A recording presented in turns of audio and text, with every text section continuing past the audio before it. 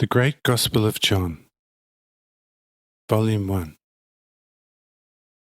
First Day in Sychar, Chapter 51. At Sychar, the angels' talk to the apprehensive dinner guests. The Sycharite Gospel, the story of Nathanael's conversion, the Lord's command of silence about his deity until he be uplifted on the cross.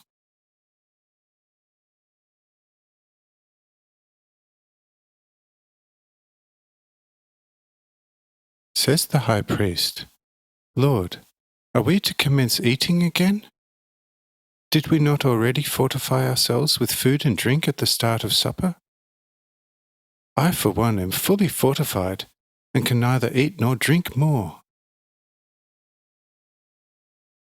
Say I, "You have answered rightly, for you are filled with food and precious wine from the heavens. But there are many here who dared to neither eat nor drink, because they held no regard yet for my name or my word, and were frightened as of witchcraft.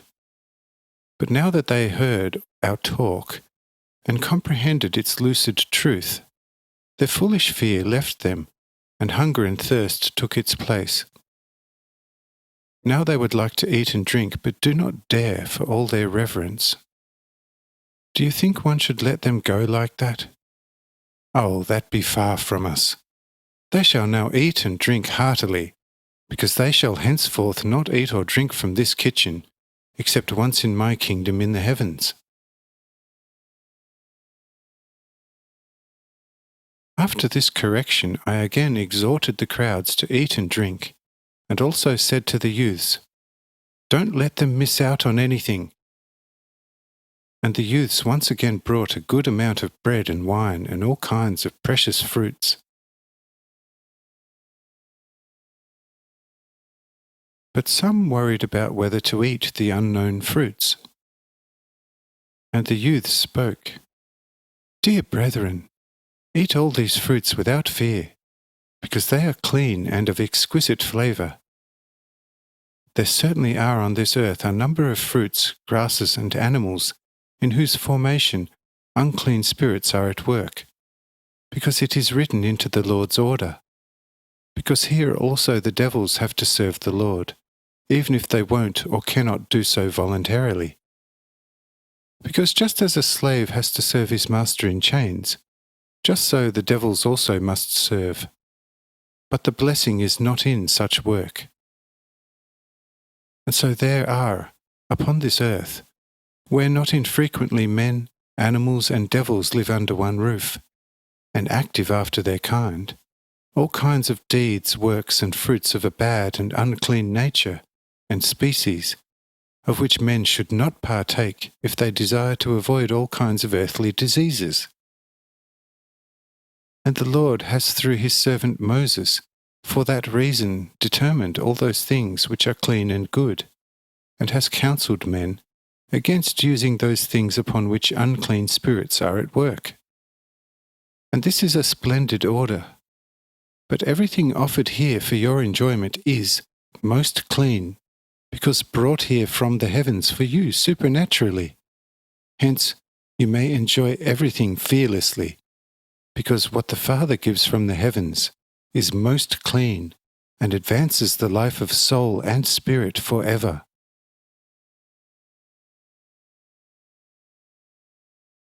This instruction on the part of the wise youths cheered every heart, and all praised God for the friendly wisdom of these youths.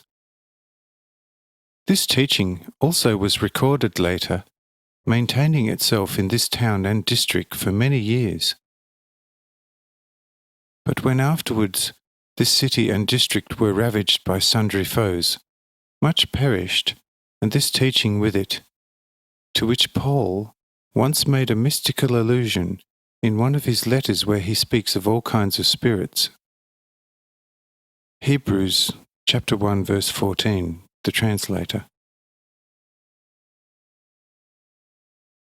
The entire company now were in good spirits, and discussed me and my teaching, and this meal from the heavens among themselves, and the youths discussed many things with the guests. Nathanael, however, got up and spoke to the guests. "Dear friends and brethren, only a few months ago, I was still a fisherman in the district of Bethabara on the river Jordan, not far from its estuary. A most unassuming man came to John and allowed himself to be baptized, and John, without ever having seen him physically on earth, immediately gave him this testimony: 'Behold, the Lamb of God that taketh away the sin of the world.' And again, John testified and spoke, 'He it is of whom I said, He it is who, coming after me, is preferred before me, whose shoes latch I am not worthy to loose.' Such testimony I heard from the preacher in the desert, and I became reflective, made off, and related it to my wife and children at home. And these were greatly astonished that the strict preacher gave another human such testimony. Because it was hard to speak with the preacher, and when he spoke his words were rough, and he spared no one, whether it was a Pharisee, priest, or Levite.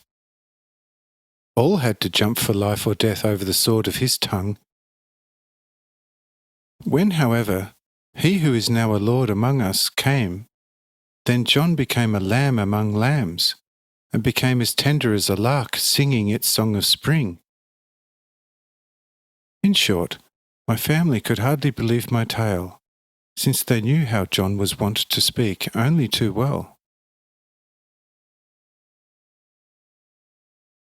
2 days later, however, I went about my day's work quite early, sat under a tree to repair my fishing gear, when he whom John had given this delicate testimony came to me in company of a few who already followed him, called me by my name, and asked me to follow him.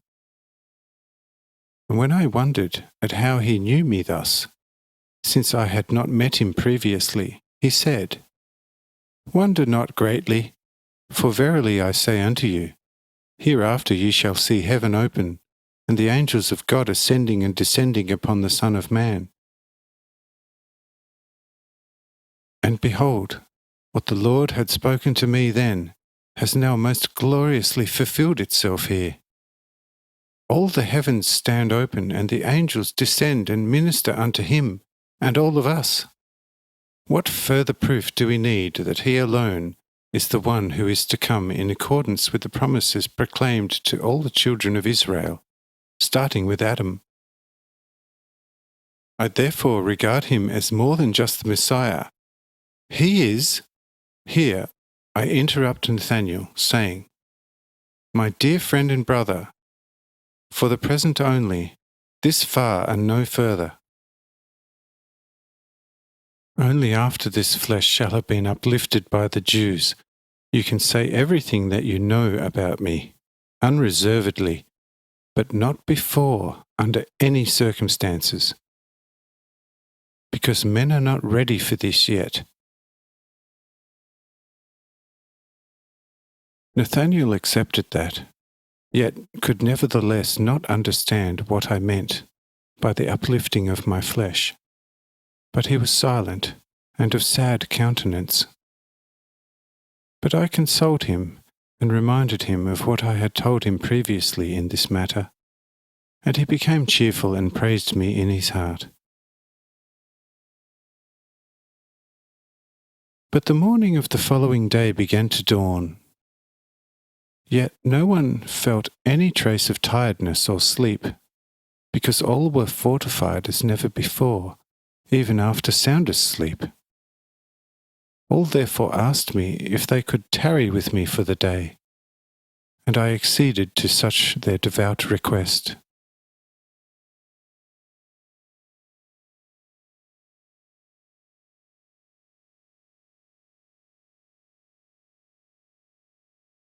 The Great Gospel of John, Volume 1.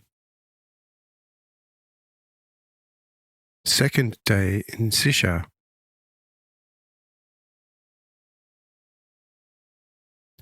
Chapter 52. The Lord discusses the high priest's domestic problems with him. Mother Mary's apparel, the slandering of the high priest's family, Jonel's sadness, the Lord's comfort and testimony against the world.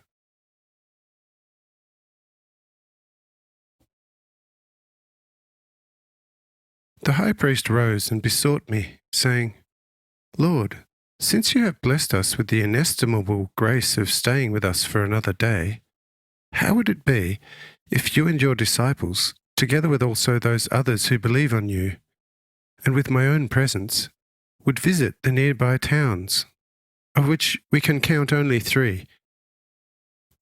Perhaps some people could be found there who would believe on you if they saw and heard you. Say I. On their account, no. But yes, on your account. It gives you pleasure, and I want to gladly give you that pleasure. But you have a wife and children. Do you not want to introduce them to me? Where are they, and how many of them? Says the high priest, somewhat embarrassed. Lord, I have a pleasant wife who, like myself, is getting on a bit in years, and also 7 children, but unfortunately only maidens between 12 and 21 years. But you know that it is not a great honour for an Israelite to have no male descendants. And so, Lord, please bear a little with my weakness. I lacked the daring to come up with my exclusively female folk. If it pleased you, O Lord, then I would nevertheless ask you on this occasion to pass by my house, where I could then introduce my womankind to you. But until now, it would have hardly been appropriate, because notwithstanding that I am not lacking in anything, and can get on reasonably with my family here, the clothing situation leaves something to be desired. They are indeed clothed appropriately for domestic errands, but to be seen in company such as this would, for a high priest's family, be much too unseemly. Under the circumstances, therefore, they would do well to stay at home, where they shall not be exposed to ridicule by the world, and to their inborn vanity. And it is good for them to have as little as possible to do with the world, because the latter is and remains bad at all times. Say I want to comply with your request, but then let them all come with us. But a more suitable apparel for them shall in any case be arranged for them, to the extent of their making a favourable impression in our circle.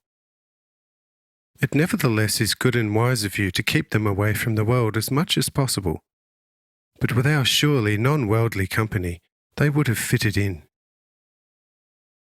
Behold Mary, the mother of my flesh. She simply is fitted out in white linen, overhung with a very ordinary blue apron, yet she is sufficiently dressed up. On her head she wears normally a square sun hat, like all the other women who followed me from Galilee and Judea. And they nevertheless make out most fittingly in our company. But regardless of that, your wife and daughters shall be found among our company this day. Says one of the Samaritans, That would be all right, but although I on my part have no proof, I nevertheless tell you what I heard from people in this area, and then you can do what you like. This, however, is what they are saying about the 4 elder daughters, that whenever the high priest is not home, they are seen in the streets at night, and, since they are most beautiful, they are accepting money from lustful labourers and sleep with them. This is going on in secret. I, on my part, have no proof, but this much I can say. If this teaching is to find general acceptance in these parts, with all those many unbelievers, then for the sake of the foolish masses, the 4 eldest daughters at least should be kept out of our company. Because you, Brother Janael, know only too well how gossiping and immensely foolish and unbelieving our folk are. If this got around among them, not even Jehovah himself could do anything about it. But this is only my humble opinion, on account of the evident malice of our people, to forestall any damage to our good cause. The high priest gets very sad and says, "Lord, if I had been only slightly remiss in my daughter's upbringing, then it would hardly sadden me to listen to this. But I am only too aware that nothing was neglected for the education of their intellects and hearts. And I hazard to swear that each one of my daughters is as pure as a flower on Jehovah's mountain. Whence such shameful slander, therefore? Say I, my dear brother Janael, do not let it grieve you. Let it suffice you that your daughters are pure before me, because the world now is purely devilish and thus malicious through and through. Have you ever heard of grapes reaped from briars and figs from thistles? I have known a long time since, and hence also made quite a vivid reference to it on the mountain, with the parable of the splinter in your neighbour's eye. And behold, this quite drove many from the mount, because they discerned that I meant them. But I say unto you, now even more certainly, your daughters must come with us, and I shall walk in their midst. Because, let that which is of the devil also remain with the devil, if it will not be converted. But now let us start. I have already made everything known to your wife and daughters. They shall be waiting for us.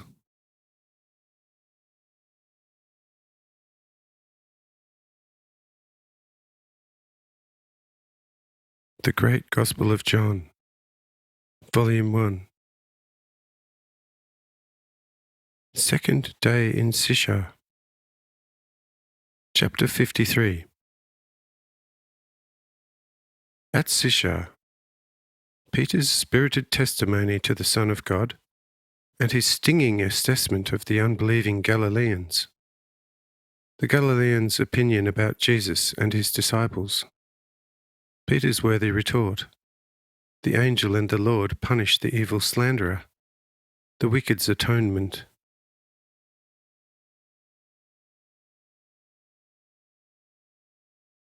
Along the way, Peter speaks again. Now I am getting really dizzy with all the wonders upon wonders. No, anyone still doubting that this Jesus of Nazareth is the true Son of Jehovah must be either struck with the tenfold blindness of Pharaoh, or he is fully dead. The sick are suddenly healed just through the word. The blind see, the deaf and dumb hear, and the lame walk. And those with the most obstinate leprosy get as clean as if they had never sinned.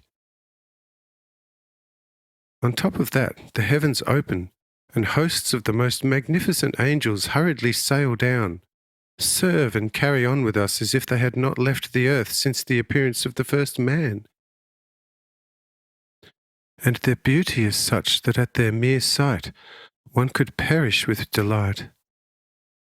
And when he speaks with his unheard-of wisdom, how these beautiful servants of Jehovah are all sweetest reverential attention and holy devotion, yet as cheerful as swallows on the nicest of summer days.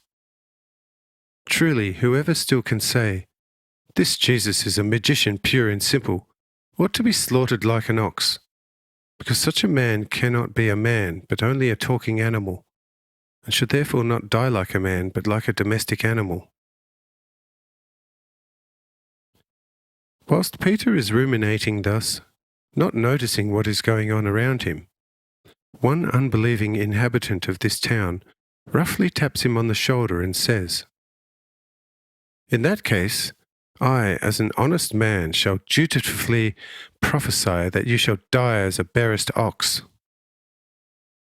Because if you haven't reached the stage of realizing what a real magician is capable of, then you shouldn't open your big mouth where experienced and knowledgeable people live.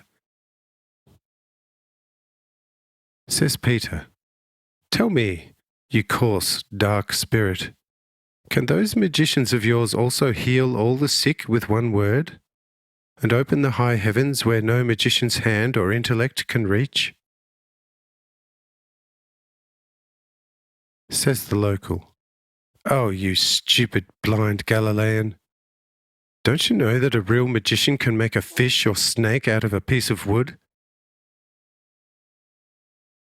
Only recently, there was one here from Egypt who threw sticks in the water, and they at once turned into fish.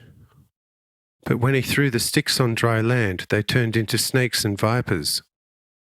He then breathed into the air, and it filled with locusts and other flying insects. Then he took white stones, threw them in the air, and they turned into pigeons and flew off. Then he scooped up a handful of dust from the road, flung it in the wind, and watch it! The air was instantly filled with mosquitoes to where the sun could hardly get through. But when he blew into these mosquitoes, a wind came, blowing these mosquitoes off like a cloud. Then he took us to the pond behind the creek from where he first drew fish from sticks. He touched the water with his cane, and look, it instantly turned into blood. And when he touched it again turned into water. In the evening he calls to the stars, and they fly into his hands like tame pigeons. Then he commands them, and they fly back to the firmament. Yet you say, "Where is the man whose hands reach up to the heavens?" But that all this took place here, I can testify with 100 witnesses. What do you say to your Son of God from Nazareth now, of whom I know only too well whose son he is, and where he learnt all this? Says Peter, "If you haven't in fact lied like a crocodile with its baby cry, after buying yourself your 100 witnesses for a few coppers, then these many recognizing Jesus as the Christ must also know something of this magician of whose wonders you tell me. I will ask John Ale straight away. You'll be sorry if you lied." Says the local, "These won't clear you up, because they wouldn't attend such shows in the first place, for fear that the magicians did all this with the help of the devil, and he could do them much harm. Only us brave few, not believing in a devil, went out, because we are slightly more acquainted with the powers of nature, convincing ourselves with supreme amazement at what man can do." Says Peter, "You should be a fine customer for sure, but I tell you that you are not going to get away with it and not escape your punishment. Just follow me to the high priest of this town now. We shall finalize this matter in front of him." Says the local, "What have I to do with this high priest? I am a Galilean, and more of a Greek than a Jew at that. This high priest, however, is a stupid fanatic. Even whilst at night time his 4 eldest daughters, with their mother's consent, carry on shamefully, so the story goes, surrendering to fornication. What use such idiot to me? I rate art and science above everything, and I reserve my highest respect for all true scholars and artists. But they mustn't make out to be more than they are. If your truly clever and scholarly master in all kinds of art and science had stuck to what he is, he would have been one of the most highly regarded among the Jews, Greeks, and Romans. But he makes a god out of himself, and this is very stupid and belongs to dark antiquity.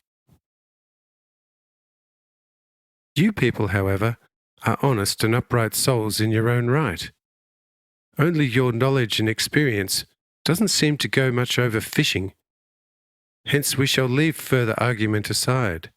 You can believe what you like, but you won't pull the wool over our eyes so easily, because we are versed in all kinds of knowledge and science, and not without a smattering of magic, and know therefore what to think of your master."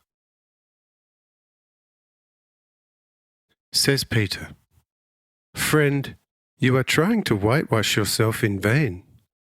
This is not at all about whether you regard my master as this or that.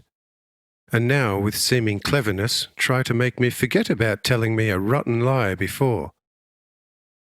May the high priest be just a fanatic to you as much as he likes.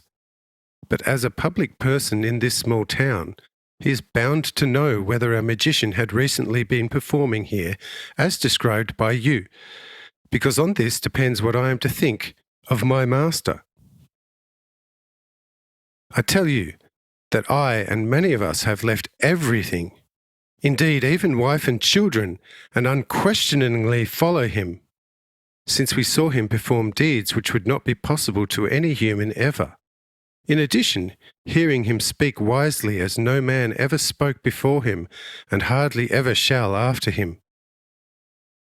Yet, you introduced another master besides mine, who, even though not surpassing him, nevertheless performs deeds equalling his, which should be respected by every person. Everything now simply depends on whether it can be proven that such magician in fact performed the deeds you mentioned. If your witness is true, then I give you my word of honour that although I fully attribute purely divine power to my master, I nevertheless shall leave him at once and go home to my family, because I don't intend following a questionable magician even one more step, as I am still a true Jew, believing more in Moses than hundreds of thousands of the craftiest magicians.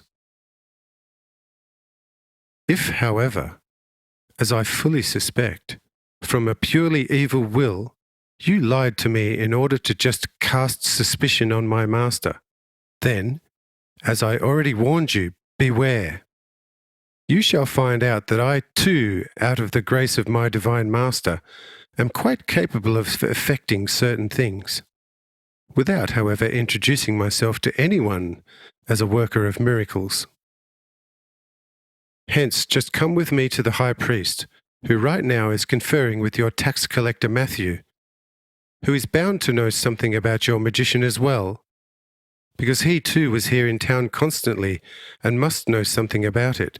Therefore, come of free will, or I shall use force.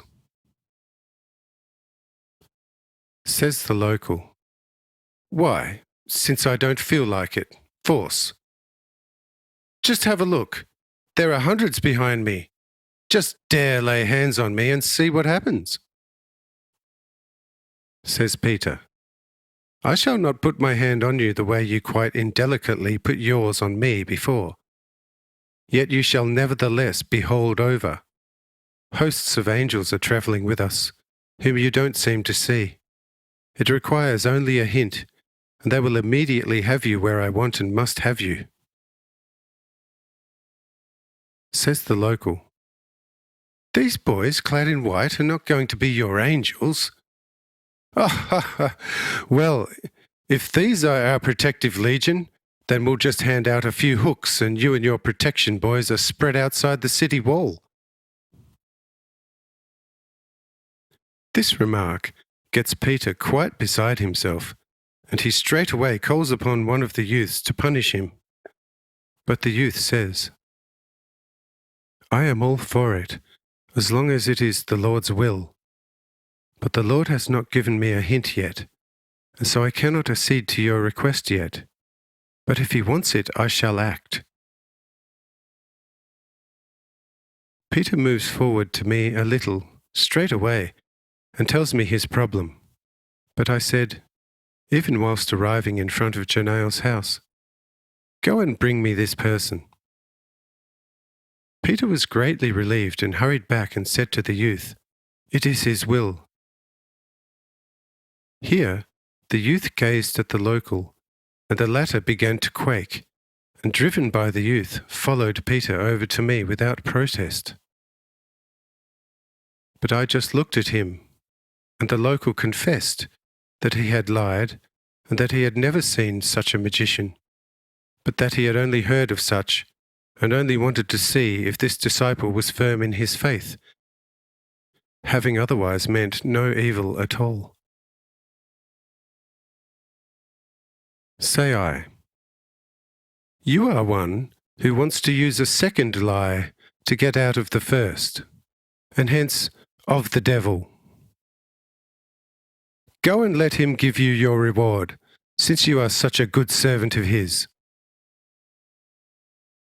Immediately, an evil spirit steps up to the local to agonizingly torment him. But the local puts out a tremendous yell. "Lord, help me, as I admit loudly that I have sinned." But I say, "Whence did you hear that Jonael's 4 eldest daughters were whores? Confess it loudly, or I let you be tormented till the end of the world." Says the local, "O Lord, I never heard it from anyone, but I once met the 4 daughters at night as they were carrying water from Jacob's well, and tried to seduce them. But the daughters told me off in a way that made me glad to leave them. But I swore them revenge, invented this shamefulness out of my evil heart, and spread the rumour all over the place. The daughters are perfect virgins. O Lord, I alone am evil. Everyone else is good and pure." Here I command the evil spirit to leave the local. The latter has nevertheless to make up to Jonael. He is a merchant, however, and goes back and brings the daughters 10 times what I commanded him, asking Jonael and the daughters for forgiveness. But I say unto him, "The gift alone does not rectify such injustice. Go and recant all evil you spread everywhere. Only then shall your sins be forgiven. Let it be so now." The local promises to do everything immediately, but asks that I absolve him, where in the case of strangers having found out, he doesn't know how to locate them.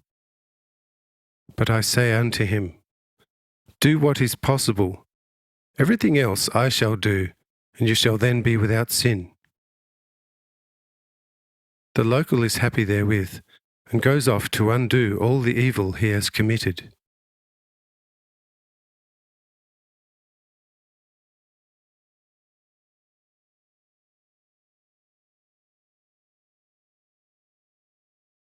The Great Gospel of John, Volume 1.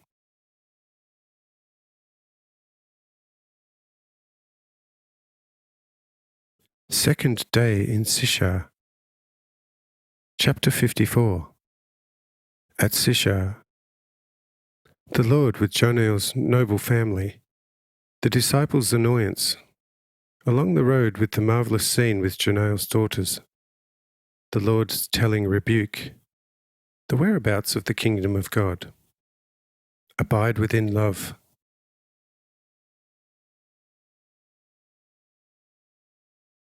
After the local's departure, I call back Jonael's wife and daughters, who, when they had seen me with the local, had fled in fear from the corridor back into the house.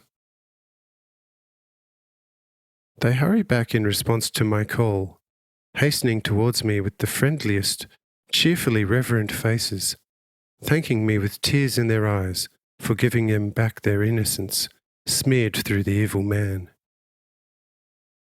But I lay my hands on their heads, bless them, and ask them to walk by my side all this day. But they excuse themselves, saying, "O Lord, we are not worthy of such enormous grace. We are only too happy if we can follow you as the last ones among this great company." But I say, I am aware of your proper humility, calling upon you to walk in my proximity for that very reason, wherever I shall be taking to the road in this district today. The daughters thank me for such incomprehensible favour. But Jonael asked the daughters, saying, "My dear daughters, where did you get these marvellous dresses, which truly become you in a heavenly fashion?" Only then do the daughters become aware of wearing dresses of the finest brocade, and their heads are adorned with the most precious diadems, giving them the looks of princesses. As the 7 of them become aware of such splendor, they are fully beside themselves. Their hearts are aflame with love and wonder, and with sweetest confusion they are unable to work out what had taken place with them.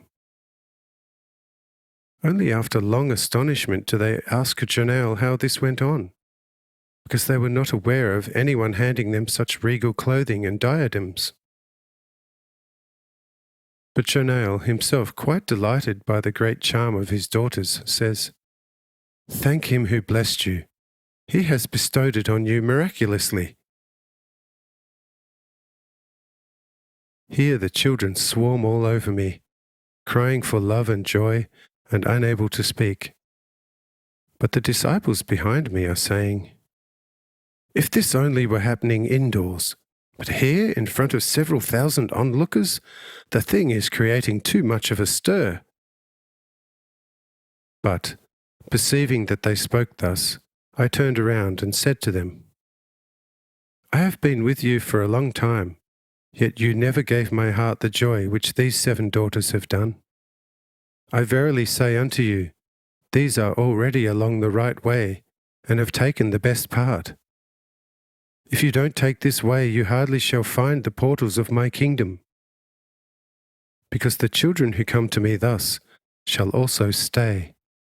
But those coming with only adulation and praise shall have only my reflection, but not me amongst them. But my true kingdom is only where I am myself in actual fact. Comprehend this also. But the Lord is a Lord also over all the world, and does not have to consider what is fitting before a foolish world. Have you understood this?" Peter replies, "Lord, have patience with our great foolishness. You are aware of our education not deriving from heaven but from this world. It is all bound to be set right, however, because we also love you above everything. Otherwise we would not have followed you." Say I, "Do therefore indeed remain within love, and take no account of this world, but of me from the heavens." With this, the disciples are happy, praising me in their hearts.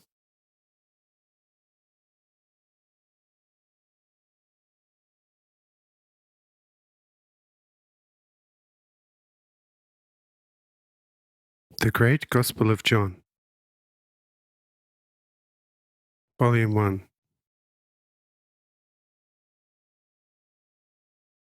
Second day in Sychar, Chapter 55. At Sychar, the walk through the lovely grove, the old Esau castle, episode with the lord of the manor, his servants and the Lord, the clever merchant, a friend of truth and his dilemma, the Lord as mind-reader, the merchant of poetry, a delicate question.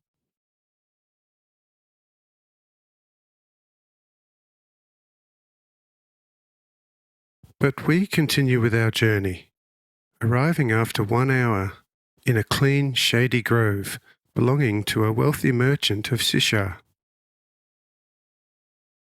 This grove is provided with lots of ornaments, small gardens, brooklets and ponds with all sorts of fish and birds.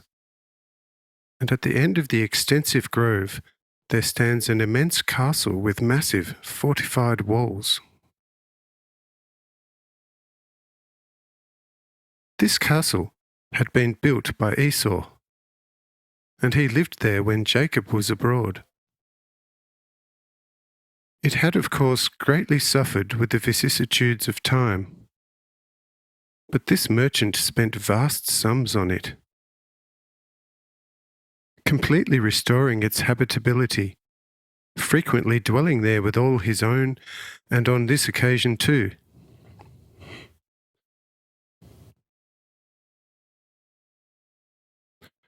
Although he was of a charitable disposition, and owned many other properties, he was quite fastidious about this one, and uneasy when seeing too many people entering it. for he took great pains to cultivate it.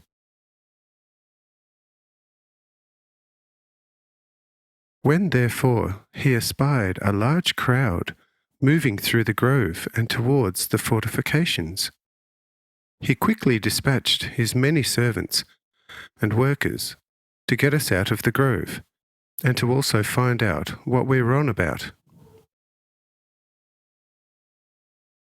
But I said to the workers, "Go to your lord and tell him, his and your lord is letting him know that he and those with him shall stop off for lunch."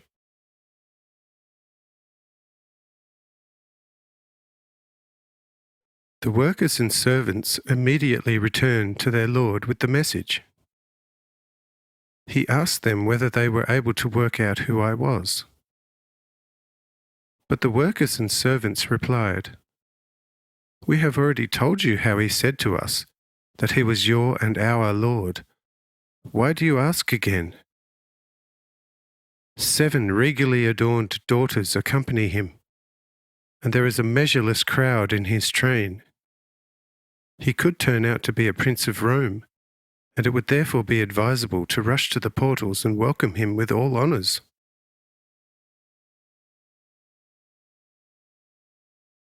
On hearing this, the merchant says, "In that case, bring me my best festive clothing at once, and let the entire house bedeck themselves to the limit, because such a prince has to be welcomed illustriously."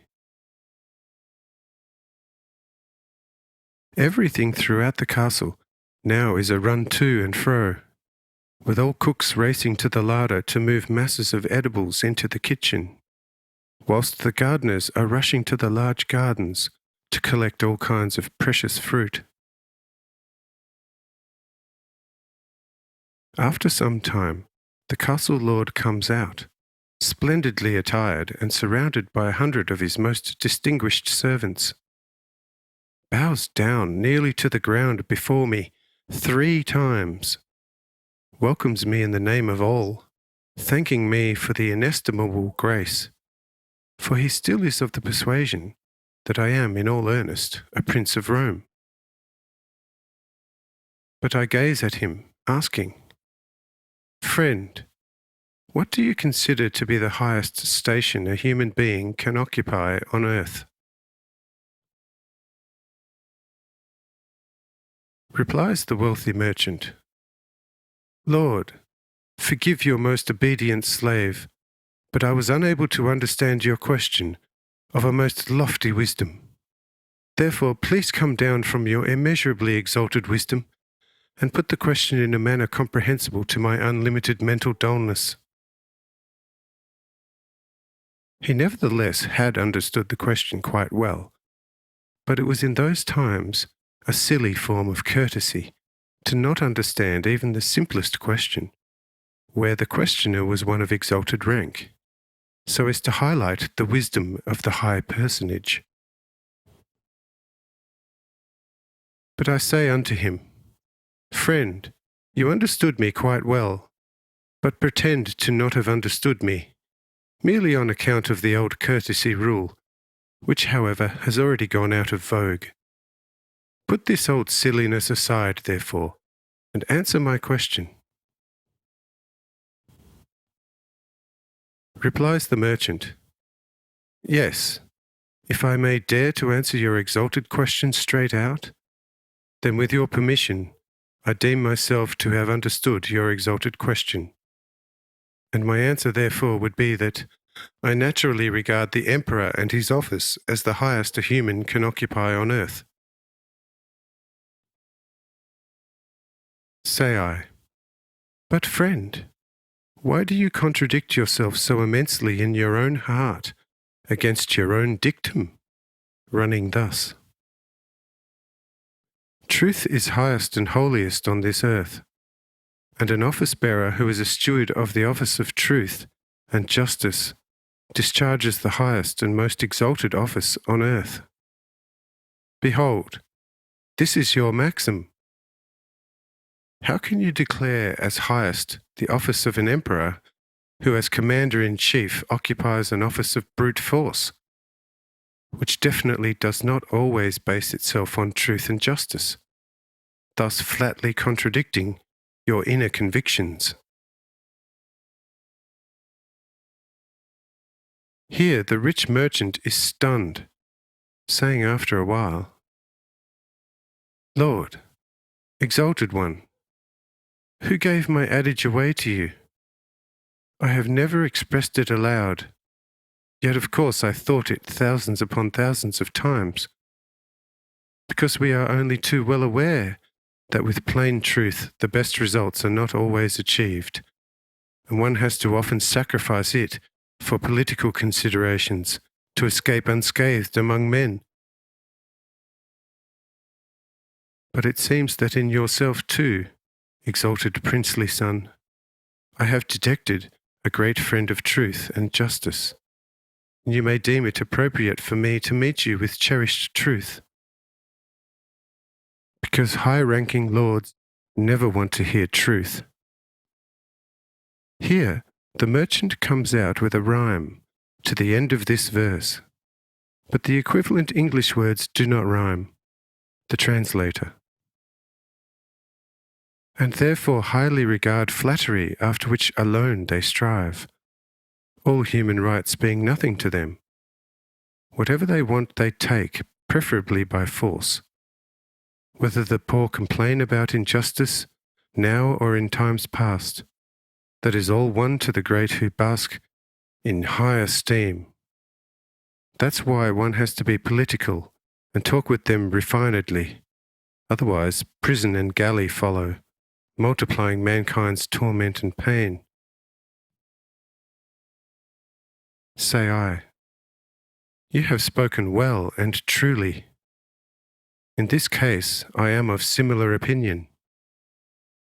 But now, tell me, for who you actually take me?"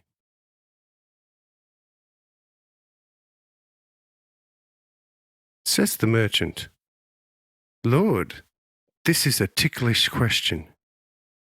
If I say too much, I shall obviously be laughed at. But if I say too little, I end up in the can. Hence it shall be better to let the question go begging than for answering it to while away one's time with torture and pain in jail."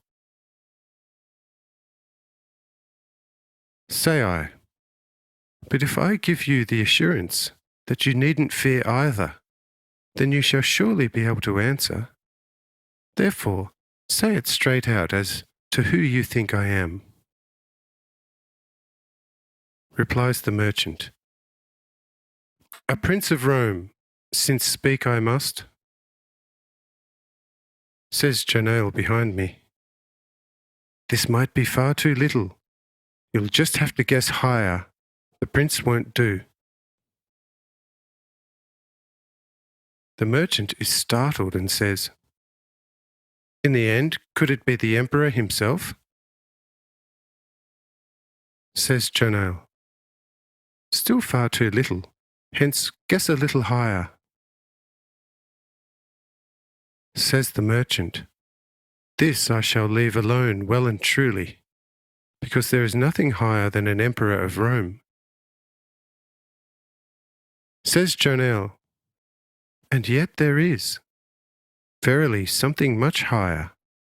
Just think, and say it straight out, because I see into your heart, and this allocates the lowest place to the emperor of Rome. Why do you speak differently from what you think and feel in your heart? Therefore speak the truth."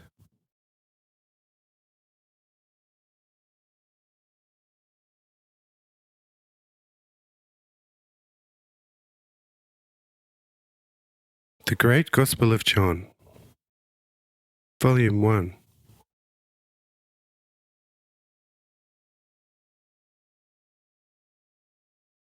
Second day in Sishar. Chapter 56.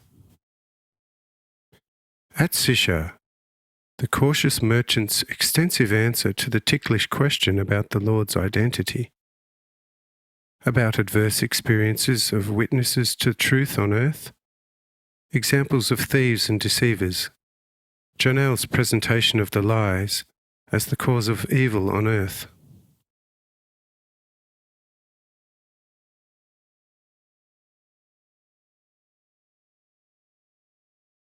After a little while, the merchant replies, "Dear exalted guests, here it behoves one to put a clamp over one's mouth and say as little as possible, because one must never, and least of all in front of exalted personages, make it known what one thinks and feels in one's heart, because these lofty personages have a sensitive skin which will not take the sharp stroke of truth. It is therefore especially dangerous to come out with the truth in front of such exalted personages. Because such lords are, as one would say, of a tempting nature, and one must beware of them more than of snakes, vipers, and basilisks, since there are precedents, quite curious precedents.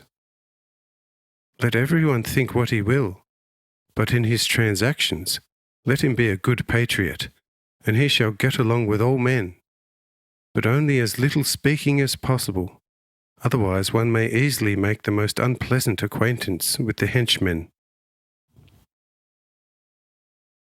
I actually have already spoken far too much about truth. Hence, I keep with the Emperor now and say again, there is to be found nothing higher on earth than the Emperor. Caesarem cum Jove, unam esse personam. What an emperor wants, God quietly carries out.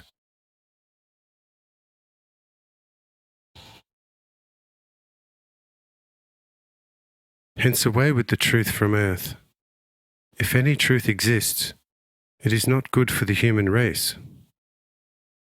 How much trouble has not truth caused already? And its teachers have expired their spirit of truth either on the cross or under the sword. But he who has switched over to lying has always managed to save his skin.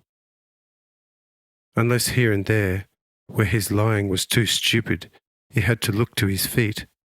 But other than that, not much happened to him, whilst with few exceptions, all great friends of truth were dispatched from earth by violent death. But if such reward follows truth, what donkey or ox wants to still be its friend? Let it be kept under arrest as a detainee under lock and key in one's breast, and walk freely among men. Rather than through setting free the detainee, one becomes such oneself in body and soul. Because so long as a body has to languish in prison, the soul can't go wandering through meadows.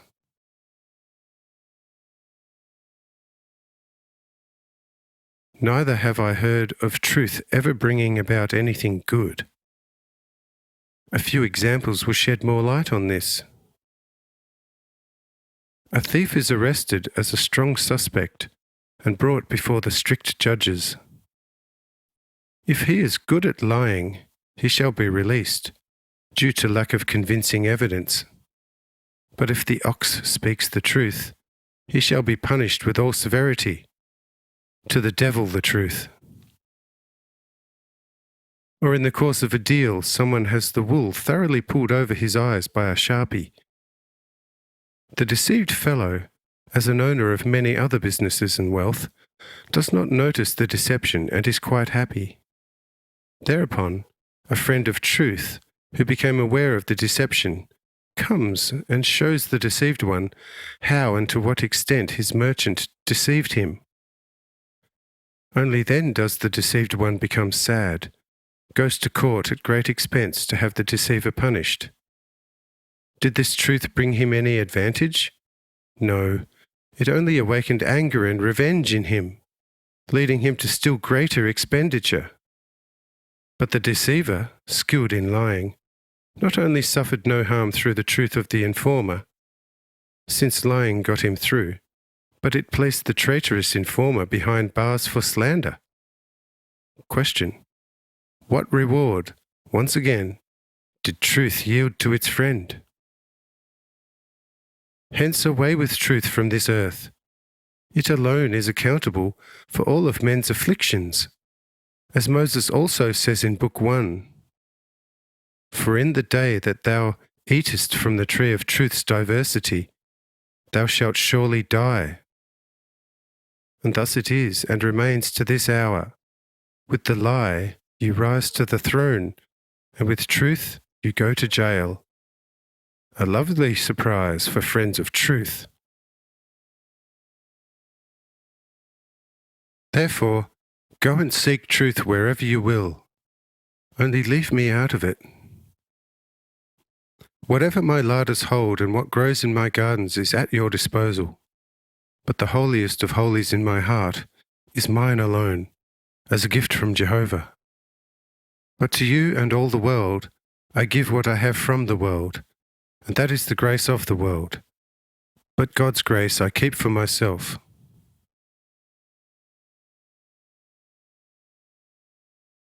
Says the high priest, I concede openly that so far as the situation in the world is at present, your summation is correct. But since you also mention Moses, you will no doubt be aware of Moses also receiving a commandment for his people where the lie or false witness is forbidden, thus making truth obligatory. If all men kept this commandment, then admit it. Would it not be wonderful to live on earth? I tell you, and you have to acknowledge it, not through truth, but through the lie, all affliction reaches mankind. And this because man, with rare exceptions, encounter one another domineeringly and arrogantly. Everyone wants to be more than his fellow man, and so man reaches out for every means to make him appear superior to fellow man, and making the weaker ones believe that he is more excellent than any other man. This desire, then, to dominate, with time leads men into all kinds of vice, even to murder and killing. If through other ways of lying and deception they can't gain great status and recognition from others. Since mankind as a whole, therefore, wants to appear better than they are, nothing remains to them, of course, other than to constantly lie to one another, rank and file, to the limit, and truth, therefore, has an exceedingly hard time among them. If, however, mankind were to recognize the endless advantage of truth over lies, which ought to be easy if truly respectful of God and his commandments indeed, then they would flee the lie more than the plague, and God's righteousness then would punish the liar with death. But mankind, one and all, are arrogant and domineering, love the lie and promote it. But, as seen throughout millennia, men do not live on this earth forever, their bodies dying within a short time, to become the food of worms. But the soul shall then have to submit itself to God's judgment. There I ask how, with its highly praised lie, will it fare before God?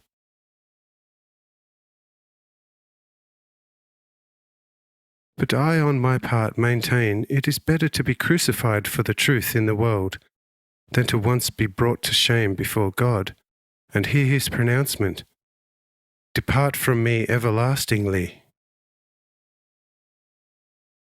If you have now properly understood me, and therewith realized that we are friends of truth, then speak the truth, and do not foolishly fear our punishing you for truth, and tell us openly and truly what you think of us, and namely of him who now is conversing with my daughters.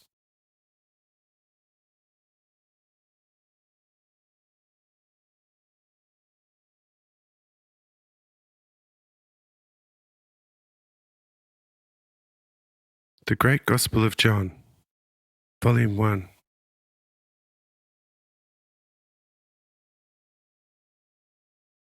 Second day in Sishar. Chapter 57. At Sishar, the answer to the ticklish question, "So you are the Messiah?" welcome. For him have I worked all my days. The Lord accepts the merchant's invitation to lunch.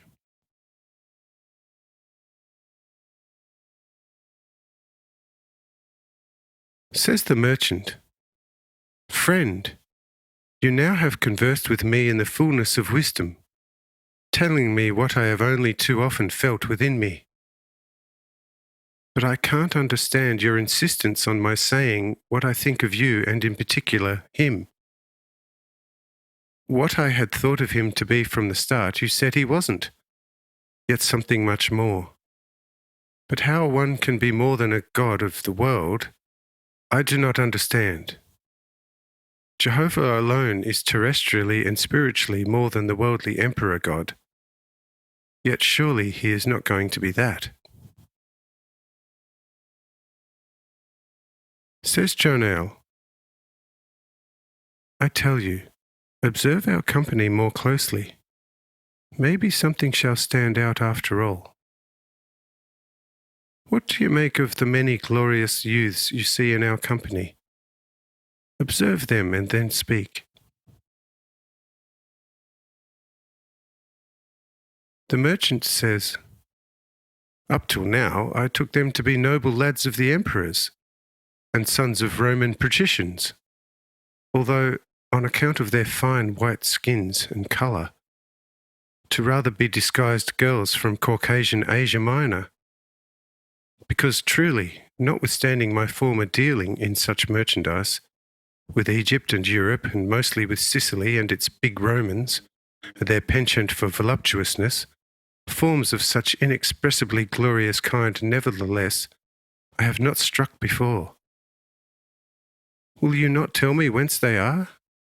Your daughters, of course, also are of glorious shape, but in comparison with these, one could say radiant figures, they trail behind considerably. Since you are bound to know more about them than I, please tell me how and whence they are." Replies Jonael, "It is not up to me, but only to him who stands here amidst my daughters, to tell you that.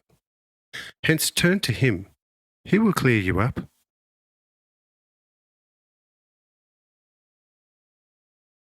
Here at last the merchant turns to me, saying, "Lord, all these throngs which seem to follow you like sheep their shepherd, will you not please tell me who I have the privilege of speaking with in your person? Because I was asked and settled for the highest earthly status, yet it was indicated to me that I had erred. Now I have nothing further to say. Therefore, please regard me worthy of finding out more about your status."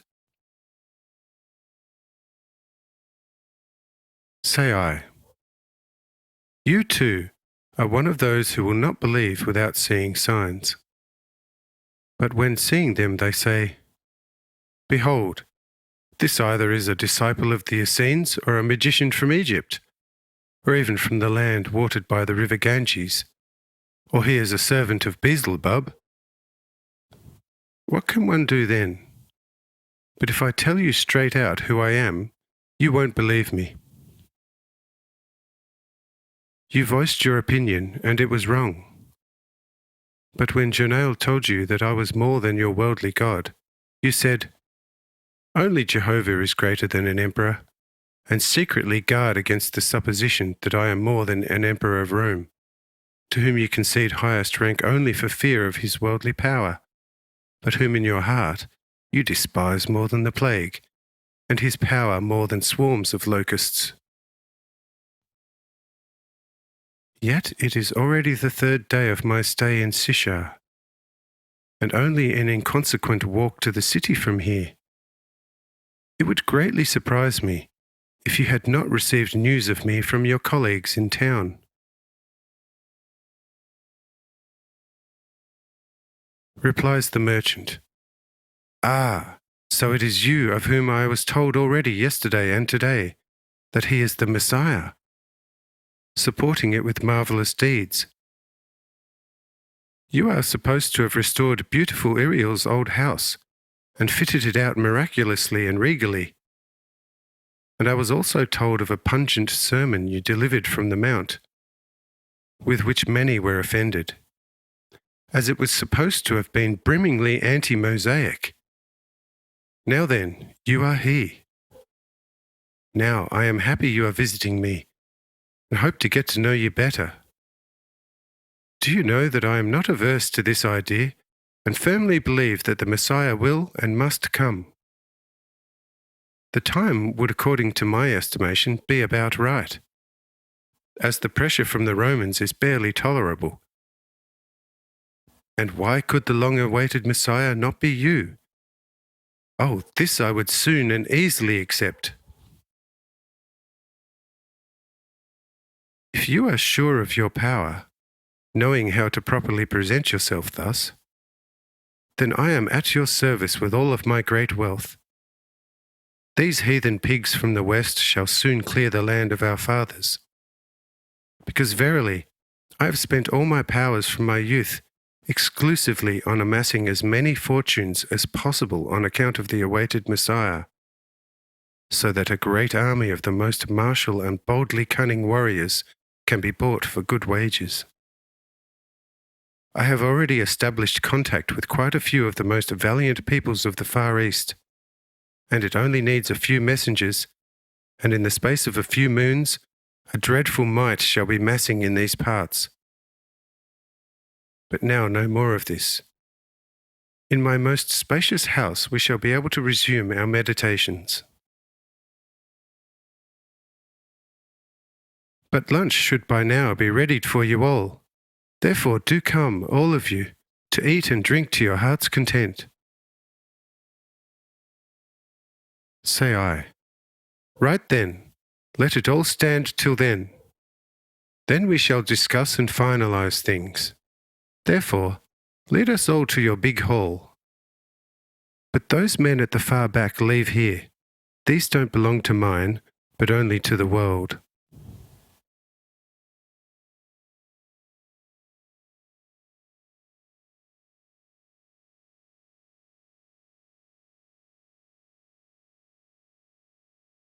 The Great Gospel of John, Volume 1. Second day in Sychar, Chapter 58. At Sychar, life and behavioural hints. Giving is more blessed than receiving. What is done by love remains good forever. The plight in the beyond of friends of the world. The Lord's advice on the proper use of wealth. How to come by God's blessing.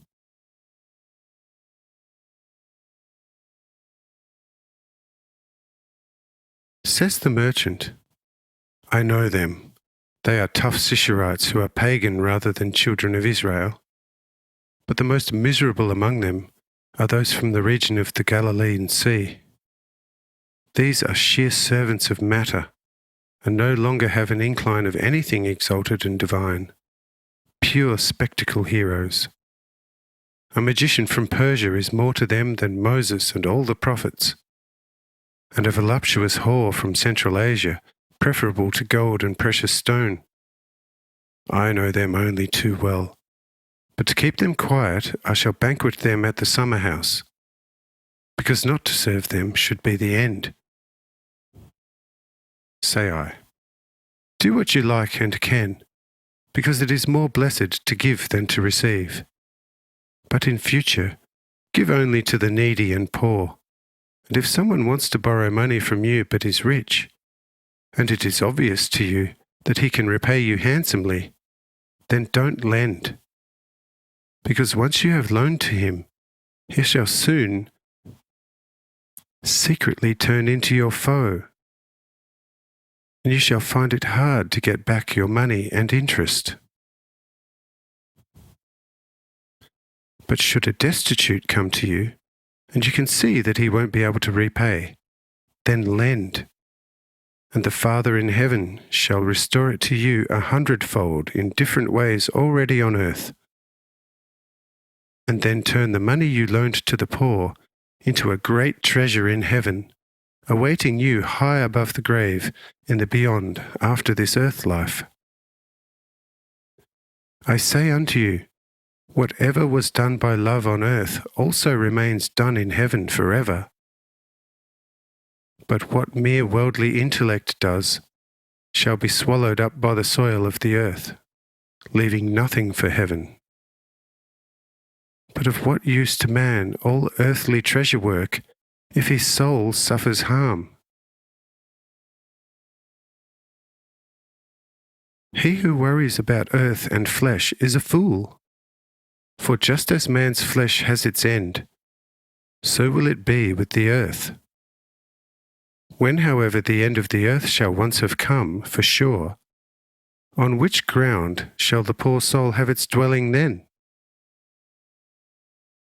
But I say unto you, that every man whose body is taken from him also loses the earth forever. And if he has not created a new earth in his heart through love, then his soul shall have to expose itself to the mercy of the winds and the clouds and mists, and be driven about throughout everlasting infinity without finding pause or rest, other than in the false and insubstantial configurations of its own fantasy, which becomes feebler and darker the longer it lasts, eventually turning into thickest night and darkness, from which the soul shall by itself hardly ever find its way out. Hence you can in future do as I have just shown you, but for now, do as you want to and can do. Says the merchant, you are exceedingly wise, and might be right in everything, but I don't quite agree with the money lending, because if one has earned a lot of money and does not want to see it lying around dead, then one would rather lend it out at reasonable interest than bury it so robbers coming by night can't take it, when breaking closet and chest. One can by all means give to the poor out of the abundance, as appropriate, because if I give everything away at once without managing my wealth properly, then I shall soon be left with nothing and not be able to give to the poor. Say I, leave the right economizing to God the Lord, and give to him whom the Lord will lead to you, and your wealth shall not diminish. Do you not have many large fields and meadows and gardens full of fruit and grapes, and your extensive stables full of oxen, cows, calves, and sheep? Trading with these shall always, with God's blessing, fully restore what you have distributed to the poor throughout the year. But that which you place in the banks of the rich shall not be restored from above, and you shall be troubling yourself much about whether the banks are managing your money properly. Do therefore as I have shown you earlier, and you shall have a good and trouble-free life, and all the poor shall love you and blessedly serve you where possible, and the Father in heaven shall constantly bless everything you do.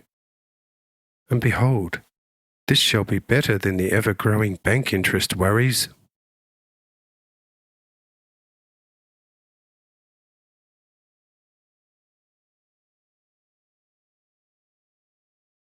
The Great Gospel of John, Volume 1.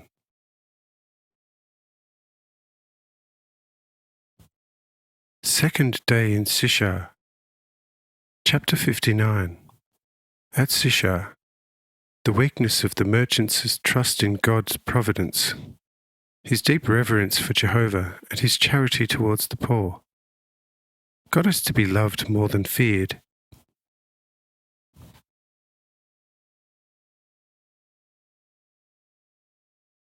On the way to the castle, the merchant says, "My lord and friend, I see that through you speaks pure, devout, godly wisdom, and does so with a gentleness I have not heard from human mouth yet.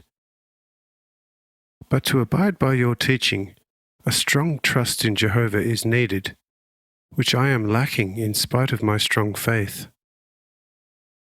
I know that it is He who created all, and now guides, rules, and sustains everything.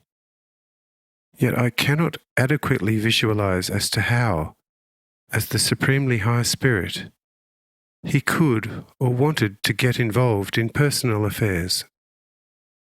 Because for me, he is too exaltedly holy, so that I hardly dare to enunciate his holiest name, let alone my expecting him to offer help with my filthy money affairs through his almighty, holy hand.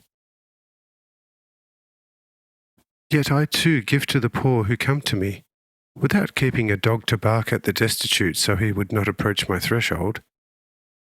Only this grove, which is my favourite, I don't like seeing trodden by strangers and the poor, who often wantonly damage the grounds and new plantations, yet being hungry and thirsty, find nothing therein for stilling hunger or quenching thirst. For this reason, I have set up a fig and plum plantation some 20 furlongs from here, for the use of strangers and the poor, only they must not damage the trees. Wherefore, I have placed several keepers there.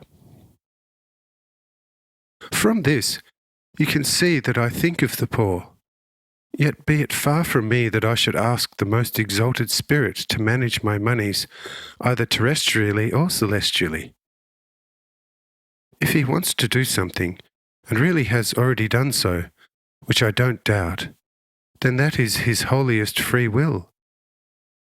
But I told him in such unlimited reverence that I hardly dare thank him, as it seems to me that such purely material thanks, through which I would signify him to have served me as a mere handyman, would greatly profane him. I therefore act as a most righteous human, in accordance with the law, out of the powers loaned to me by God, not binding the oxen and donkeys' jaws when they tread down my grain. But the Great Spirit I honour only on his day, because it is written, Thou shalt not take the name of the Lord thy God in vain. Say I, had I not known you to be a righteous and most reverential man, I would not have come to you. But behold, it is not completely right of you to fear him who you should actually love above all. And hence, I came to show to you how in future you should love God more than fear him. In this way, God shall then lower himself down to you, and shall then be to you in everything a most sure, powerful, and trustworthy handyman.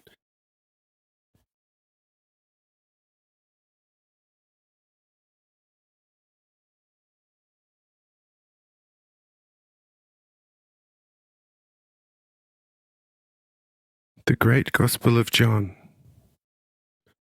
Volume 1.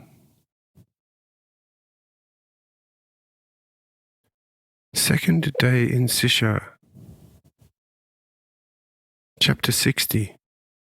At Sishar, one surprise after another, and wonders upon wonders.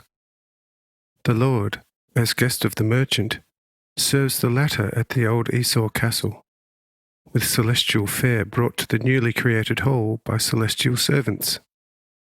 I am wealthier than you.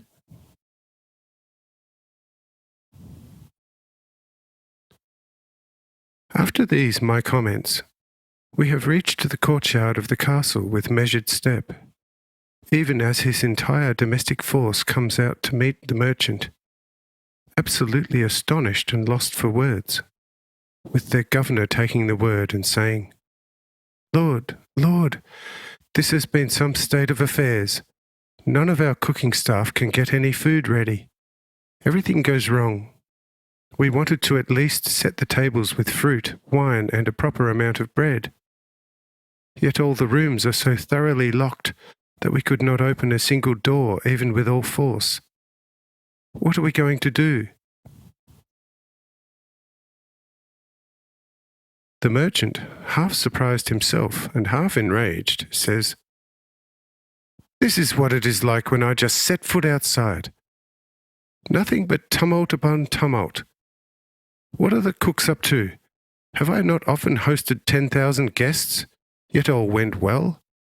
Now there are hardly 1,000 of them, and there is chaos everywhere. But what am I seeing? youths looking out from all the windows. My castle is crowded with people, and you and your subordinates say that all the doors of my castle are locked? How now? Are you lying or just beautifying your dawdling? Or if the rooms are locked, who locked them?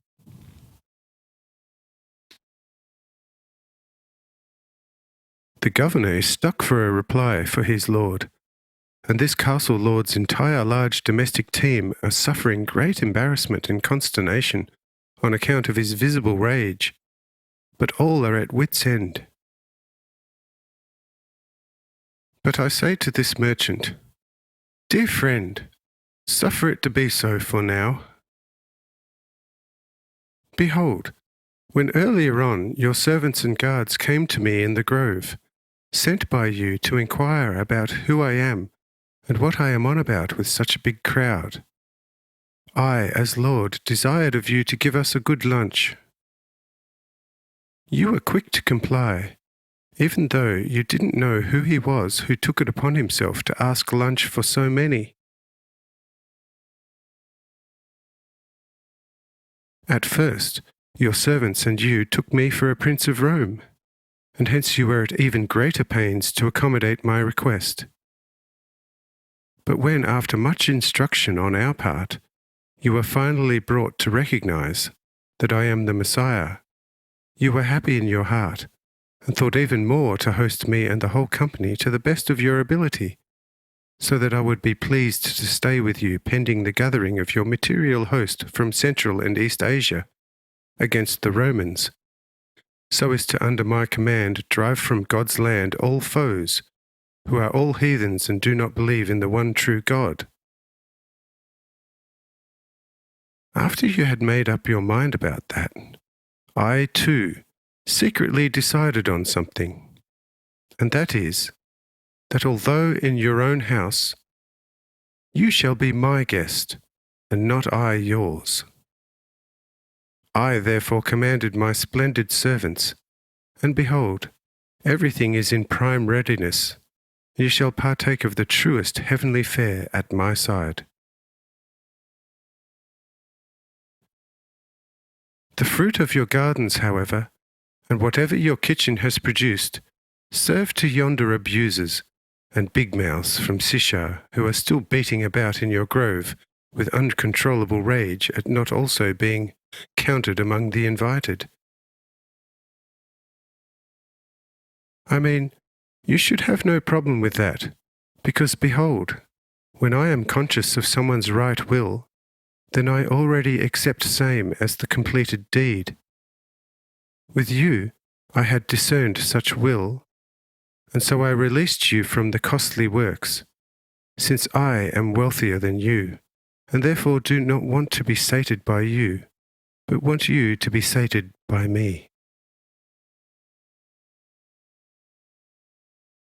At this the merchant became wide-eyed, saying after a while of deep thought, Lord, this for a sinner is too much all at once. I cannot grasp the miracle in its full extent and depth. If you were just a man like me, this would be impossible to you, because I saw no carriers in your company. From where, then, in a natural way, should you have obtained food, most miraculously? I had earlier on indeed noted, and still do, certain most beautiful male servants, with perhaps female servants among them, in your company. But whence then came these?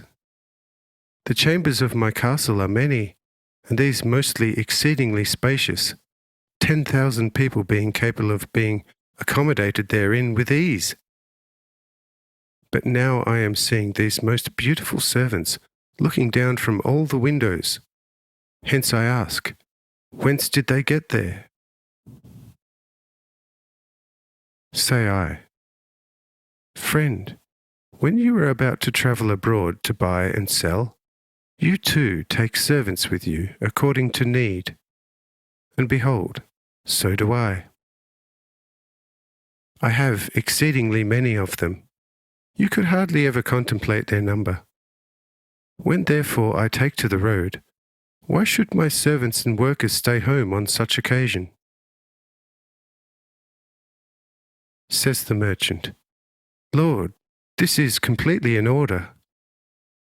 But I would just like to know whence you and your glorious servants have come. This is what intrigues me. Say I, let us first partake of lunch, and the time for your further instruction shall still present itself. But for now we have said enough, and it is time for rest and sustenance. Let us therefore proceed to the big hall which occupies an easterly position in this castle, and is out of our view, because we are right now in the western end, from where the great wing of this castle cannot be seen.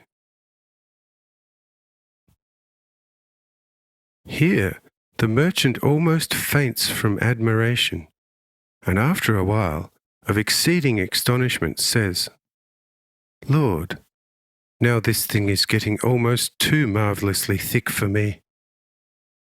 There had indeed once been an easterly wing to this Esau castle, yet at least 2 centuries would have lapsed into irrevocable history since the existence of such wing. But I and my predecessors hardly know a thing about it. How then can you speak of the great hall of this castle's easterly wing? Say I, say this only if you cannot in fact find an easterly wing to your castle. But if you find one, then remember that with God all things are possible. But be silent about it with my company, because for such acts my surroundings are not ready yet. Says the merchant, Truly, now I burn with desire to see this easterly wing to my castle, of which my distant ancestors hardly heard a thing. Some of the foundations can indeed still be seen here and there, but that is about all I have inherited from this purportedly gloriously former castle wing. Only now does the merchant hastily move forward, and we follow.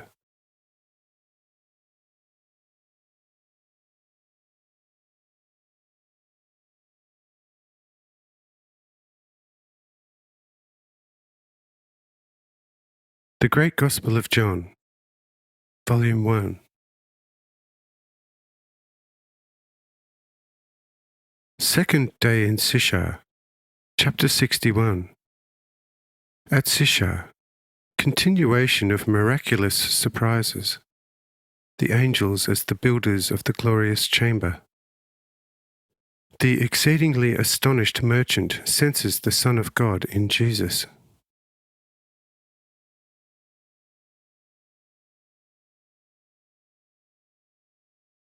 On reaching the first story, he notices the aforementioned wing, and enchantedly runs through the open door, looks at the great hall, and collapses in wonder. But some of the white youths immediately step over, helping him up and fortifying him. Recovering a little, he comes towards me again and asks me with a voice tremulous with wonder, "O Lord, please tell me once and for all whether I am awake or whether I am sleeping and actually dreaming."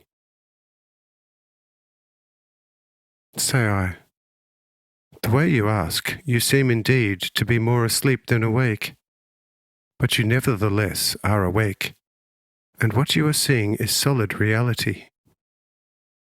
Outside in the grove, you told me yourself how you had heard how I had quickly restored Joseph's old house, currently occupied by Ariel as owner.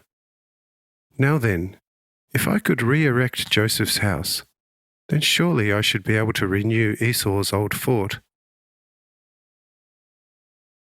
Says the merchant, Yes, this can now be seen and is true. Yet it is nevertheless unbelievable that a man should accomplish such things. Hear me, Lord. If you are not a prophet like Elijah, then you must be either an archangel in human form, or in the end Jehovah himself. because such things are possible only to God. Say I. Yes, yes. If you had seen no sign, you would not have believed me. Now you believe me, of course, but in such faith you are not free in spirit. But so that you would nevertheless become freer in spirit, I say unto you, not I, but these many youths did this. Such power they have from God the Father. These you may ask how they went about it. Says the merchant, that's right. I had already asked Janael outside where these gloriously beautiful young beings came from, but did not get an answer, and was simply referred to you. When I came over to you, I strangely enough forgot all about it. I became concerned only with yourself, and our discourse took quite a different direction. Only now does it come back to mind, and I should like you to give me a proper explanation as to where these fairest youths come from. Say I. In order not to put you off any longer, I say unto you that these are angels of God, if you will accept that. But if you don't want to accept this, then take them for anything you like, except for the devil and his servants. Says the merchant, O Lord, what is happening to me? I asked you only earlier on whether I am indeed awake, or whether I sleep and dream, but now I ask you whether I still live, because such things surely cannot take place on the actual earth. Say I. Oh, indeed you live upon the earth. I have opened your inner vision, so now you may also behold the spirits of heaven. But now ask no more, because it is time for lunch. All is readied, so let us move over to the tables. Says the merchant, yes, yes, right so. But I shall not be able to eat much for wonder upon wonder. No, just this morning I would not have been able to suspect anything like it. This came upon me much too fast and unexpected. It is hardly 3 hours since you entered my grove from Sishar, yet what has not taken place since then? The most incredible! And yet it is. But who other than the witnesses shall believe what happened, even if 1,000 testimonies upheld it? Lord, Lord, you great Master, taught and guided by God himself. I believe it because I am now seeing it with my own eyes. But tell 1,000 others, they will not only disbelieve, but be offended, and call the testifier an outrageous liar. Hence, do not pass it on anywhere, for this thing is too marvellously great. Who has ever beheld a glory like this whole? The walls like pure precious stones, the ceiling gold, the floor silver, the many tables of jasper, hyacinth, and emerald, the shelves of gold and silver, the drinking vessels like purest diamond, and the platters akin to finest flaming ruby, the benches around the tables again of precious metal, and the upholstery of deep red silk, and the aroma of the food and drinks as if from the heavens. And all this in, say, 3 hours? No, this is incredible many times over. Lord, you must be either God himself or at least definitely God's Son. Say I. Indeed, indeed. But now to the meal. After the meal, you shall find out more. But now I add no more before the meal. Just behold the many who are hungering and thirsting, as it is quite warm today. Hence, let them first be refreshed and fortified. Then everything spiritual shall come into its own again.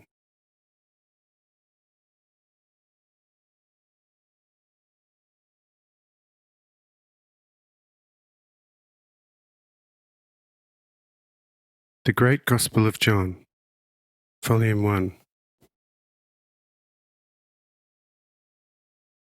Second day in Sisha, Chapter 62. At Sisha, the heavenly meal in the hall of the angels. The merchant's praiseworthy resolution. Jeruth's pessimistic but only too true after-dinner speech about conditions in those days. The Lord's graphic speech about the kingdom of God and the Messiah's ministry.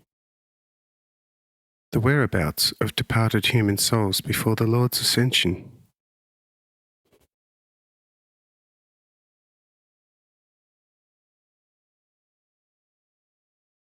Now the merchant is saying no more, thanking the Father with me, and then sitting down at a big table in the centre of the hall.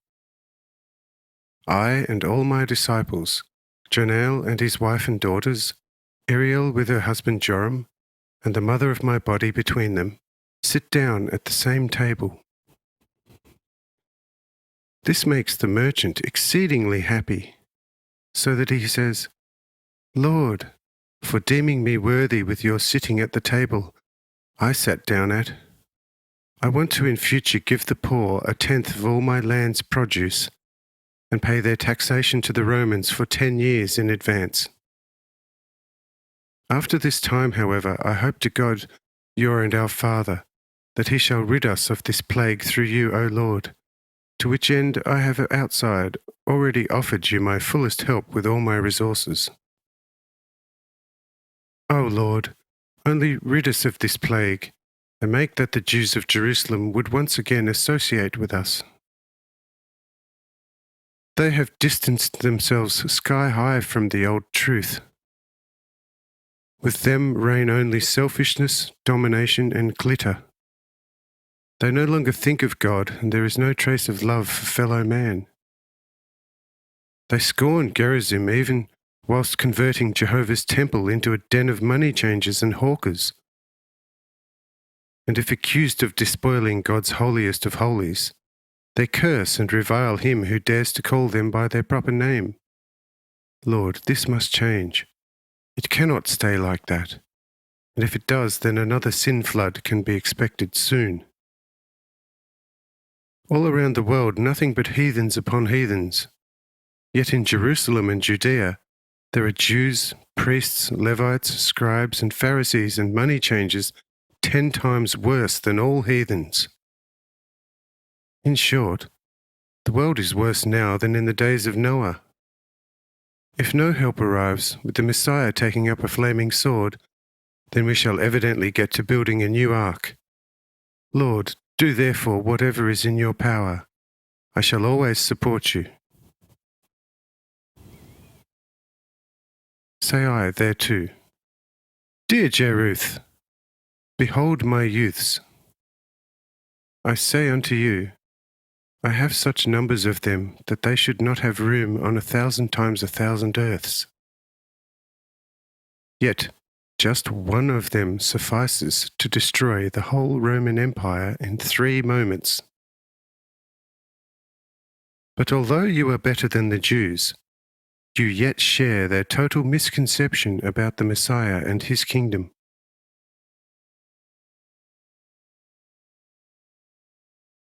The Messiah shall indeed found a new kingdom on this earth. But mark it well, not a material one under crown and sceptre, but a kingdom of the Spirit, truth, and the right liberty therefrom, and the exclusive dominion of love.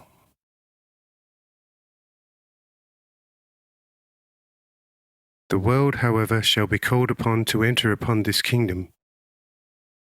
If it responds, then everlasting life shall be its reward. If it does not respond, however, then, although remaining as it is, it nevertheless ultimately shall inherit everlasting death. The Messiah, a Son of Man right now, has not come to judge this world, but to only appoint to the kingdom of love, light, and truth all those now walking in darkness and death. He did not come into this world to win back for you what your fathers and kings lost to the heathens, but to only bring you back that which Adam lost for all men who ever lived or shall live upon this earth. Up to the present, no soul leaving the body has yet been removed from the earth. Countless numbers, starting with Adam right up to this hour, are languishing in the night of the earth. But only from now on shall they be liberated. After I shall have ascended on high, I shall open the way from earth to heaven to them all. Along this way all shall enter upon everlasting life. Behold, this is the task to be fulfilled by the Messiah, and nothing other whatsoever. And you do not have to call your Far Eastern warriors, since I shall never need them. But spiritual labourers for my kingdom I shall need many, and these I shall drill myself. Some are seated at this table already, but quite a few more of them shall be prepared in all love and truth. Behold, to accomplish this it is my task. Consider it now, and tell me what you think of such a Messiah. Says the merchant Jeruth, Lord, this I must think over thoroughly, because no man has yet heard about this sort of Messiah. But I think such Messiah would be of little use to the world, because for as long as the world is left as it is, it shall remain an offensive foe to everything spiritual. But I shall now mull it over further.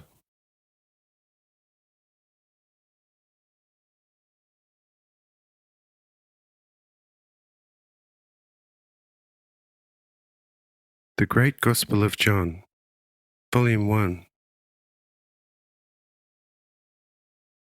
Second day in Sishar, Chapter 63.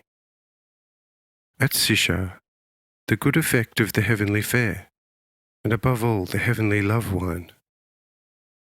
After dinner speeches, Jeruth's speech about the difference between the law and good advice, about the respective reactions to wine by diverse human natures.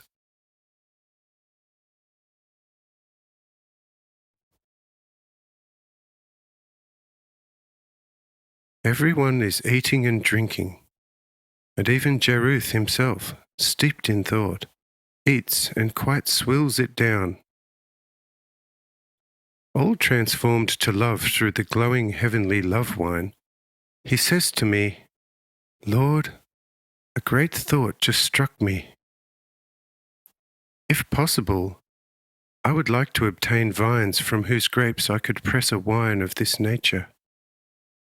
Because with wine like that in my cellars, I shall fill the world with love over love. I experienced it on myself. I am, of course, normally a man with a special liking for what is good, right, and nice. But I can't say that I ever experienced any special love for mankind. Up till now, I always acted from a kind of self-imposed righteousness, which I prescribed for myself in accordance with my knowledge of the law. It concerned me little whether a law is good or bad. I was never wont to brood over such. My motto was, law is law, whether God's or Caesar's. If it can result in punishment, one must comply out of self-interest, so as to avoid evil consequences. But if a law is not sanctioned, then it isn't a law anyway, but only some good advice which one can follow without sanctioned obligation. There can, of course, be harm in not following good advice, taking on the sad appearance almost of lawful punishment. Yet the non-acceptance of good advice is still not sin of a kind by which numbers of other people could be affected, rather than mainly the individual who is not accepting the good advice. But if advice is bad, then obviously I sin crudely by accepting it. But with law, it is different. Whether same is good or totally bad, I must abide just for it being the law. Regardless of whether I don't obey it because I think it bad, I sin either against God or ruler, and I shall be punished by both. Hence it clearly transpires that I am law-abiding not out of love, but with inner revulsion at legal compulsion.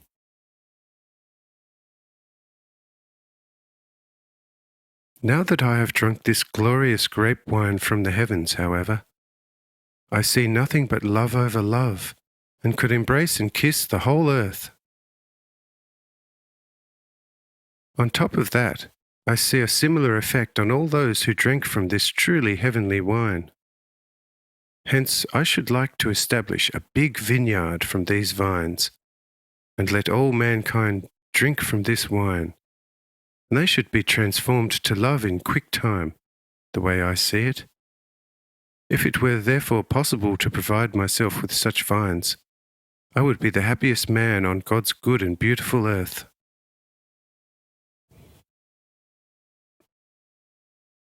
Say I, vines which would yield you such wine, I can supply you with quite easily.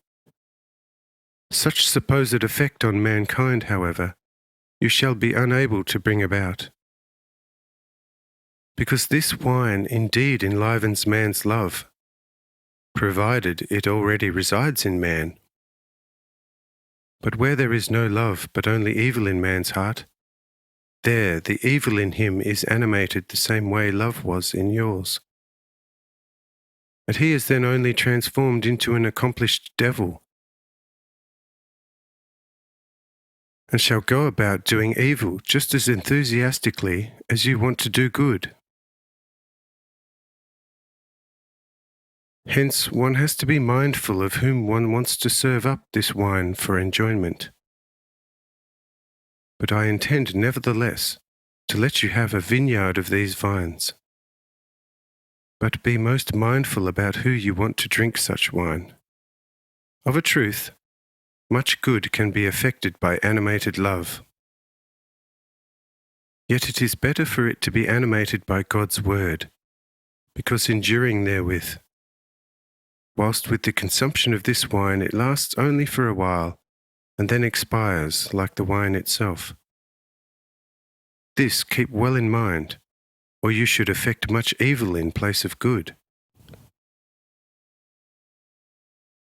Says the merchant Jeruth thereto, Lord, in that case there would be no point in raising up such vineyard, because one cannot know whether a person harbours good or evil when handing them such wine, and in addition be placed in a great predicament when by wishing to animate someone's love one were only to enliven his wickedness.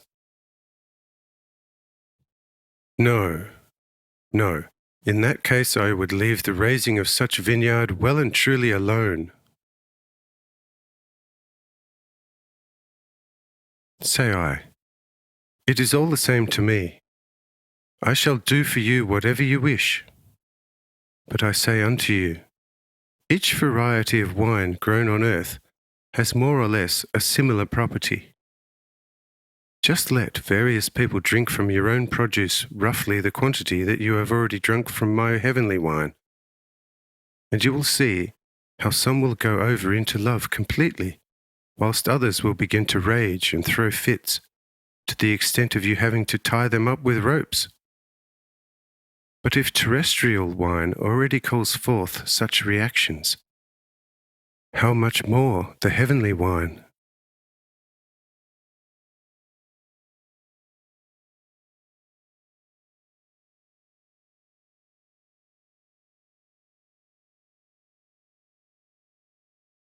The Great Gospel of John, Volume 1.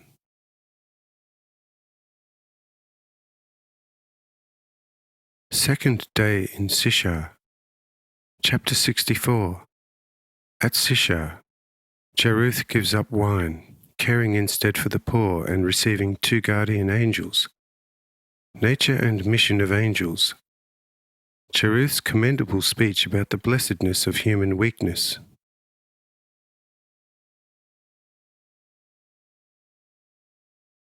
Says Jeruth, Lord, if so, as I had previously convinced myself on several occasions actually, then I shall give up all vineyard keeping and all wine consumption in my house. Because according to your assertion, the right degree of love can also be kindled, and that lastingly, through the word, something I find very true and good, leaving evil far behind of necessity therewith. If so, then I forthwith leave all vineyard keeping alone, and commit myself to after this heavenly wine, never drink an earthly one again. What do you say to this, my resolution? Say I can neither commend nor reproach you for it. Do what seems best to you. Do what best serves your soul in accordance with an informed view. You can, in any case, obtain everything good from me if that is your wish, because you are strict and upright in all goodness, and because I have promised it to you. Says Jeruth, Lord, in that case, stay with me together with your following, or at least leave me 2 of these youths behind, who could instruct me in all love and wisdom. Say I, for the present I and my retinue cannot accommodate your good wish, as I have much to do yet in this world. But 2 of these youths whom you can select, I want to leave you. But guard against yourself or your family falling into some sin, because then they would become your disciplinarians and leave your house in a hurry. Because, keep in mind that these youths are angels of God and can perpetually behold his countenance. Says Jeruth, O Lord, this is again something bitter. Because who can vouch for not sinning either through thoughts, words, or deeds at least once a year? On top of that, a couple of taskmasters before whom nothing can remain hidden, which would hardly be a very nice surprise. That's why I want to refrain also from this request and leave it as is and was.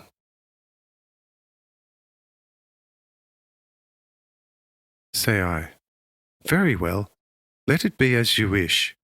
You are free and shall not be placed under any compulsion, be assured. Says Jeruth, no, these youths, and actually real angels of God, simply look too fair and sweet. It seems an impossibility to commit a sin in their presence. Hence, come what may, I shall in any case keep 2. Say I, all right then, 2 shall be left you, and visibly dwell in your house, for as long as they are feeling right. My friend Jonael shall faithfully acquaint you with my ways later. For as long as you and your house shall walk these ways, they shall remain and serve you and protect your house against all adversities. But if you depart from my ways, then they also shall depart from your house. Says Jeruth, very well, leave it at that. No more wine shall be consumed in my house, and with its stock I shall pay the Romans the 10 years' taxation of the poor in this area, as stated. The grapes growing in my vineyard, however, I shall dry, and eat as a pleasant sweet fruit, selling the surplus. Is it right thus? Say I, perfectly. Whatever you do out of love for me and your fellow men, who are your brethren, shall be truly and rightly done. After this I called 2 of the youths, introduce them to Jeruth, and say, will these 2 do? Jeruth, delighted celestially by their looks, says, Lord, if you consider me worthy, then I am satisfied to all the depths of my heart therewith. But I feel only too unworthy of possessing such grace from in the heavens. But I shall henceforth strive assiduously to make myself worthy by stages. And as for myself, your will, getting constantly holier to me, be done. But the two youths say, the Lord's will is our being and life.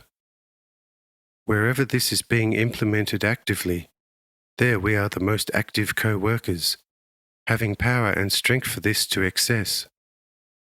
Because our might extends past all visible creation, the earth being like a grain of sand to us, and the sun like a pea in a giant's hand, whilst all the waters of the earth would not suffice to wet one hair of our head, and the host of the stars trembles before the breath of our mouth. But we don't possess this power for boasting before men's great feebleness, but for serving them in accordance with the Lord's will. Hence, we can and wish to also serve you in accordance with the Lord's will, for as long as you acknowledge and accept same indeed. When, however, you leave such, then you also have left us, since we are nothing but the personalized will of the God the Lord. Whoever leaves, him we leave also. This we tell you in the full presence of the Lord, whose countenance we behold at all times, and whose gentlest hint we hear calling us and powerfully drawing us to fresh deeds.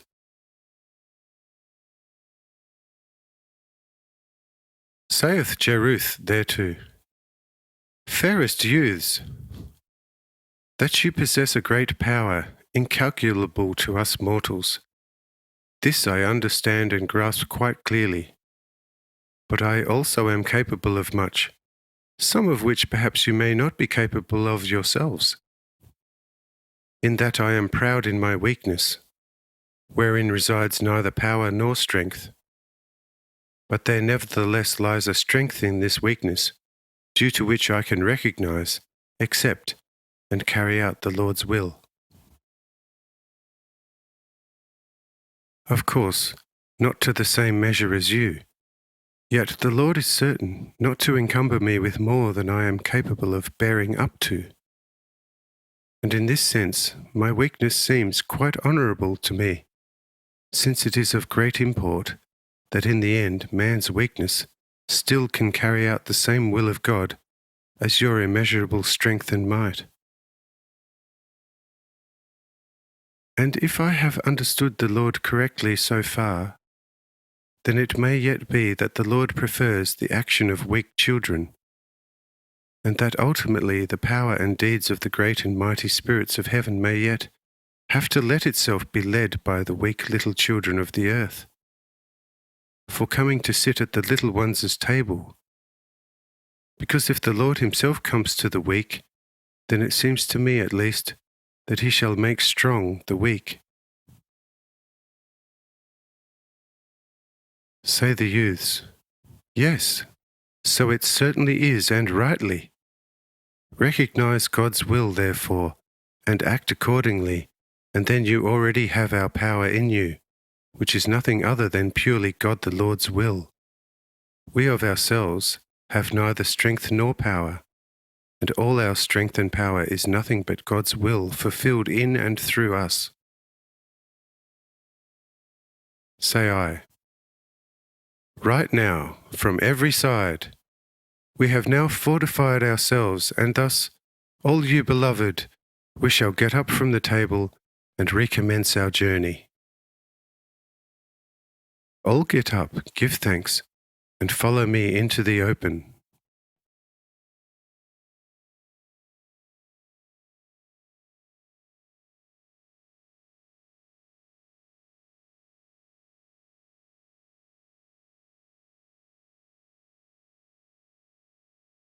The Great Gospel of John, Volume 1.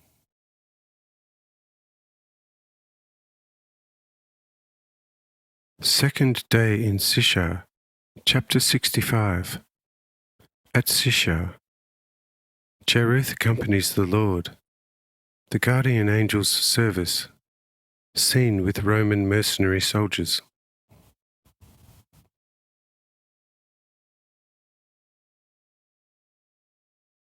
Jeruth, nevertheless, would rather have me stay with him for the day. But I show him how there still are sundry sick in this district whom I want to visit along the way. Jeruth therefore asks me whether he could at least accompany me back to town, and I grant this. He immediately gets ready, but also asks the youths to accompany him. But the youths say, "It is better for us to stay here, because the guests in the outhouse have reported you to the Romans as an insurgent, and your house would fare badly without us." This news utterly unsettles Jeruth, and he asks with great agitation, what satanic person could have said such to the Romans, and what could have gotten into them? Says one youth, "Behold, there are merchants in Sishar who are not as fortunate as yourself. They cannot purchase castles and even less acquire large tracts of land, the way you have done in Arabia on the Red Sea. Such merchants therefore envy you your worldly fortune, and are filled with the desire to ruin you. They would also succeed this time if we were not with you. But because we guard you in the name of the Lord, not one of your hairs shall be bent. But make sure that you stay away from home for at least 3 days." This quietens Jeruth down, and he makes haste to join me on the journey. As we move over the castle courtyard, a detachment of Roman mercenaries and thugs encounter us, making a halt and commanding us to stop. But I myself step forward, displaying the Nicodemus pass. But the commander says, "This is nothing in face of suspected treason." Say I, "What do you demand of us?" "You were moved to this step through the shameless lie of a bunch of grudges. But I tell you, there is not a true word in it. If you could lend your ear so willingly to a lie, then lend it the more to the open truth, for which you find more witnesses here than for the shameless lie of a few malcontents in town." Says the commander, "These are vain excuses and count nothing with me. Only by facing the accusers at court can truth be established. Hence come unhesitatingly to court, or force is applied."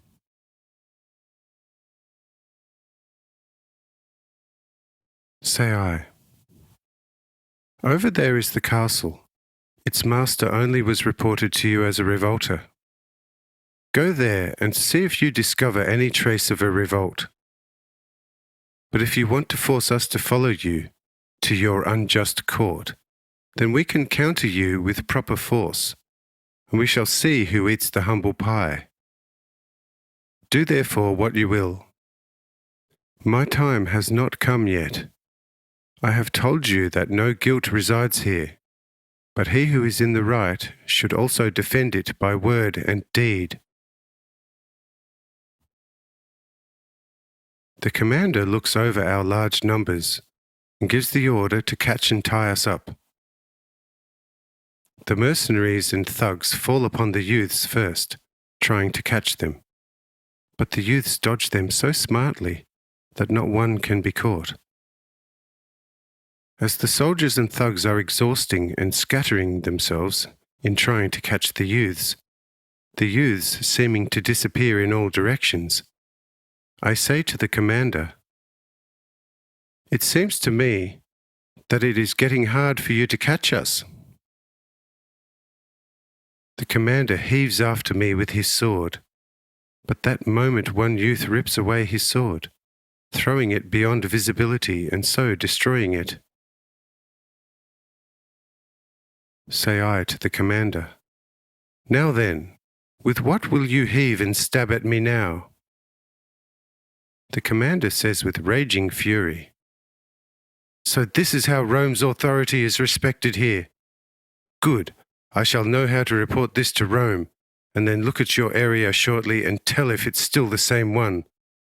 Not a stone shall be left atop another. But I point to how his soldiers and thugs, tied up in ropes, are being driven forward by the youths. Seeing this, the commander starts to implore Zeus, Mars, and even the Furies to save him from such humiliation. But I say to the youths to release the soldiers and thugs again, and these do so forthwith. Thereupon I say to the commander, Now, are you still eager to try your strength on us? The commander says that these youths would have to be gods, as otherwise it could never be possible to defeat these his select warriors with bare hands. Say I, Yes, yes, for you and your type they should be gods indeed. Hence leave us to continue our journey and continue your investigation in the castle, or worse shall befall you. Says the commander, I herewith declare you innocent and permit you to continue on your journey. You, my troops, however, move to the castle, check out everything, and let none leave the castle until you have checked everything. I shall await you here. Says one deputy, Why not examine them yourself in the castle? Says the commander, Don't you see my sword is gone? Such investigation is not possible without a sword. Says the deputy, We are no better off by one hair's breadth. Of what legal force such swordless examination? Says the commander, What? You without weapons too? This is nasty. We can't do a thing without weapons. How shall we get on? Say I, Over there, towards noon, lie your weapons under the tall cedar. Go and get them, as we fear you just as little with your weapons as without them. With this they move towards where their weapons rest.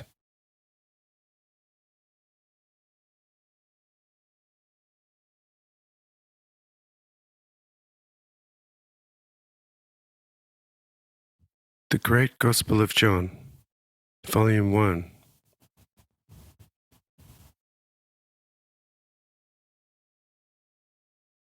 Second day in Sishar, Chapter 66.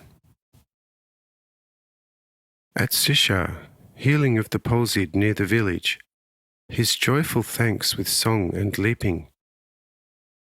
The flight and return of the Roman soldiers.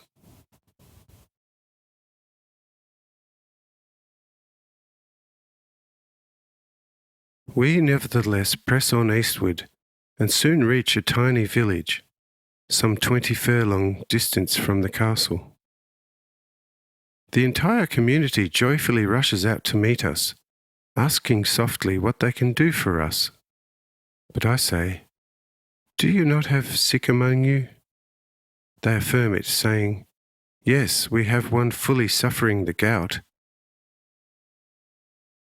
Say I, Bring him here then, so he may be made whole.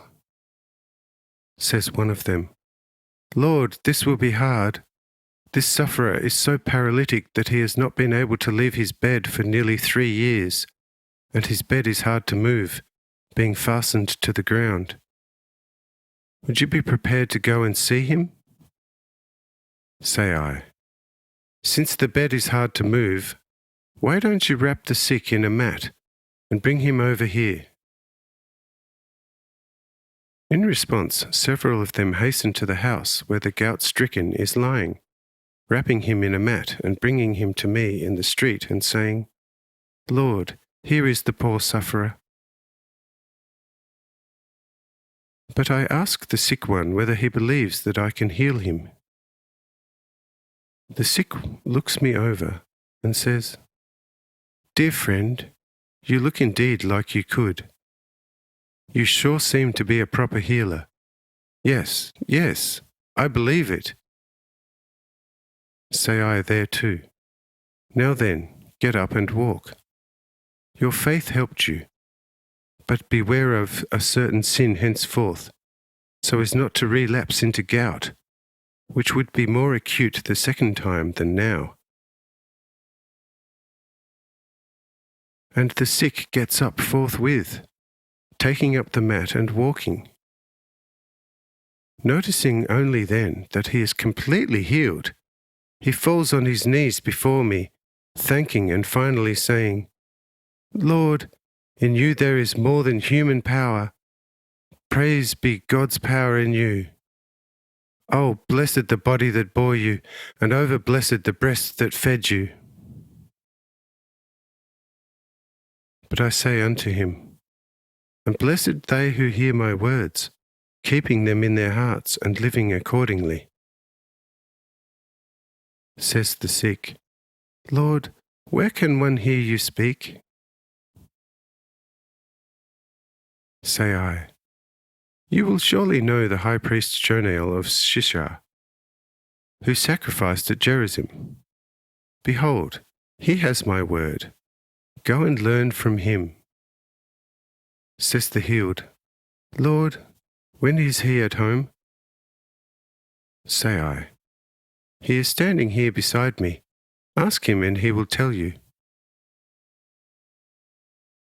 Here the healed turns to Jonael, saying, Worthy high priest of Jehovah at Gerizim, when could I enter your house?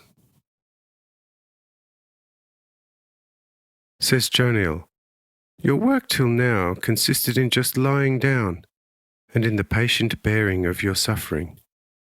Hence you would miss nothing at home. Journey with us today and hear.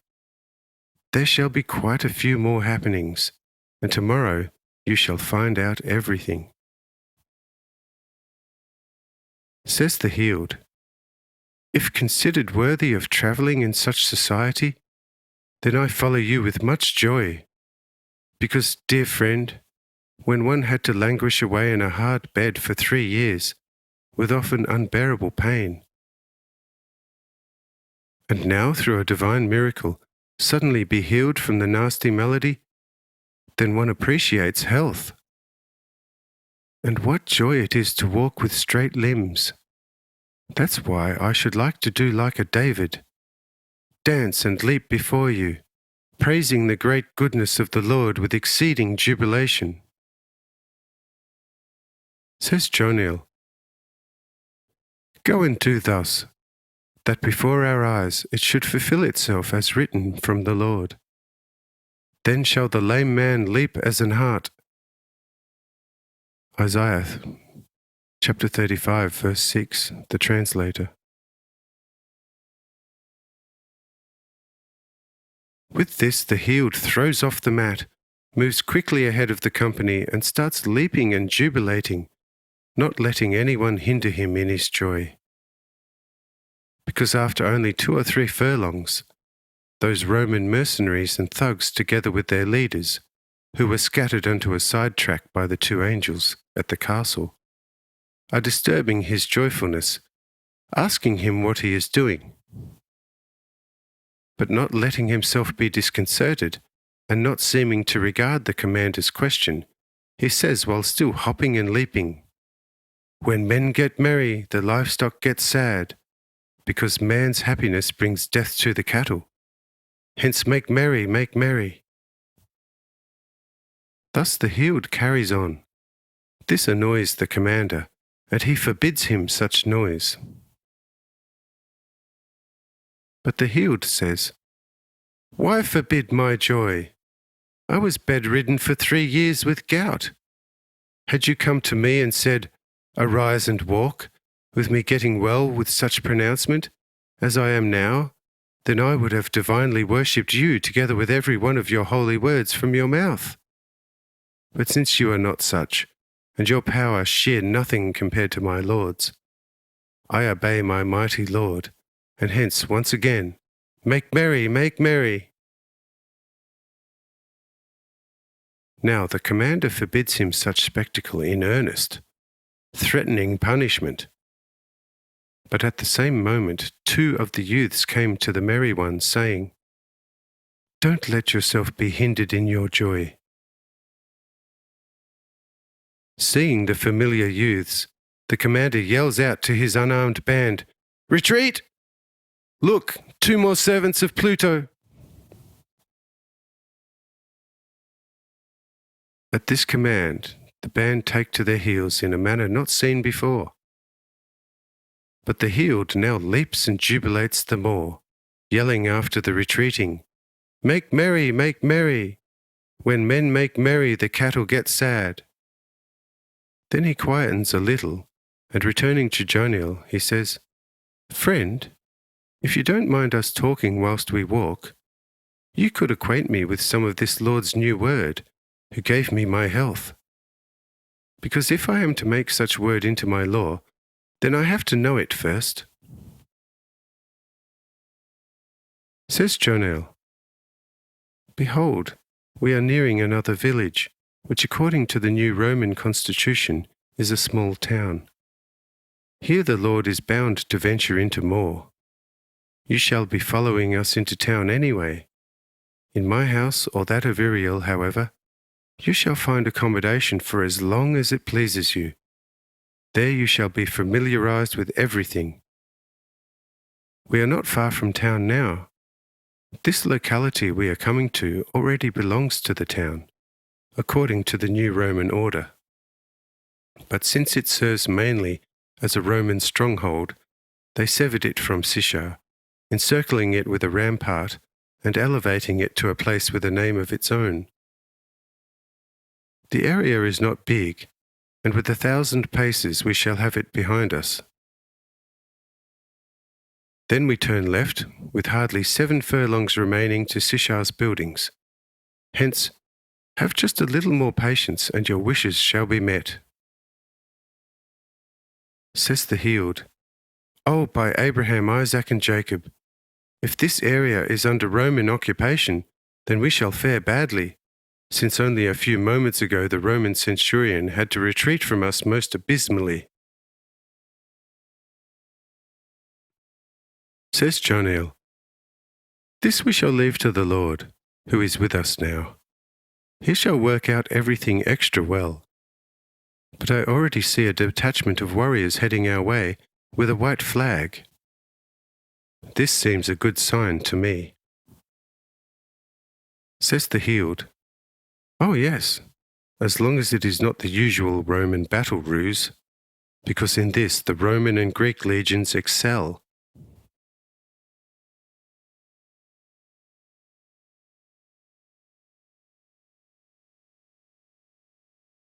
The Great Gospel of John, Volume 1. Second day in Sishar, Chapter 67. The New Law of Love.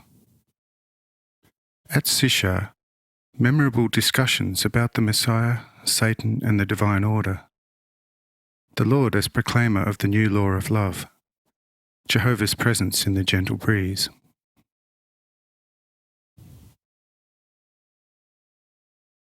Says Joniel, "Such bluffing may carry some weight with men, but against the might of God such dodging avails nothing.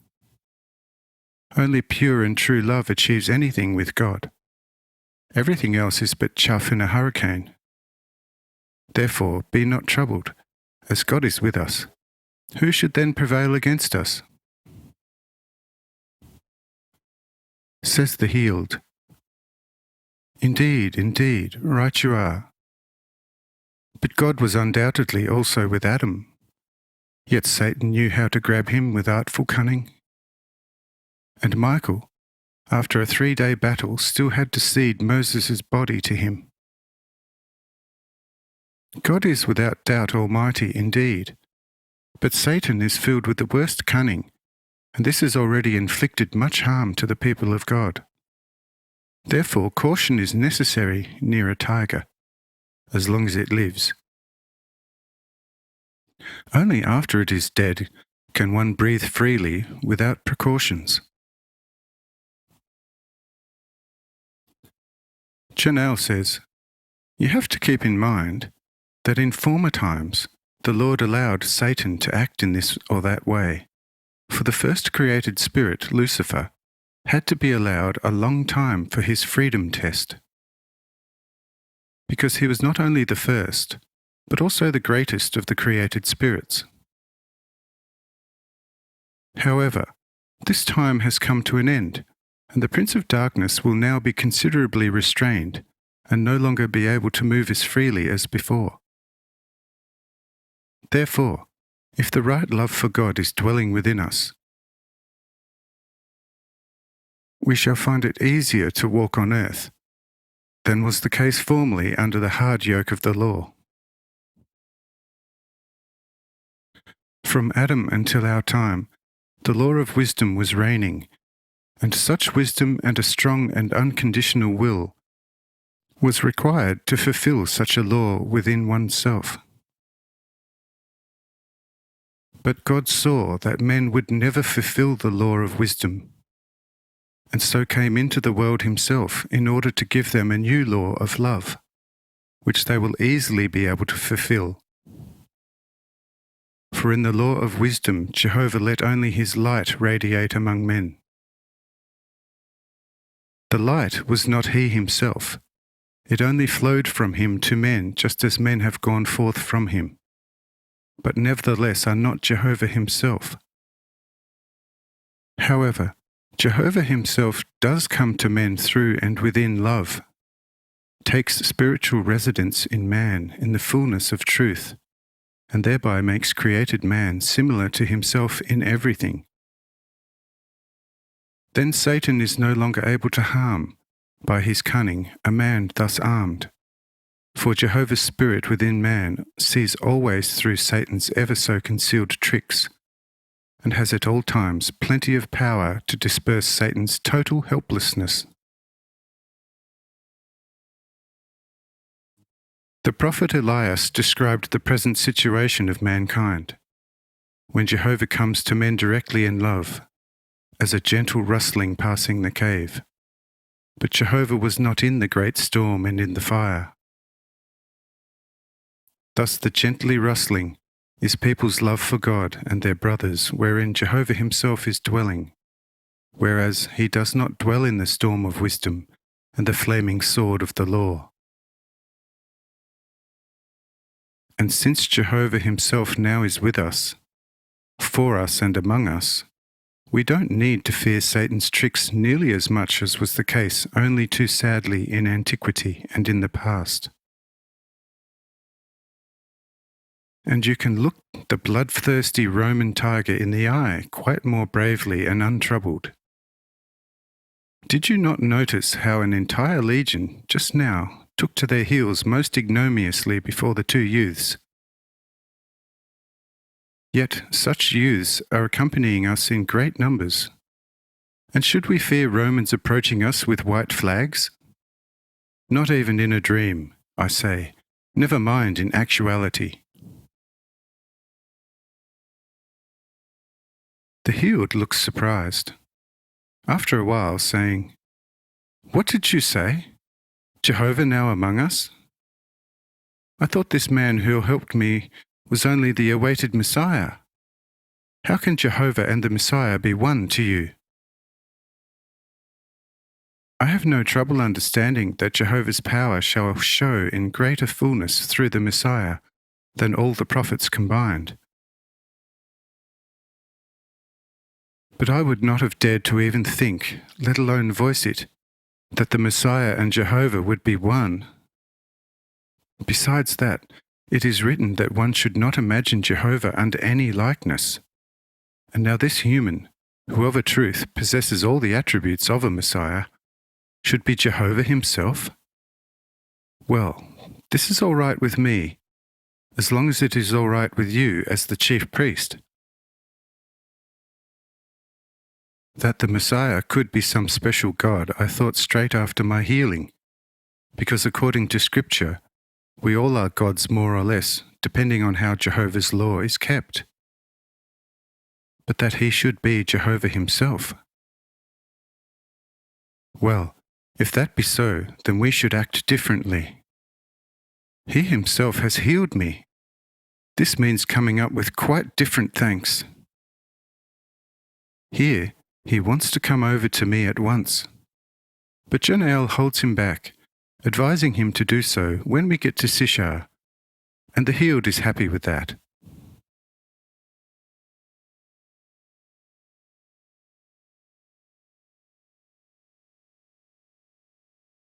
The Great Gospel of John, Volume 1. Chapter 68. The Roman Commander and Living According to the Teaching.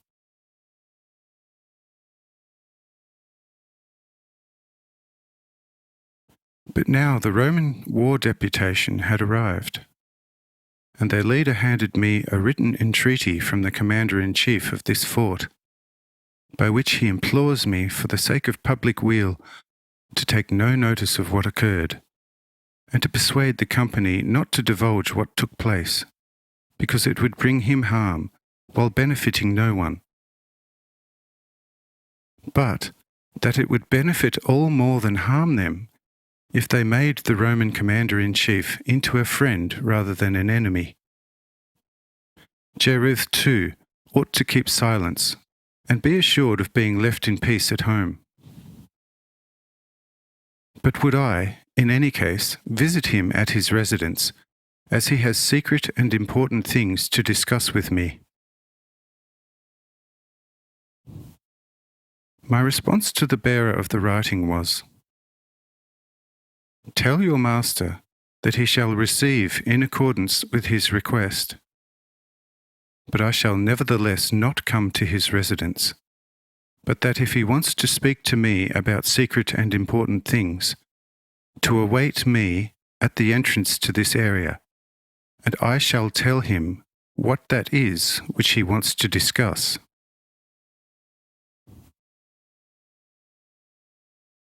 With this, the messenger goes off with his company to convey to his master all he heard of me, and the latter with his deputies immediately heads for the gate to this place to await me.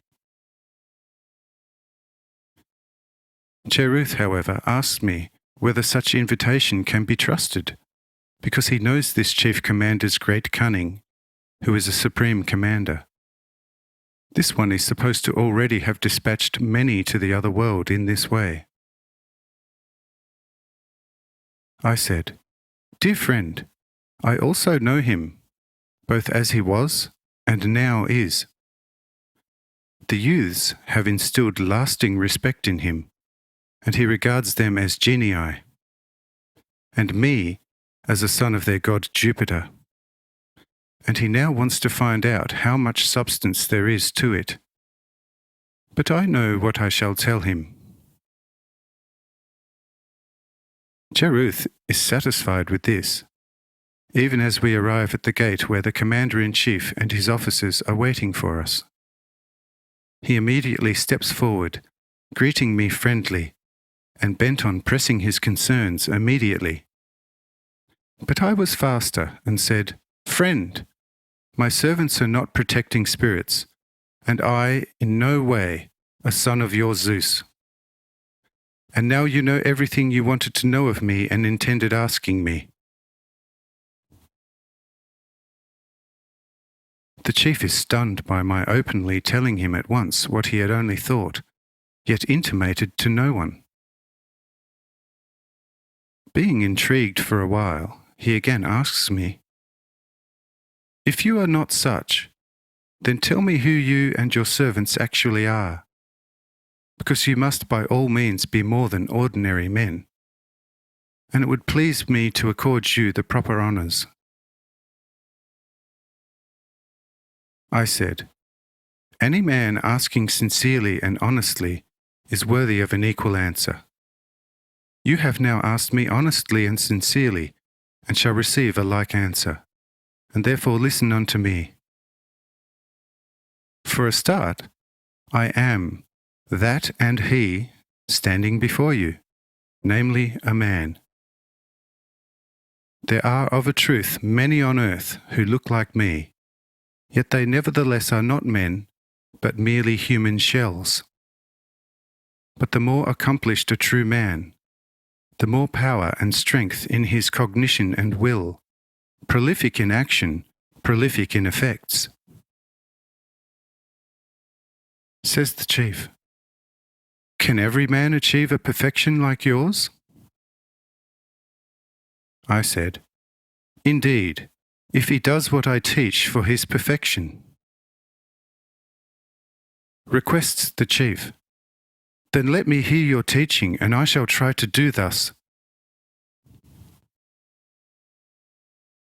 I said, "The teaching I could let you have for sure, but it would serve you little, since you would not live by it. Because so long as you remain that for which you are engaged by Rome, my teaching can be of no use to you, unless you were to leave all and follow me, or it would be impossible for you to live according to my teaching." Says the chief, "Yes, this would be very hard. You could nevertheless give me a few basics from your teaching, because I have already acquired knowledge in many things, being quite conversant with it. Then why should I not also receive some grasp of your teaching? Maybe I could still bring it to some application." I said, "My friend, since my teaching consists in following me, without which the kingdom of my perfection cannot be entered upon, how should you be able to bring it to application?" Says the chief, "This sounds strange indeed, yet there could be something in it. Let me think about it a little." The chief ponders for a while and says, "Do you mean by that a physical or basically a moral following?" I said, "The much preferred following, where possible, is of course the bodily one, coupled to the moral one. But where, due to a necessary vocation, a personal following is not possible, there a conscientious moral one suffices. But I myself, and love towards me and all men, must be the foundation of conscience. Otherwise, mere moral emulation would be spiritually dead. Do you understand that?" Says the chief, "This is vague, but if it is so, then what am I to make of all my nice gods? My ancestors believed on them. Is it right for me to remain true to the faith of such ancestors? Or should I start to believe in the God of the Jews?"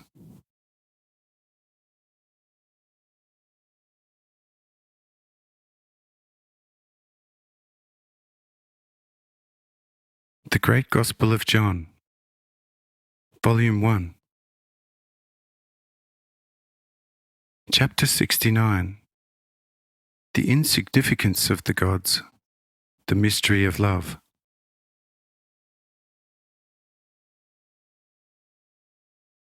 I said, "Dear friend, your ancestors mean nothing, and still less the gods they honoured, because your ancestors have already been dead for a long time, and their gods never had an existence outside of human fantasy. There had never been a reality behind their names and images. Therefore, there verily is nothing in leaving a most void belief in your gods, because they can feed your soul no more than can painted foods your body. There is therefore nothing to all this, as stated, but everything in pure truth and the life in and through this one truth. Because if you live within the lie, then life itself is nothing but a lie, and can attain to no reality in all eternity. But if your life goes forth from truth and is itself truth, then whatever your life brings forth is also fact and reality. No man can, however, see and recognize truth through the lie, because to the lie everything is a lie. Only for him who is born anew from the Spirit of truth, becoming truth within himself, and that fully, for such even the lie becomes truth. Because he who recognizes the lie as a lie is himself truth in everything. Because he immediately recognizes the lie for what it is, and this also is truth. Do you grasp this? Says the chief, "Friend, you speak aright, and there is deep wisdom in you. But the great, glorious truth, where is it, and what is it? Are things true the way we see them, or does the eye of a black man see it differently from us perhaps? A fruit can taste sweet and pleasant to one, while to another it is bitter and repulsive. Thus sundry human tribes speak different languages. Which one among them is true and good? Much can be true for any specific individual, but there can, in my view, be no general, all-encompassing truth. And if there be one, then show where and what it is and consists in." I said, "Verily, my friend, therein lies the old Gordian knot you well know about, which so far has not been unravelled by anyone other than the Macedonian hero you heard about.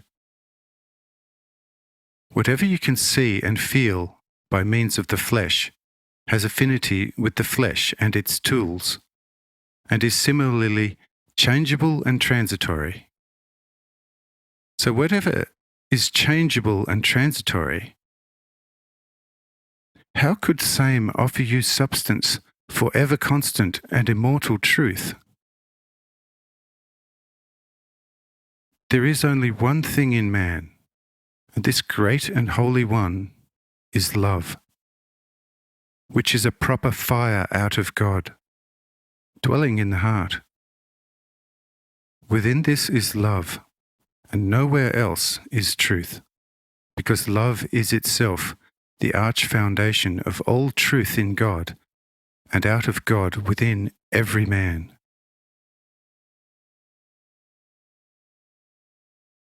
If you want to see and recognize things and yourself in their full truth, then you have to see and recognize them from this solely true arch foundation of your being.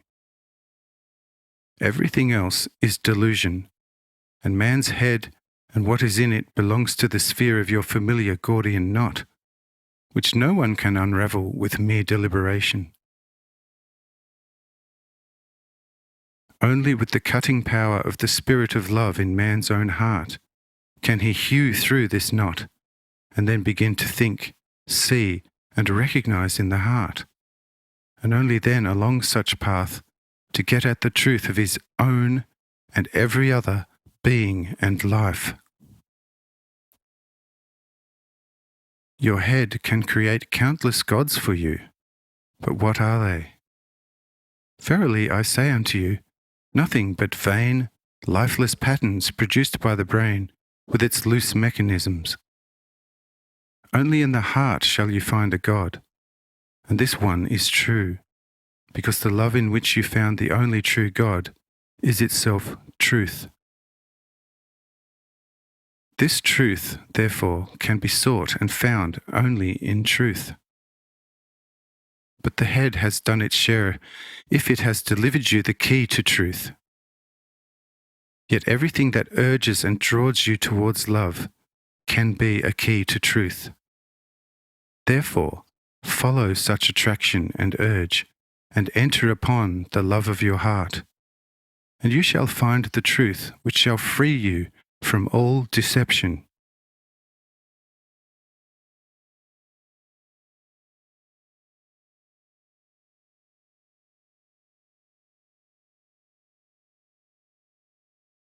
The Great Gospel of John, Volume 1, Chapter 70. If love is lacking, there is no truth. An example should clarify this for you. See a case where you have subordinates who, having sinned against your laws, are to be punished. You are indeed holding the prescribed investigations and are about to elicit their confessions with all kinds of smart questions. But they flatly deny everything as smartly from their minds as your questions. In this way, one lie gives vent to another, and not getting anywhere with them, you in the end resort to sentencing them without their confessions and just on the testimony of often hostile witnesses, in whom there is no truth either, with you having to always assume that not even 1 out of 10 defendants received a fair trial, with the innocent and the guilty sharing the same fate. Alternatively, rather than appearing as their judge, you encounter your poor brethren with love and awaken a love response from their hearts. And these sinners shall meet you with contrition and many tears, and faithfully and truly confess how, when, and what sin they committed against you. But then let the punishment also be dropped, because any punishment is itself not truth, but the contrary, because not flowing from love, but the wrath of the law and its giver. But the wrath is itself a judgment, within which there is no love. But where there is no love, truth also is lacking. Therefore, abide in pure love, and act within its truth and power, and you shall be finding truth everywhere, and quite evidently perceive that there is universal truth indeed, which penetrates not only this earth, but all of infinity. If you were to act toward mankind in that way, then you would quite legitimately follow me, and through such imitation win eternal life. But if you remain as you are now, then nothing but night and a void lying existence shall accrue to you beyond the grave, which is the death of the spirit of love and truth. Because verily, this earth life lasts for only a short time. Then comes endless eternity. As you fall, so also shall you remain prostrated, where genuine truth has not come alive within you. Now you know all you need to know for the present. If, however, you want more, then see the high priest Janel at Sishar on occasion. He shall impart to you all that he has learnt, seen, and discovered about me. Act accordingly, and you shall gain bliss. Says the Commander-in-Chief, fully taken in by my speech. Friend, from your talk I adjudge you a wisest of the earth's wisest, and I shall therefore do everything you have advised me. Only I should like to now find out from yourself as to whom you actually are. Because see, notwithstanding the fact of my most shameful defeat by the youths accompanying you, which I cannot put down to anything other than these youths being either gods or genii from the heavens, and therefore able to supernaturally beat me into retreat, I yet recognize that you must obviously be more than an ordinary human only by your exceedingly great wisdom. You probably have already revealed or indicated it to many of your disciples as to who you are, but you can see by now that I am fully earnest about my intent to become a disciple of yours, at least in spirit. Therefore also tell me what I am to regard you as, who and what, and where did you come from, basically? I said, firstly, I basically have already told you, and that in a way you could easily grasp if you thought about it. And secondly, I have referred you to Janel about it. When you get to him, you shall find out all you are still lacking. But now, detain us no more, because the day nears its end, and I have yet to accomplish much today. Says the chief, "Then do let me accompany you to the city." I said, "The road is clear, and if your intentions are good, then do so. But if there is still some infernal trace in you, then stay home, because such escort would then bring you no blessing. You have already sampled my might." Says the chief, "This be far from me, notwithstanding that in these critical times, with the mythical point approaching where the Jews await from their God a mighty saviour from the Roman rulers, one's ears being full of Jewish whispers of such saviour already being on earth. Therefore, I could quite easily think you to be that saviour. Yes, I have indeed already secretly thought so. But be it as it may, I regard you as the wisest among the wise, and therefore love you as mankind's true friend. Therefore, such thoughts shall in no way hinder me from following you for the sake of truth, in person to Sishar, and spiritually throughout my whole life, notwithstanding my being aware that as a Roman, I shall not thereby erect myself a triumphal arch. Now I have completely revealed myself to you, and ask you once more whether I can accompany you. If you say yes, I shall do so, and if no, I stay." I said, "Well then, escort me, together with those standing by your side, so that you have valid witnesses on hand."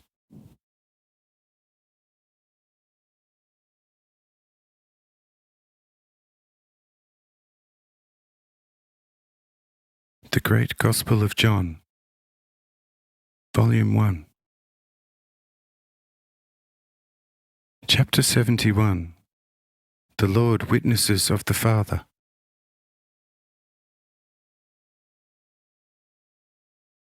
Following this counsel, I asked the commander whether there are no sick in this place.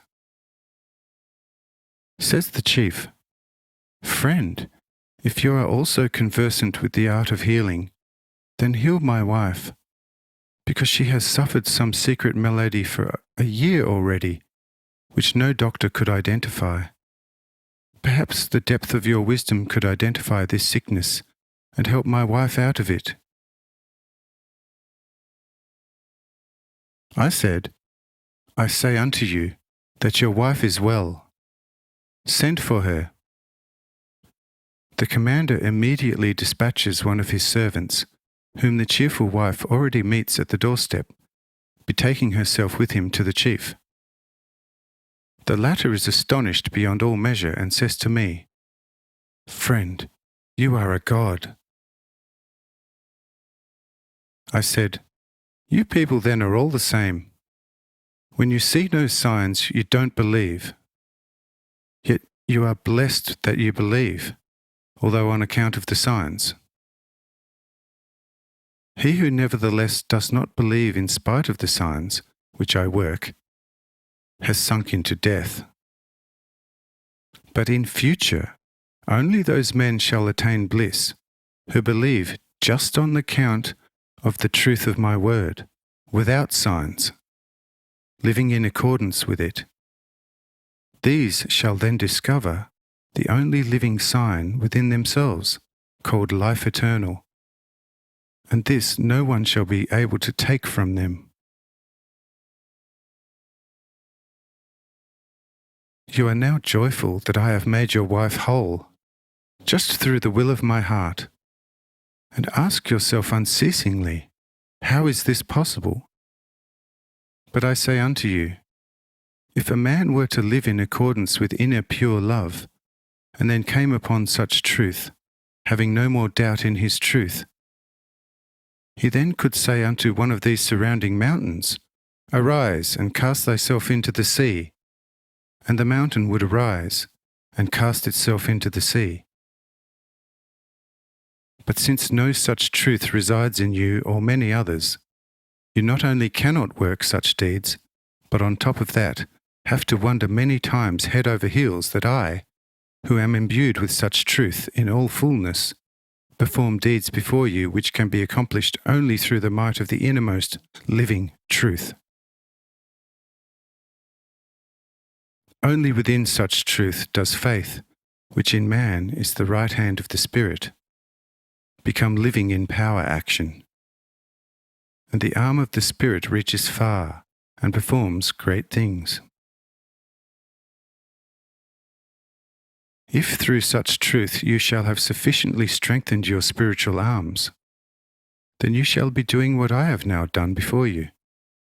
And besides that, you shall see that this is much easier than to lift a stone off the ground with the hand of your body and cast it several paces before you.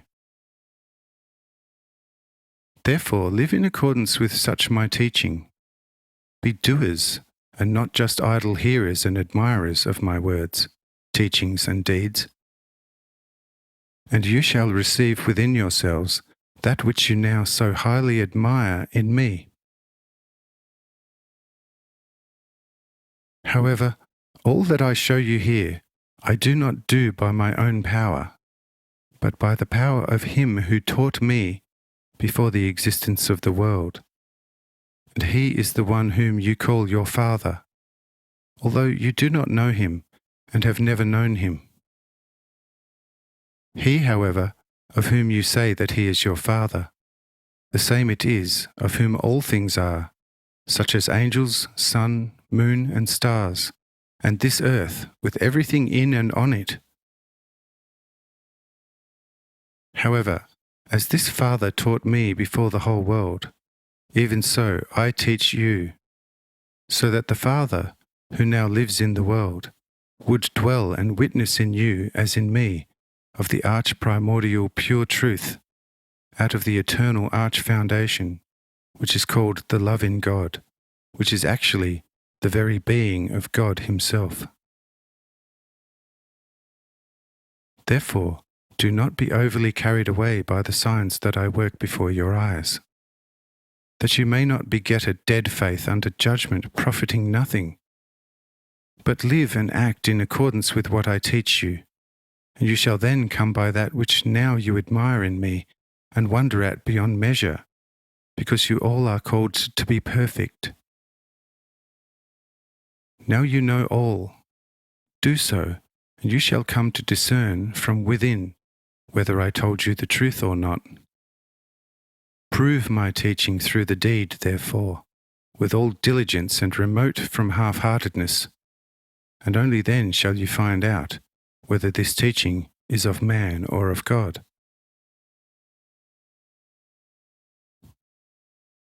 After this important instruction, the commander says, "Now it begins to dawn in me, notwithstanding the incalculable depths of wisdom in all this, which for us ordinary people is at first hard to grasp, yet there is in the end not that much to it.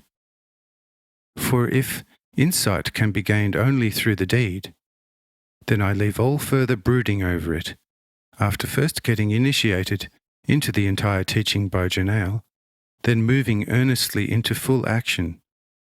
And this resolution stands." I said, "Good so, my friend. If you attain to the light in this way, however, then let this light shine also for your brethren. Then you shall prepare a reward in heaven with this. Now I have to attend to sundries, and so let us move on."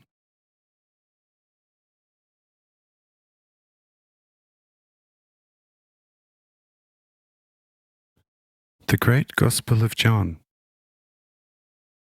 Volume 1, Chapter 72, The End of the World and the Judgment.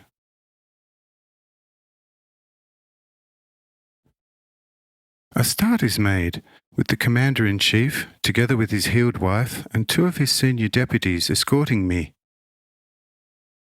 The chief and his wife take Jakob in their midst, discussing and asking him diversely about the Jewish religion, and where it refers to myself, with the one healed from gout in the first village taking part most keenly. I myself walk among Janel's 7 daughters and his wife. These 2 are questioning me much about what shall soon come over the world, Jerusalem and Rome. And I give them proper answers, showing them how shortly the secret prince of this world shall be judged, and soon thereafter all his adherents. At the same time, I also show them the end of the world, and a universal judgment like that of Noah's time. And they question me with much astonishment about when and how this will take place. But I say to them, My beloved daughters, it shall be as in the days of Noah. Love shall diminish and go completely cold. Faith in a pure life, and God, recognizing teaching revealed to men from the heavens, shall be converted into darkest, dead superstition full of lies and deception. And rulers once again shall use men like animals, and slaughter them cold-bloodedly and most callously, if not submitting to the dazzling powers without protest. The mighty shall be tormenting the poor with all kinds of repression, and persecute and suppress any freer spirit by any means. And so a tribulation will come over mankind such as never was. But then the days shall be shortened on account of the elect. Otherwise even the elect, who will be found among the poor, could perish. But until then, another 1,000, and not quite a second 1,000 years will elapse. Then I will send the same angels which you see here now unto mankind with rallying trumpets. These shall, so to speak, awaken the spiritually slain mankind of the earth from the graves of their night. And like a pillar of fire rolling over the world, these many awoken millions will fall upon the world powers, and none shall be able to resist them. From then on the earth shall become a paradise again, and I shall lead my children along the right path for evermore. But during the course of 1,000 years following that, the Prince of Darkness shall be freed for a very short period of 7 years and a few months and days for his own sake, either for his total fall or possible return. In the first instance, the earth in its innermost part shall be converted to an eternal prison, but the outer earth shall remain a paradise. In the second instance, however, the earth would be converted into heaven, with the death of body and soul disappearing forever.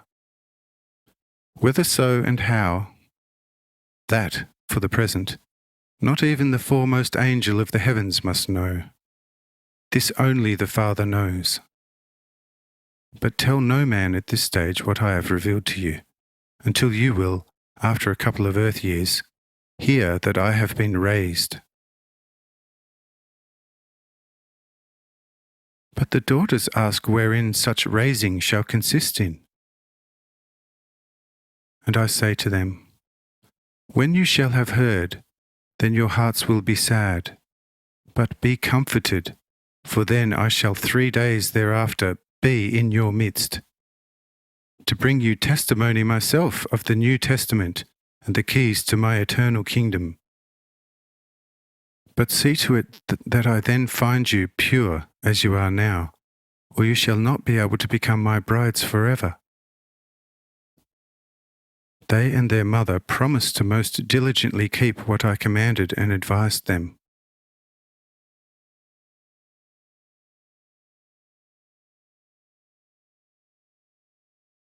The Great Gospel of John, Volume 1.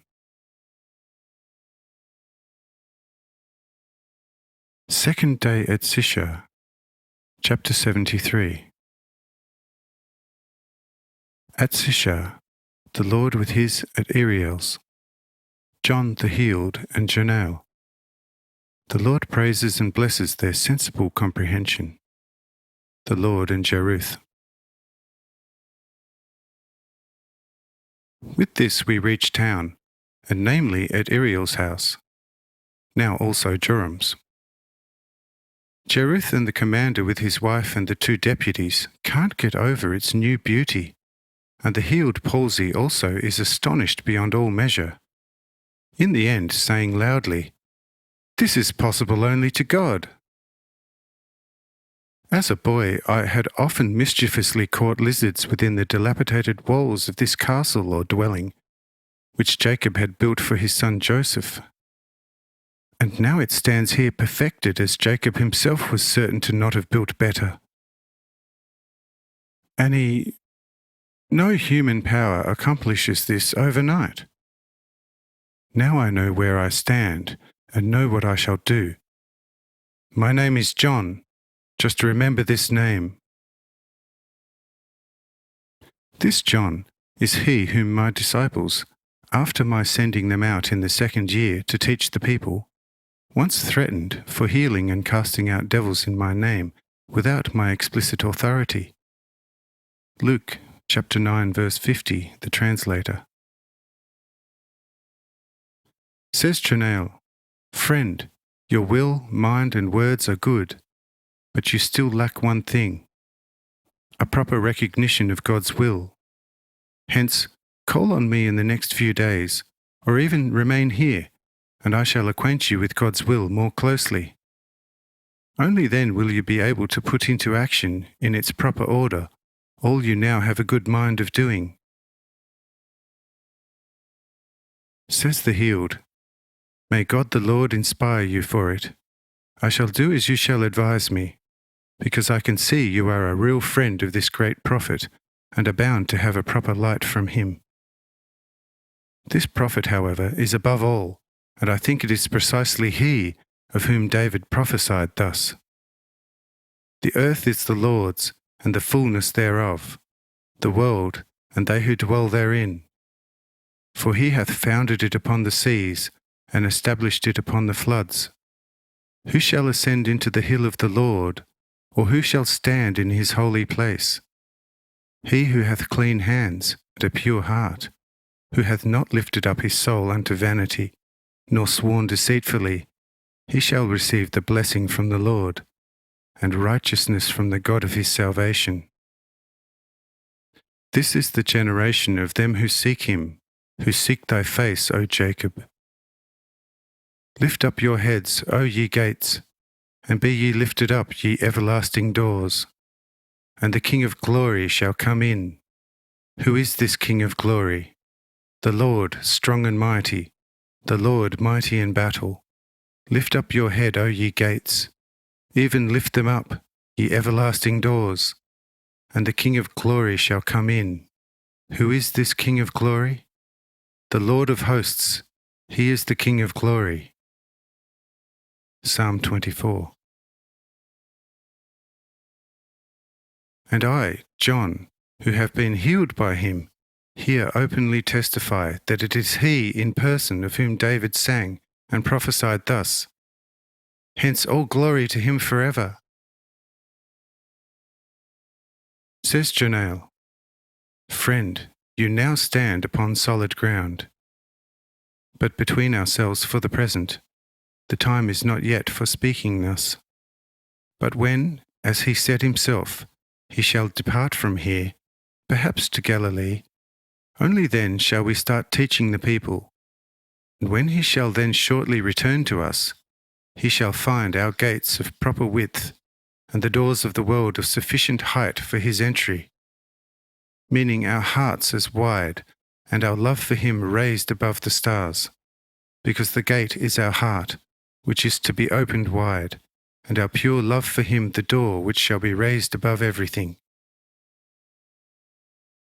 Here I step over to them both, laying my hands on their shoulders and saying, "It is right so, my beloved friends.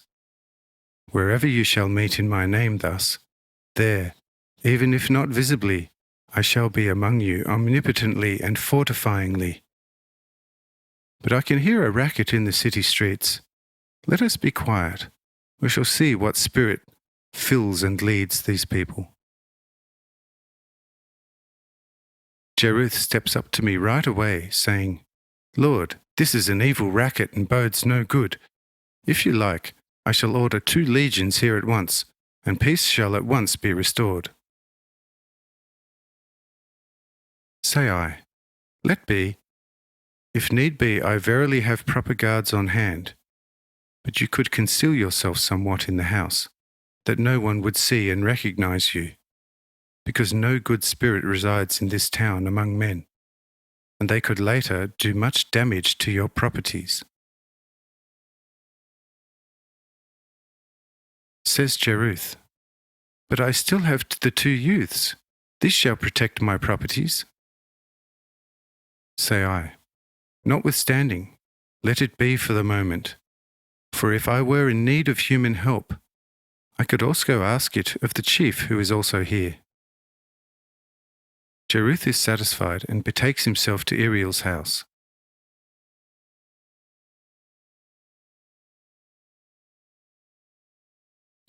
The Great Gospel of John, Volume 1. Second day in Sishar, Chapter 74. At Sishar, the confrontation with the brazen dumb ones with their lying mates, Joram's resoluteness and the disciples' vigour against the liars, the Lord's rebuke and his guidelines in dealing with men's wickedness. Do not return evil for evil. Parable of the master and servant, the evil of dogmatism and retribution.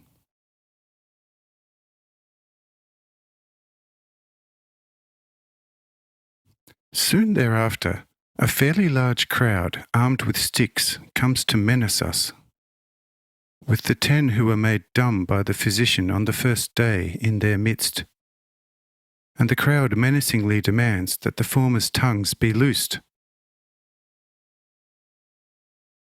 Joram the physician, however, steps forward at once, saying vigorously with manful tone, "O you children of wickedness!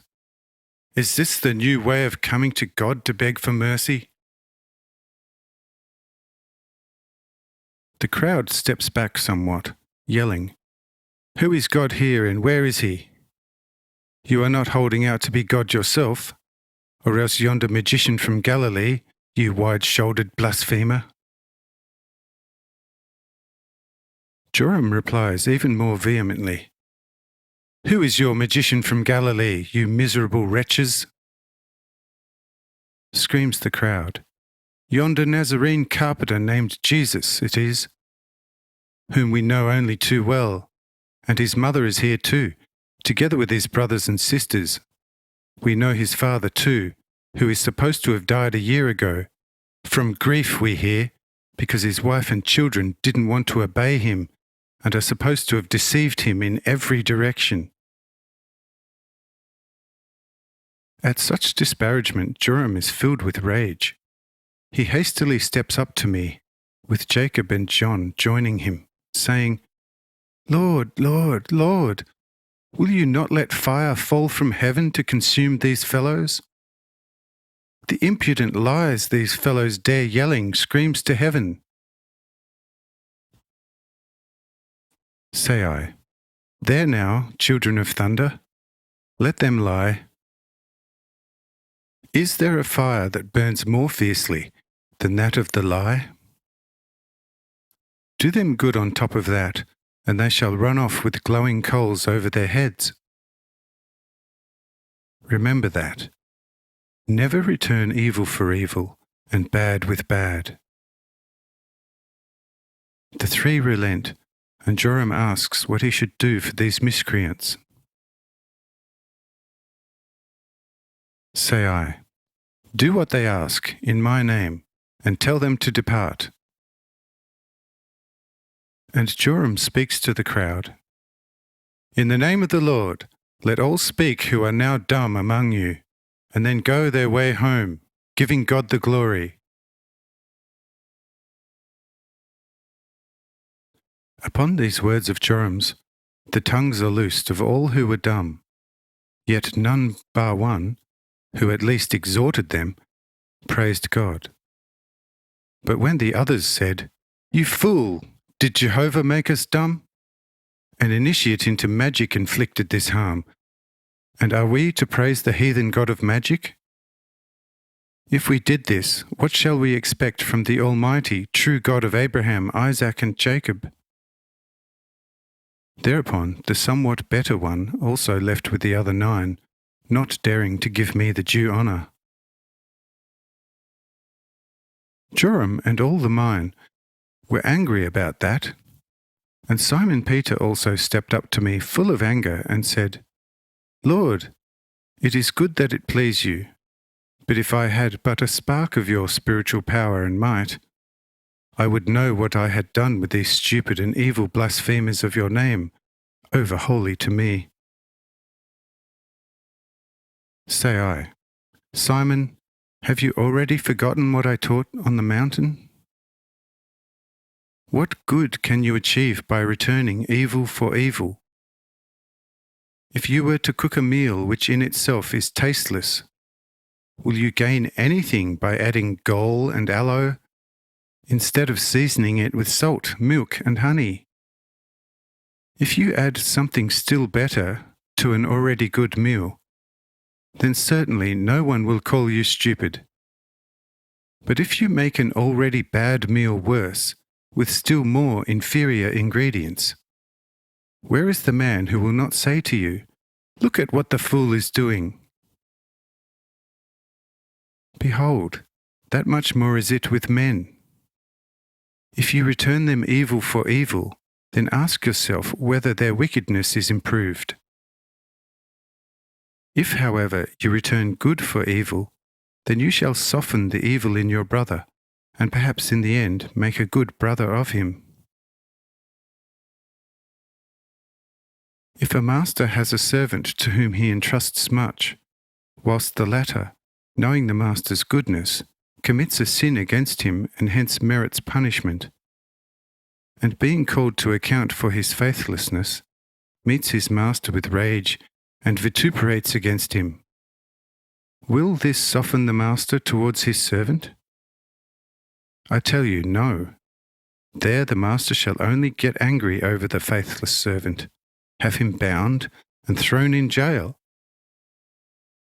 If, however, the servant sees that the master is about to treat him harshly, and he falls down before him to confess his transgression remorsefully and gently, and lovingly asks his forgiveness, will not the master treat him as formerly?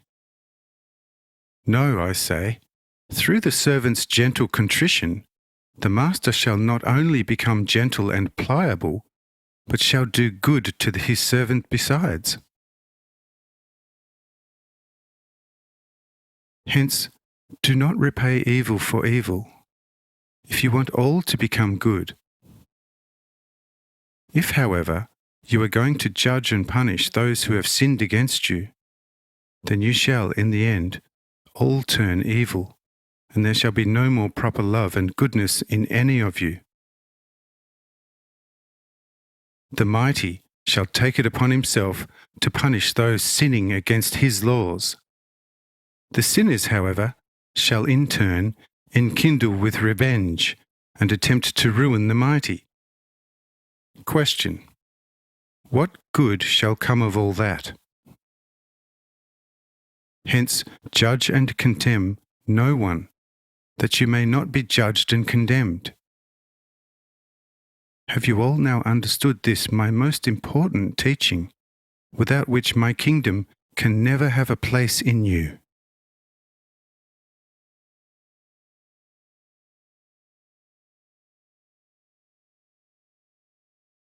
The Great Gospel of John, Volume 1.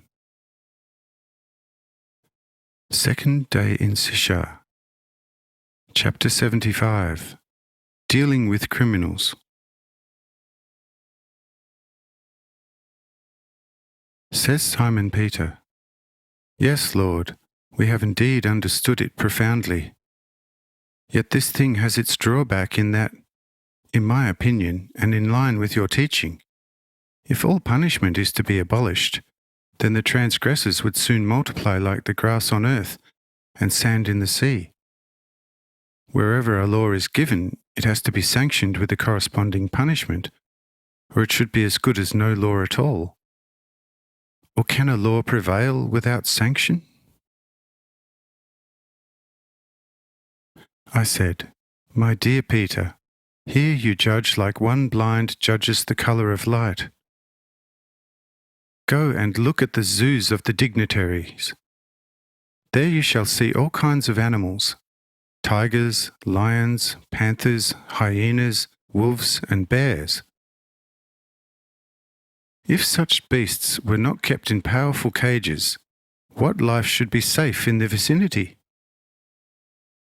But what folly to cage also the gentle lambs and pigeons! Hell, of course, requires most severe laws, coupled with the most painful sanctions. But my kingdom, which is heaven, requires neither law, let alone any sanction.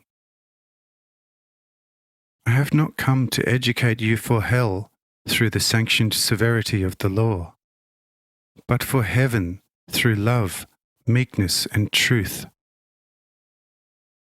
If I now liberate you from the law by my new teaching from the heavens, showing you the new path through the heart to the true, everlasting, freest life, who do you want to live always judged and condemned under the law, without considering that it is better to die 1,000 times bodily in the freedom of love than to walk in the death of the law just for one day? It goes without saying that thieves, robbers, and murderers must be caught and imprisoned, for they are like the wild, ferocious beasts that as images of hell live in holes of the earth, day and night on the lurk for prey. To properly hunt for these is even a duty for the angels in heaven, but no one shall destroy them. They must be kept imprisoned to be calmed and tamed, and only in cases of violent resistance shall they be wounded, and, if quite unyielding, their body may also be slain, for then a dead hell is better than a live one. But whoever will go on to judge and put to death an imprisoned thief, robber, and murderer will once have to face my wrath. For the more severely men judge and punish their offenders, the more cruel, careful, furtive, and hard the still free criminals will become. And when they break into a house at night, they will not only take whatever they find, but will also murder and destroy all who could betray them. If, however, you abolish the severe judgment and wisely suggest to all people to give the one who should ask someone for a shirt also the coat, then thieves would still come to you asking for this and that, but they will not rob or murder. Once men will out of true love for their brothers and sisters, resulting from their love for me, cease to amass the transient goods of this earth and instead imitate me, then there will soon no longer be any thieves, let alone robbers and murderers.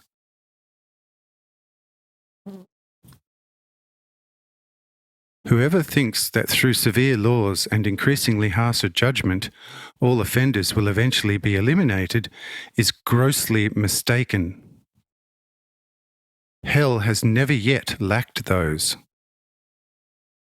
What use is it to you to kill a devil if instead of the one killed, hell sends 10, each of whom is worse than 10 of the previous kind would have been? If the evil one, when he comes, finds that he is opposed again by evil, he becomes enraged and turns into a complete Satan. But if he finds nothing but love, meekness, and patience, he desists from his evil act and continues on his way. When a lion sees a tiger or another enemy approaching him, he soon gets enraged, leaps at him with all force, and destroys his enemy. But he will allow a weak little dog to play with him and becomes quite gentle. And if a fly comes and settles on his strong paws, he will hardly look at it and let it fly away unhindered. For to catch gnats and flies is beneath a lion. That will also be every powerful enemy's attitude towards you, unless you oppose him with force. Therefore, you should rather bless your enemies than catch, judge, and imprison them. And you will gather live coals over their heads and thus prevent them from harming you. With love, meekness, and patience, you will succeed everywhere. But if you judge and condemn people, who, notwithstanding their blindness, are still your brothers, you will, instead of the blessing of the gospel, sow only curse and discord among men on this earth. Therefore, you have to be fully my disciples in word, teaching, and deed, if you want to be and become my servants in the spreading of my kingdom on earth. If you don't want this, however, or if it seems too much effort or not right to you, then it is better for you to return home. I nevertheless am able to raise disciples from stones for myself.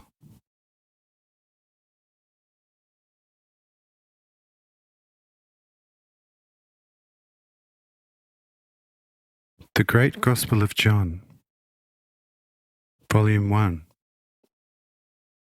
Second day in Sishar, Chapter 76.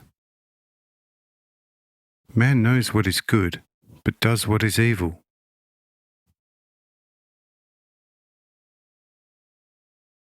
Says Simon Peter, Lord, who would want to leave you or not serve you? You alone have words of life such as never came from human mouth before. We will do anything you ask us, only don't ask us to leave you, but have patience with our great weakness and strengthen us with grace from the Father in heaven, which also strengthened you yourself, to where you stand there fully at one with your Father in heaven, teaching and acting. We intend doing as you taught us on the mount, always asking the Father in your name and saying, Father in heaven, thy kingdom come, and thy alone holy will be done. And as we forgive those who trespass against us, so also forgive us our weaknesses and sins. I said, Simon, verily, this language is more pleasing to me than your previous one of defending the law and its sanction. Of what benefit to a nation or kingdom are peace and order through strictest enforcement? It will do for a little while indeed, but when it gets too much for the oppressed devils, they shall burst forth and trample both law and lawgiver with dreadful scorn. Because whoever has to be kept and led by force still is a devil. Only he who lets himself be led with love, gentleness, and patience is like unto an angel of God, and worthy of being a child of the Most High. With love you achieve everything, whereas through force the evil is woken from his sleep. What good can then come over earth from the awakening of the devils? It is therefore endlessly better that love and gentleness should grow and remain wakeful among mankind at all times, and with that compel the devils to sleep, so that you would not harm the earth, rather than to awaken the devils through the roaring din of power, that they then ruin the earth with everything on it. Tell me how you can or want to object to that. Says Simon Peter, Lord, here there can be no objection, because this is all clear and understandable. But how many people living on earth know anything about this holy truth? Lord, see, here there are legions of angels from the heavens. Send these out to all the people of the earth to proclaim such truth. If this could happen, then I think it would soon get brighter and better on the sinful ground of the earth. I said, Here you think the way you understand it, but I must be of a different opinion here. See, there always are 1,000 times more angels among mankind than you see here, acting upon the inner feelings and senses of men, so that man is not consciously coerced thereby, and can without harm to his free will accept such thought, desires, and drives as his own, and follow them. But what happens? Men's secret thoughts indeed are good. They have good desires and make praiseworthy resolutions. But when it comes to action, they look to the world and its goods and the deceptive needs of their flesh, and do and act with commensurate badness and selfishness. Let me bring thousands of sheer miscreants before you, and ask them whether they don't know that they are doing evil, and they shall all tell you that they know that. But if you ask them why they do evil, then many shall tell you, because it gives us pleasure. And others shall say, we would do good indeed, but since others do evil, we do it too. And still others shall say, we recognize the good indeed, but are not able to carry it out, for our nature resists it, and we have to hate him who offends us. See, such answers and more you shall meet with, and from that you are certain to see only too quickly that even the most notorious miscreants are not without the knowledge of the good and true, yet still do the evil. Yet if men do evil from their innermost convictions, what can you expect from a recognition reaching them from without? Of a truth, there shall from now on be given to men cognition of the good and true from the heavens. And for that they shall kill me and you, and others who will teach them to do good and abandon and avoid evil. Says Simon, Lord, if so, then the whole world may as well become of the devil. What is there to a human world which does not want to recognize and accept good? I said, whoever speaks in the heat of the moment like yourself is still far from my kingdom. But after I shall have ascended, you shall speak differently. But now evening has come, and so let us step inside and fortify our tired limbs.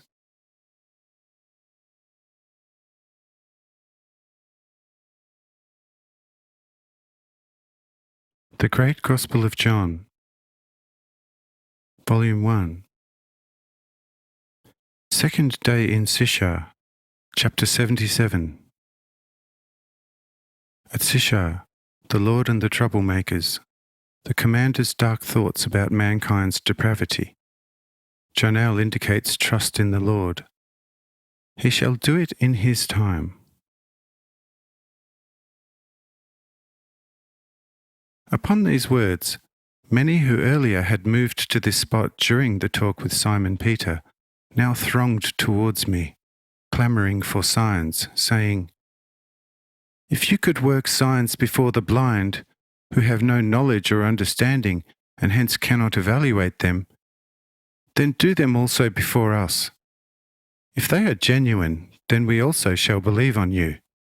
But if they are false and bad, then we shall know what it leaves us to do, because we are initiated into all things. Say I, good. If you are initiated into all things, why do you need signs? If you are so wise as to pretend to God's wisdom in all things, then you shall recognize it anyway, whether I teach the truth or not. What for the signs then? But there have already, these last 3.5 days, been signs of a most extraordinary nature aplenty, for whose authenticity hundreds of witnesses stand here. If these don't suffice you, then no new ones shall suffice your malicious hearts either.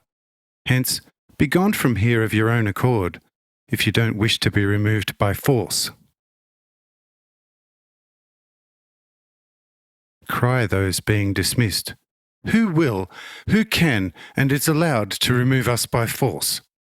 Are not we the lords of this place, living and trading and working and ruling here as citizens of Rome?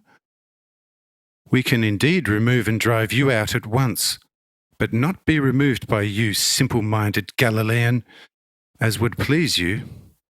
and we command you in full authority to leave this town by midnight, as we are fed up with your hanging around. Say I, "Oh, you blind fools! How much longer do you wish to live by your full authority? It would cost me only one thought, and you and the fullness of your authority are dust. Hence return to your houses, or the place you stand on shall swallow you." At that moment the earth cleaves open at their feet, with smoke and flames billowing forth. Seeing this, the blasphemers wail, "Woe unto us! We are lost, having sinned against Elijah." With such howling they take off, and the gap closes.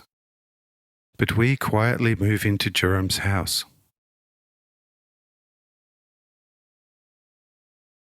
As we all enter the chambers of Uriel and Joram's house, everything there is ready for the evening meal. I bless it, and all are seated at the tables, close to 1,000 in all. All eat and drink, praising the superb flavours of food and wine, being happy and of good cheer. Only the commander, who had escorted us from the previous place with his wife and some deputies, was gloomy and ate and drank little. Jonail came and sat next to him to ask the cause of his somberness. The commander sighed deeply, saying, "Noble and wise friend, how can one be cheerful if one finds nearly all of mankind 1,000 times too bad for even the lowest hell, if there be one? Where two hungry wolves find a bone and start a furious fight, one understands. Firstly, they are wolves, animals without reason, natural machines driven by powerful natural needs to satiate themselves. And secondly, they are devoid of accountability, like a swollen stream unable to prevent destruction of everything nearby on account of its vast water mass. But here are people who by their own witness command all levels of education and wisdom, yet are more evil than all wolves, tigers, hyenas, lions and bears. They demand all consideration towards themselves, but don't want to give the least of it to fellow man. Say, friend, are these also humans? Do they deserve any mercy?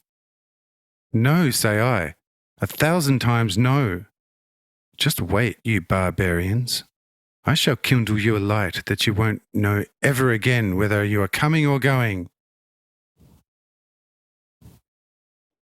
Says Jonail, "But what will you do?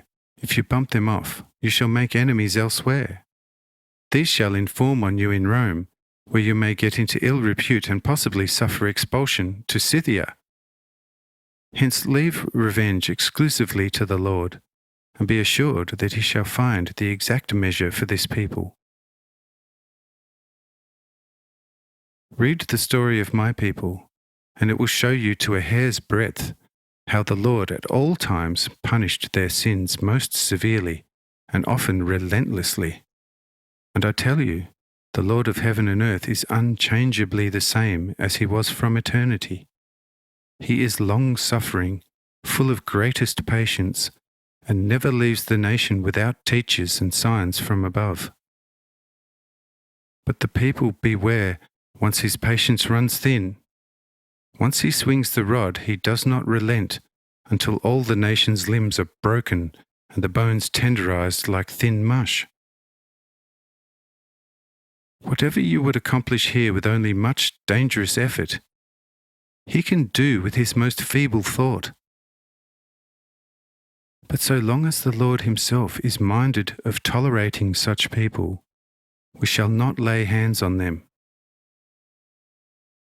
You surely have seen how easy it was for the Lord to split the earth in front of the villains, and make smoke and fire to go forth from the gaping cleft. To him it would have verily been just as easy to convert these blasphemers to dust and ashes. But it pleased him to just frighten them and beat them to retreat. If it suffices the Lord, let it suffice us. For he alone knows how to at all times find the right measure.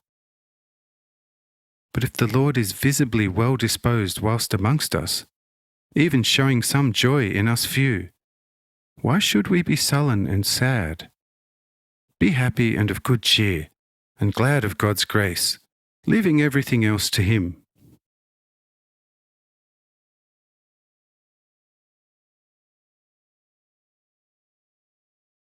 The Great Gospel of John, Volume 1.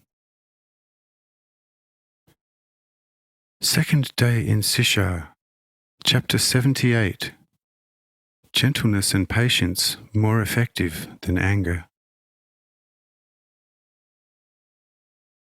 Says the commander, "Dear wise friend, you have spoken well and good, but what should I, as a stranger, say to this? I now believe and am convinced from my deepest recesses that this Jesus of Nazareth is no other than the truest deity in human form. And not so much the great signs that he worked tell me that, but rather his unlimited wisdom, because whoever wishes to create a world has to be as wise as he in every word. But these scoundrels most heinously call themselves children of God, to whom God has in all ages spoken either directly or indirectly.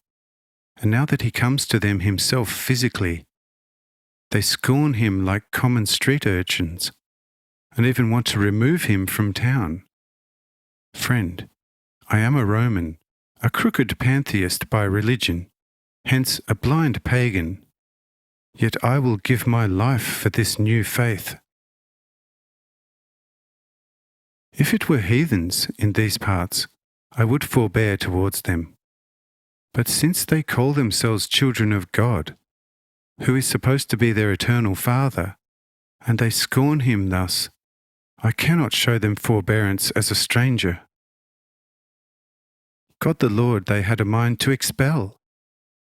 Now it is they who shall be expelled. The vermin and weeds must go, so that on this field, which the Lord himself worked, a pure and wholesome fruit should prosper. Because if the weeds remain here, they shall destroy everything the Lord has so gloriously sown here. Be absolutely honest. Am I right or not? What ought to be more to me? The Lord or this street rubble?" Says Jonel, "That you are strictly right in your view, no one shall dispute indeed. But whether this is essential forthwith is another question. It is quite possible that these blasphemers, frightened beyond measure, may turn inward, feel contrition, and then fully reform. And then it would not, after all, be in order to expel them. Because sin only remains punishable in man so long as he abides in sin. But once man fully abandons sin and moves within the order established by God, then sin and its punishment has nothing further to do with man. But to punish a reformed man, because formerly he had on one or more occasions sinned out of a blind foolishness or weakness, should be the crown of folly, unworthy of a true human and all divine order. And such action would be exactly that of a foolish doctor who, after his patient's recovery, says to them, "You are indeed fully recovered now, but you also realize that your flesh, and in particular this or that limb, has committed a sin on you, and has to now be flogged in proportion to the degree it tormented you." When the healed then start martyrizing their flesh, which had only just come good, in all sorts of ways, or they are actually tortured, what shall become of their recovery? Behold, they shall get 10 times more sick than they were before. Question: of what good such ill-timed paining of the flesh? Is not the healing process an already sufficient punishment of the flesh? What for such after-torment, which makes the healthy flesh sick again, But if such treatment is already exceedingly foolish physically, how much more on the spiritual man, mercilessly carried out? It is our responsibility indeed to, in a brotherly fashion, remind those men of the dangers of sinning who had sinned and then reformed, but to also at the same time strengthen and support them in their reformed state with every means at our disposal, so that they would not suffer rebonding to sin. But to call them to account and punish them in their reformed state would be nothing short of dragging the reformed sinners back into tenfold sinfulness. And here it can be asked whether such dealing would not be 100 times more punishable by God than the former sin committed by the offender. Believe me, the punishment which every sin carries with it already is a medicine against the sole ailment called sin. But once this ailment is alleviated through the inlaid medicine, why more medicine without more ailment? Says the chief. As a preventative against further outbreaks of the illness? Says Janelle. Yes, preventatives are essential indeed, but they must be of a fortifying and strengthening nature, as stated, and not of a weakening or even killing nature. Anger shall not be assuaged by anger, but only through love, gentleness, and patience. If someone is on fire, then water, and not boiling pitch or molten ore, is to be poured over him. If someone breaks a leg, then let him be carried and have his leg set and bound, so that his break can mend. But not bludgeon him with truncheons for having walked so clumsily as to break his leg. I was recently told by a missionary proclaiming the God of Abraham, Isaac, and Jacob to the Scythians that these wild nomads punish a man for dying. They undress and bind him to a post, flogging him all day naked, and this they do on a corpse, even if a victim of a killing, because it is his own fault for allowing himself to be overpowered and killed.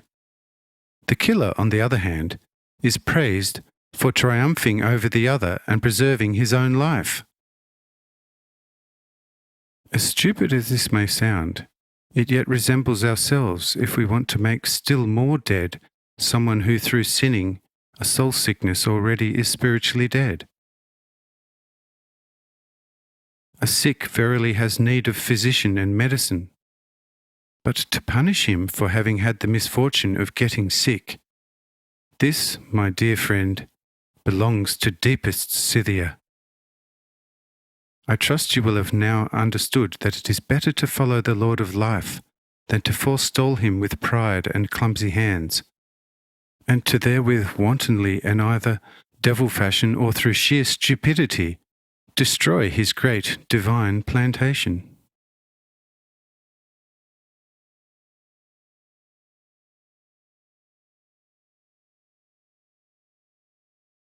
The Great Gospel of John, Volume 1. Second day in Sishar, Chapter 79. At Sishar, John L's comments on the treatment of the soul sick, evil consequences of over-strictness, about the death penalty, revenge by the departed, David's killed enemies as example, the blessedness of peace and friendship, revenge by departed enemies. Says the chief commander, completely taken in by Janel's convincingly true discourse. Yes, now I am fully in the clear, and I shall desist from my design, and shall do it only if prompted by you. And you shall therefore be a God-sent alderman to this community, with priority in all things. I shall henceforth do nothing without your counsel. Says Janelle, Good so, and worthy of the Lord's pleasure. Where someone is sick in body, help shall be provided. If, however, there be anyone sick in soul, psychic help shall be provided in line with the sickness. The soul maladies of children can best be cured through a good discipline, where the rod should not be missing. The soul maladies of adults, however, are cured through wise and loving counsel, through thorough teaching and instruction and pure love-motivated admonitions, and drawing of the attention to the inevitable bad consequences that must arise in the near future if the soul's weaknesses are retained.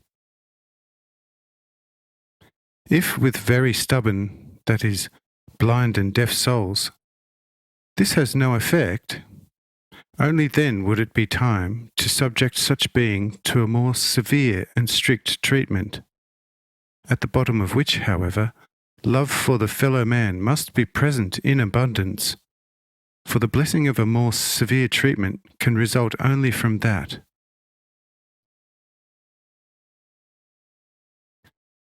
If, however, the leaders act only from anger and a hellish vengefulness, then their effort is futile. Instead of healing the ones with sick souls to become true men, they are turned into devils, whose vengefulness, in future, no power will be able to appease. For a time, Satan can be restrained by might and force from above. But if the Lord, for the sake of arrogant men who think that by their power and wisdom consisting in relentless tyrannical severity, they are capable of preserving the order that suits them, withdraws his might and frees Satan from his fetters, then there will be overnight an end to the power of those who imagine themselves so powerful. For the people who by such wrong treatment have been turned into real devils will, like a swollen stream, fall upon them and destroy them as if they had never existed.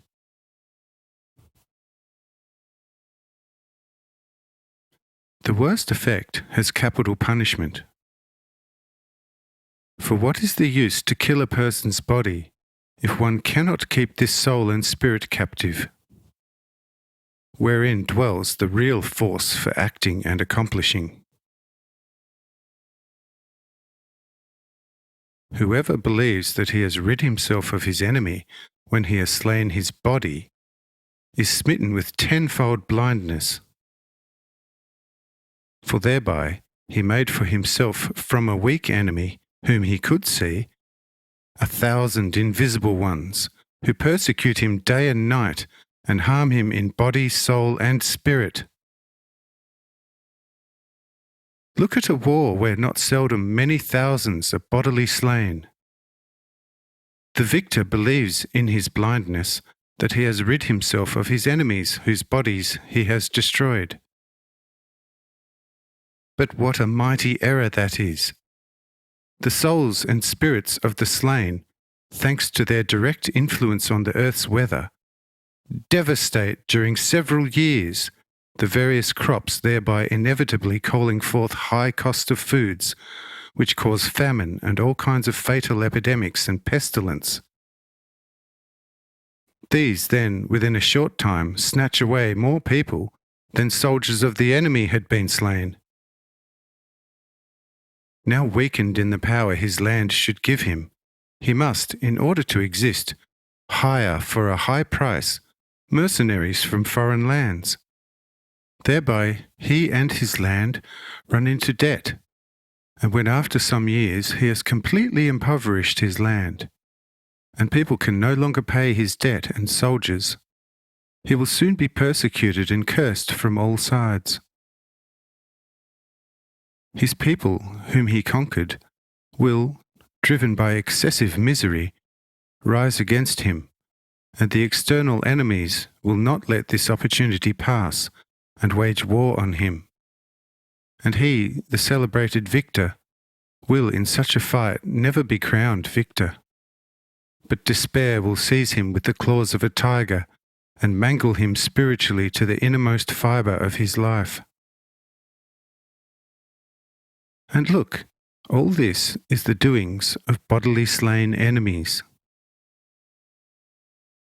Therefore, it is an ancient rule and custom that when a person is physically dying, all those close to him make their peace with him and have him bless them. For if he dies as somebody's enemy, the one who survives him as his enemy is to be pitied. Firstly, the liberated soul will torment the survivor's mind uninterruptedly through unbearable pangs of conscience, and then it will arrange all the survivor's earthly circumstances in such a way that he will hardly be able to get on in the world. The Lord allows all this so that the offended souls may receive the satisfaction they demand, and, besides, it is incalculably better for the survivor to be already in this material world tormented for his actions of pride, than if he after the death of his body promptly fell into 100,000 hands of hostile spirits, who would certainly not treat him kindly, as one completely inexperienced in that world. That is why it is so extremely important to practice in this world love and true friendship, to do good to any enemy rather than harm him, and to bless the one who curses me, for I cannot know when the Lord will call him away from this world. If he was in this world my enemy only in small, insignificant things, afterwards as a spirit he will become that in great things. Since his childhood, David was a man according to Jehovah's own heart. But against the Lord's will he had made an enemy of one man, namely Urias. And what a terrible revenge! With the Lord's permission, Urias's spirit had then taken David. And that is and remains always the certain consequence of a hostile act against a person opposing God's will. It is, of course, quite a different thing if the Lord himself bids you do it, as he bade David beat with martial force and physically destroy the Philistines, who had already become satanic enemies of God and men. These are in the beyond immediately subjected to a hard judgment and cannot ever rise against God's arm, for they are humiliated by the Lord's might. However, it is quite different with those enemies you made for yourself against God's will, possibly through your pride or the most imperfect man-devised justice, about which goes the saying that the greatest right is at the same time the greatest wrong. These will, once they have shed their bodies, become your most irreconcilable enemies. I would give you 1,000 lives if I had them, if you could show me in the world one happy person who had an enemy precede him into the other world. I have not met such a one, but I do know cases where the revenge of a spirit who had become hostile to a family extended to the 10th generation. Also, where people in a land or region had been treated very badly, they had then, as spirits, devastated such a land or region for many years, sometimes even permanently, so that men could no longer live there. Friend, although this my well-meant precept may sound quite unbelievable to you, it is still irrefutably right. If it were not so, how could I ever dare to give it to you before the Lord and his angels? But if you should entertain any doubt, do turn to the Lord, the eternal Creator of all things, and he will bear you a fully valid witness to the absolute truth of what I have told you.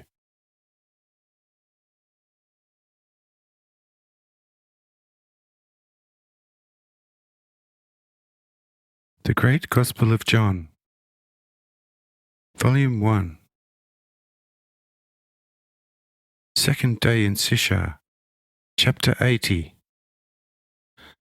At Sisha, live in peace and unity. About guardian spirits. Hints about the order in the divine household. A pertinent question. How and when shall it get better on earth? When shall the kingdom of God take effect?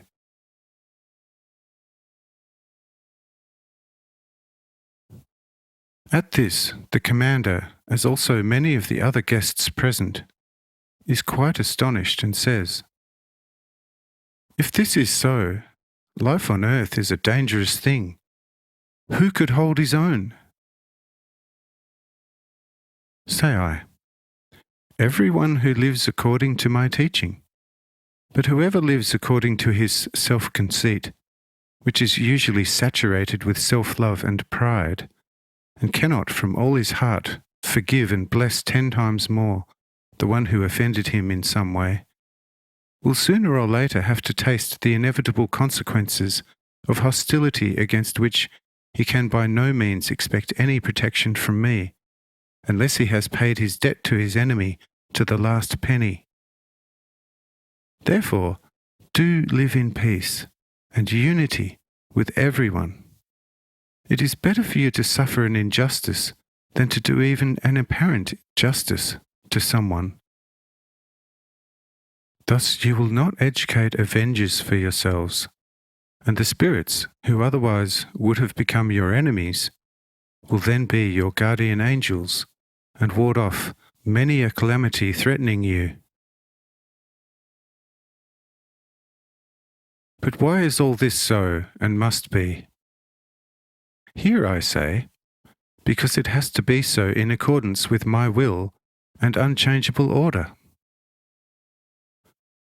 Says the commander, "Yes, Lord, I now recognize only too clearly your endless and unrestricted love and wisdom, and say, if possibly all men shall once be permeated with your teaching, then the earth shall be converted into a complete heavenly kingdom.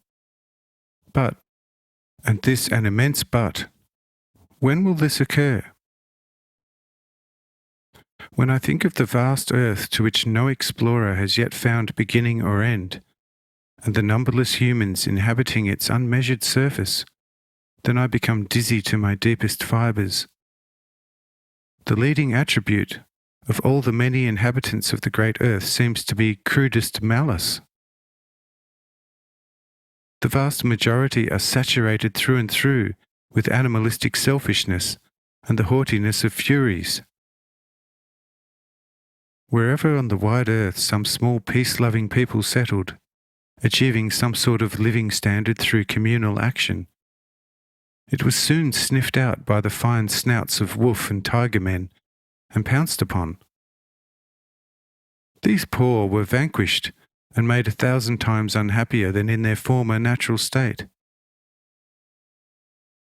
But where such peaceful and literate little nations, nevertheless through courage, intelligence and energy of spirit, asserted themselves as conquerors of their enemies, whom they had to of course largely annihilate by weapon, with the spirits of the conquered dead, however, becoming their still greater and more harmful foes, then I quite frankly ask, how, when and under what circumstances shall your most salutary teaching ever fully take root on earth, to determine all mankind in their doings and dealings? If only a few select societies, most happily, are going to bask in the mild beams of your unsurpassed teaching, then they shall day by day be surrounded by more enemies.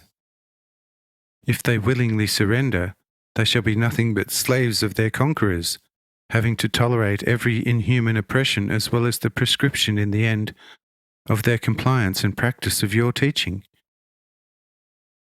But if by some turn of power they should become the masters of their enemies, then the spirits and souls of those killed in battle shall really become their most invincible foes, and then the heavenly kingdom on earth shall, in my opinion, be done for. Therefore, I should leave the question of whether even for the best of the cause one can simply return good for evil to every enemy wide open. I should not cast the least doubt on being able to therewith potentially make a seeing friend out of a blind enemy. But whether this rule can also be applied blessedly to great masses of enemies, to the benefit of the cause, that, Lord, forgive my weak understanding, I would, for stated reasons, question somewhat. This conjures up the hapless Scylla and Charybdis, where, upon happily avoiding the first one is swallowed up the more readily by the second. Lord, only a small light upon that, and I shall embrace all my enemies in a brotherly fashion, and liberate all the captives from the prisons, including all thieves, robbers, and murderers, regardless of how nasty.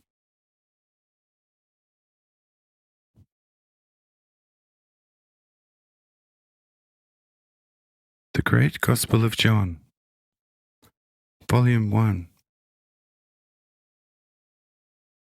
Second day in Sishar, Chapter 81.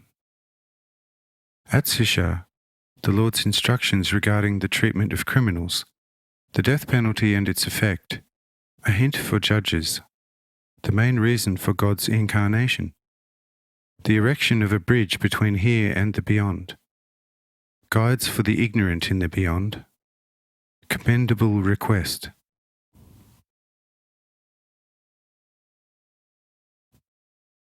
Say I, friend, if you interpret and understand my teaching in that way, then you are still very short-sighted.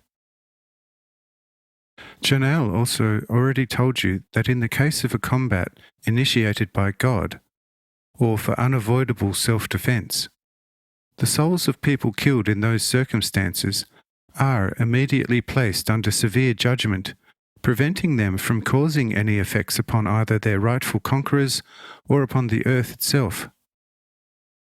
But if this is incontrovertibly the truth, from which you can clearly see where this matter stands, how can you counter my teaching with such misgivings? Who told you that real criminals, who often are worse than wild jungle beasts, should not be apprehended and secured? This is already gainsaid by true love of neighbour, because if you are certain to kill a hyena with a sharp weapon if it attacks a human, so also you would leap to the aid of a just person if attacked by a robber murderer in the open street or in a house. Since, however, such human hyenas, if proliferating, can endanger not only individual wanderers but entire districts, it is even the unavoidable duty for the powers that be to initiate hunts after such dangerous people and securely imprison them. Capital punishment shall be inflicted only upon those with whom during a period of 10 years every means to achieve any true betterment has failed. If the criminal promises betterment on the scaffold for execution, he shall be allowed another year. But if also then there is no improvement, the execution is to take place, for in that case the betterment on earth of such a man cannot be expected, and it is preferable to remove him from this earth.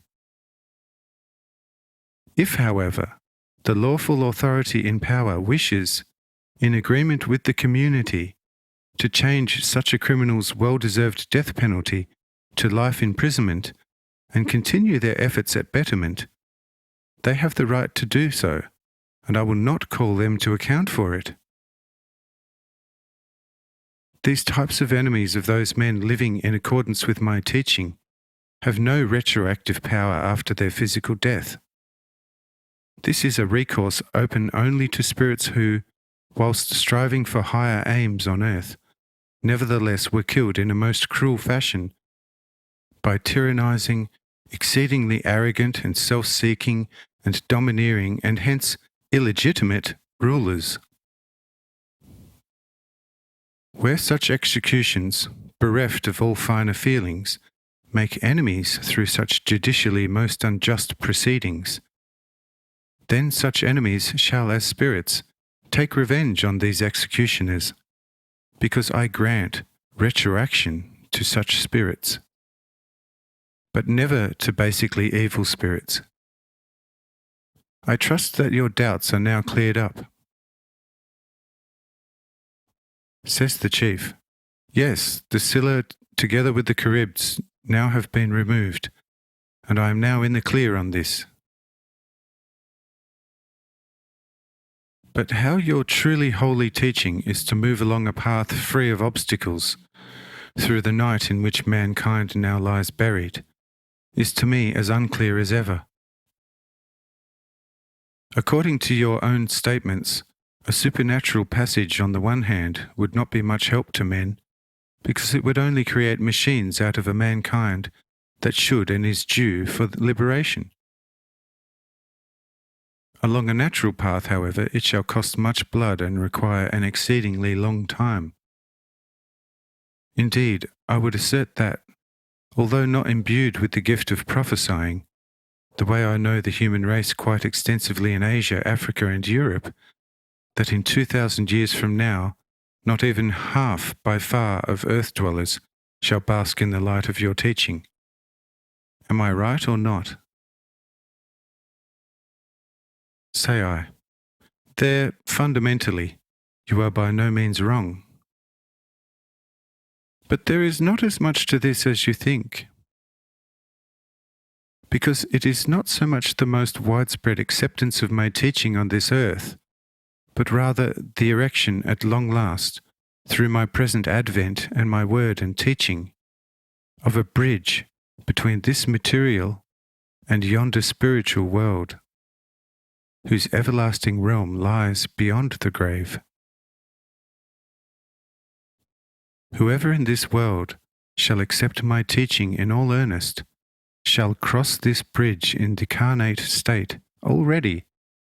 But whoever shall receive this teaching either lukewarmly, incompletely, or not at all, shall arrive in yonder world in great darkness, and have much trouble finding this bridge. But those men who may never be in a position to find out anything about my teaching shall in the beyond be given leaders who will lead them to this bridge. If these spirits, still ignorant of my teaching, shall follow these leaders, they shall also cross this bridge into true eternal life. But if stubbornly clinging to their doctrine, they shall be judged as mere creatures, and not attain to the childhood of God. Behold, that's how things stand. Think it over, and tell me how you like it. Only soon, because verily, my time in this place is nearing its end. Says the chief commander, after a while, Lord, now everything is clear and lucid for me, and for any potential further problems, you have awoken a man for us here who can instruct us all about everything. Hence let your name be glorified and praised above all measure by myself and us all, always. Only one more humble request accept, that when you now depart from us, you would return to us soon, as it shall be my main concern here that, should you return here, you will find hearts more worthy of you than is now the case.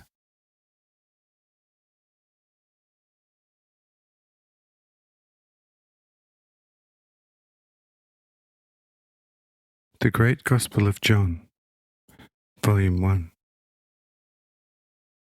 Second day in Sishar, Chapter 82. Farewell to Iriel and Joram.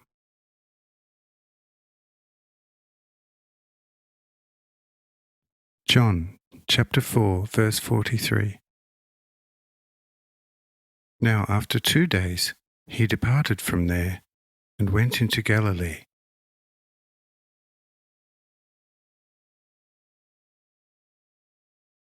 I said, I shall come again for sure, but secretly.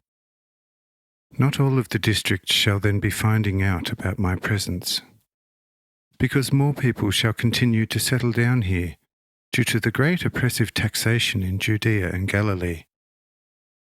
this land being the least burdened, with my Jeruth paying nearly all the taxes for the poor.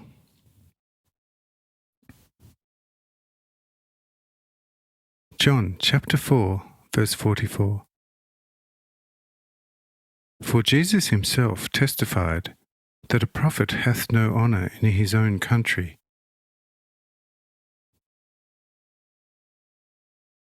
But where there are too many fellow countrymen, there a prophet is not very valuable, unless he is an old man. Only that which is said by an old man the fools take as God's word, while the wisdom of a young man is the play of fantasy, occasionally mixed with some good sense. But regarding the miraculous signs, these are one and all consigned to the sphere of magic, which in these times unfortunately is all too common. People now are too blind to distinguish the false from the true, and therefore dismiss one and all. It is therefore better for a prophet to travel abroad, because he is bound to still accomplish more where he is unknown. Therefore I and my disciples shall leave you now, yet also visit you again shortly as promised. But a man who had been engaged here as a tax collector by the name of Matthew, I shall be taking with me on account of his fast and good writing, so that he would record my teachings and deeds. To him issue a passport for worldly reasons. The chief does so at once, thanking me fervently for everything. All the remaining guests, inspired by his example, also do so. But quite a few, exhausted from the day's journey, had fallen asleep at the tables. Those awake were about to waken them, but I say, let them rest till daybreak. But it is more expedient for me to depart quietly at midnight, so as not to arouse too much of a sensation. Remain here yourselves till daytime too, not escorting me or anyone travelling with me, except in your heart. You, my Jonel, however, see to it that my teaching takes root here and then bears much fruit, just as a new tree of life bears much and good fruit. But I give you, through my name, also an extrasensory power from the heavens. But do not allow your zeal to draw you into ill-advised use thereof, because then you would do more harm than good. I shall leave you an angel in your house for a while, from whom you shall learn the wise use of heavenly power. But tell no stranger that an angel from the heavens dwells at Jonales.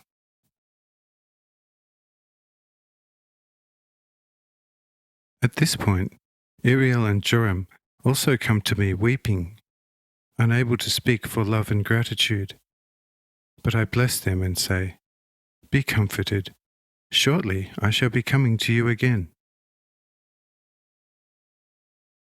Both of them embrace my feet, covering them with tears, with Joram exclaiming, O you holy time, hasten to bring the Lord of glory to us in his house for evermore. O Lord, remember those of us who love you from the fullness of our hearts, and come soon to stay with us for good. I said, yes, I shall come again, but, as said, only in secret, because, from now on, no one must, through my presence, be coerced into believing in my having been sent from above, and therefore in my word.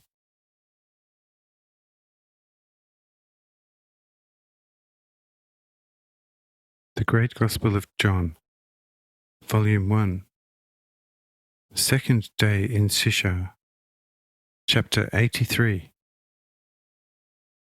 The Power of the Word, Departure from Sisha. I continue.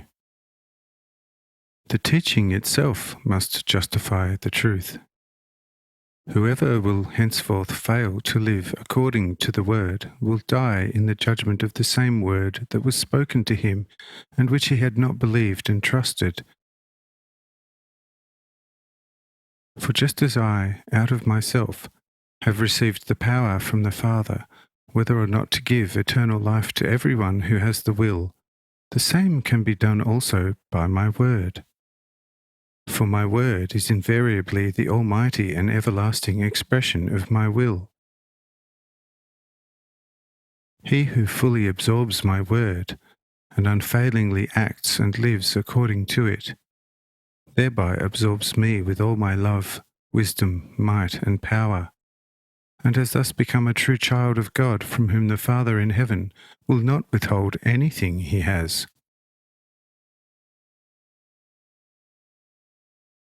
The Holy Father cannot do any more than reveal himself in person in me, his Son, making of you, created beings under judgment, absolutely free gods, and calling you his friends and brothers.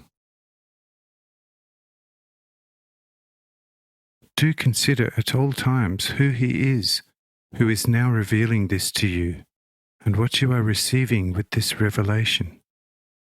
Then the material world will no longer tempt you, and you will easily overcome it. This is all the more necessary since you cannot become children of the Father in heaven unless you have completely conquered the world within yourselves.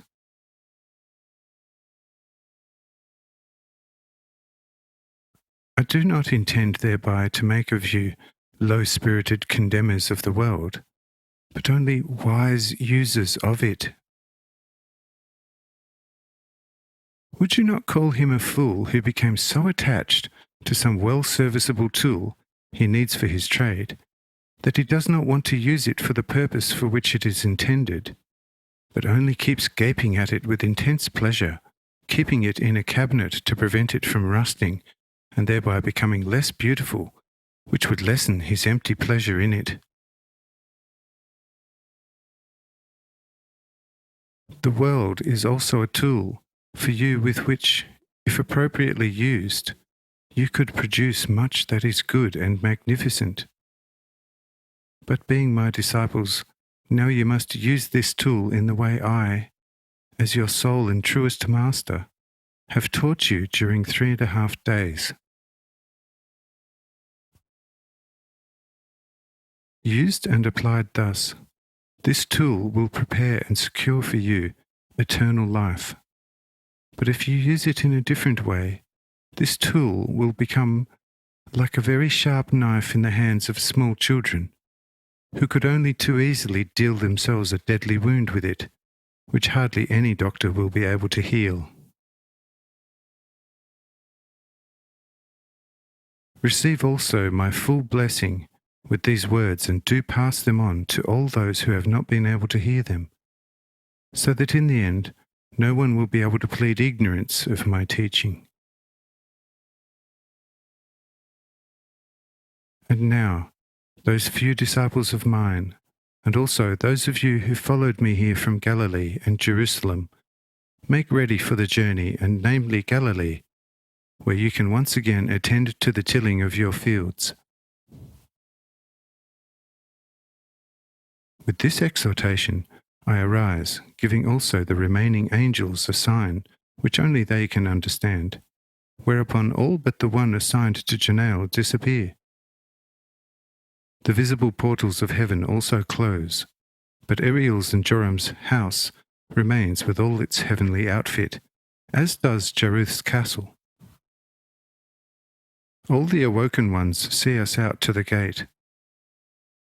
The chief commander, however, would not miss out on escorting me to the town's precincts, then turning back to Sisha.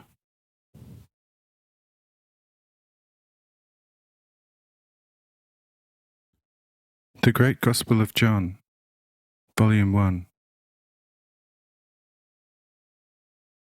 Second day in Sisha, Chapter 84. An eclipse.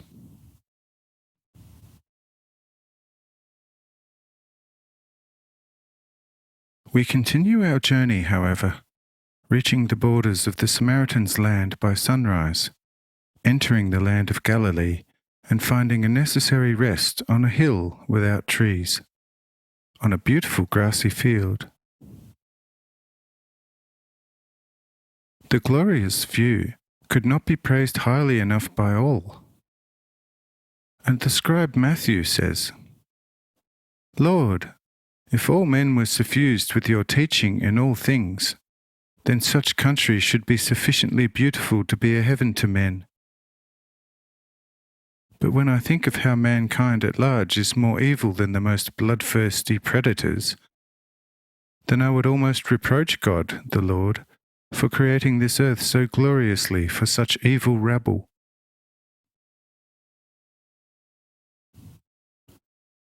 I said, "In that case, your reproach is directed at me, because the Father and I are one. Because the eternal Son's wisdom, which actually is the Father's, brought forth the great plan of creation, while the Father's love added the 'let there be,' and thus the earth, sun, moon, and the stars came into being. The people dwelling upon this earth, however, also were created by me, and shall and now will be recreated. If, however, things stand thus, how will you reproach me? And besides, this earth is not quite as beautiful as it seems to you. All these areas you view from here appear so pleasant only from a certain distance. Go over and you shall find little or nothing beautiful or charming to these areas, other than perhaps an occasional tree or garden, containing maybe a rich man's palace. Will you also call these things beautiful? Look towards the sun. There are quite different districts there. There, a desert is more glorious than a paradise here. Because if it is exclusively the sun's light that makes the earth region appear beautiful and friendly, since without sunlight the earth would be a valley of wretchedness and fear, how much more glorious must be the regions of the great sun itself, from which this earth borrows its pale shimmer." Says Matthew, "Lord, what are you saying? The sun also a whole big world, with unspeakably more beautiful deserts than the here a paradise? See the great earth compared to the tiny sparking disk of the sun. How many times over surely would it fit into the spot we can see, which surely is one of the smallest on the earth, and therefore how many times over unto the entire earth?" I said, "Listen, the thing is, not comprehending even the earthly things I tell you about, how shall you understand me if I begin to speak of heavenly things?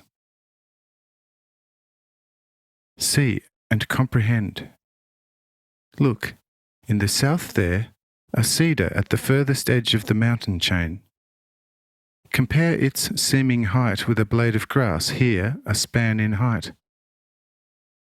And you will see that if held to your face, it shall rise many times the height of that distant cedar, which latter is actually the higher by 100 times 100-fold.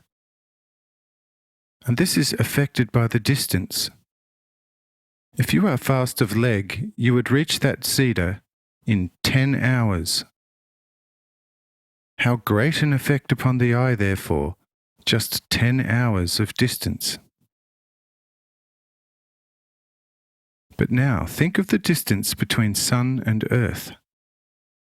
See, if a bird had left the earth in its fastest flight at the creation of Adam, it would still have years to reach the sun.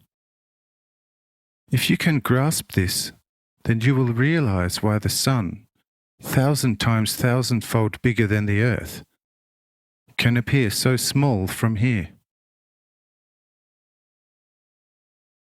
Matthew, quite beside himself about such distance and size, says, "O Lord, if so, then how are you able to guide and maintain such a world from the earth?"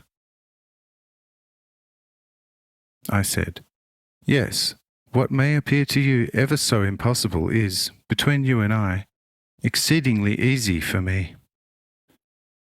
This you cannot of course grasp yet, but there shall come a time when you will comprehend all this. But so that you may see that through the might of the Father in me, I can instantly reach up to the sun, watch.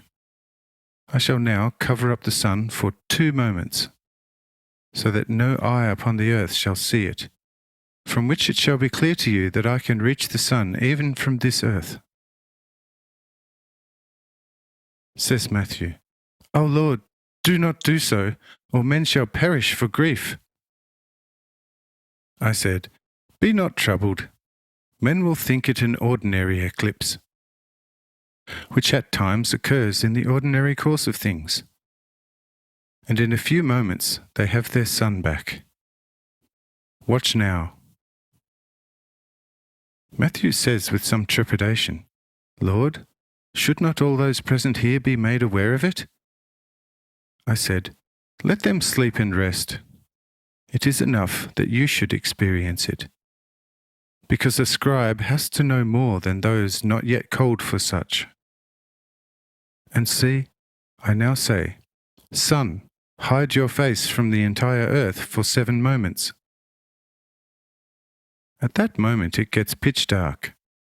Only some of the brighter stars feebly appear." Matthew trembles for fear and says, "Lord, you are almighty. Who may abide beside you if your divine arm can reach such endless distance in a moment?" Matthew hardly finishing those few words, the sun already is shining in its full brilliance again. And my Matthew breathes more freely again, but cannot utter a word for amazement. Only after a good while he gathers up courage to say, "No, Lord, this I cannot take in. Your might must be limitless. But in future, please spare us such terrible proof of your might, O Lord, because the whole earth could shortly die and perish therewith." I said, "Be not troubled. Has anyone died so far? But a little fear does no harm to sensual man. But now awaken those asleep, because we shall shortly move on.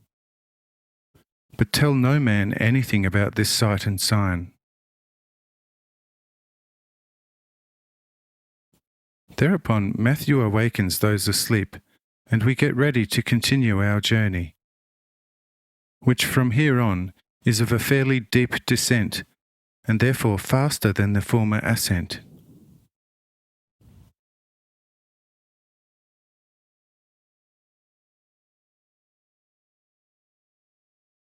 The Great Gospel of John, Volume 1, Second Day in Sisha, Chapter 85. Continuation of journey, arrival in Galilee, diverse opinions about the Messiah, hints about the kingdom of God, further journey to Cana in Galilee.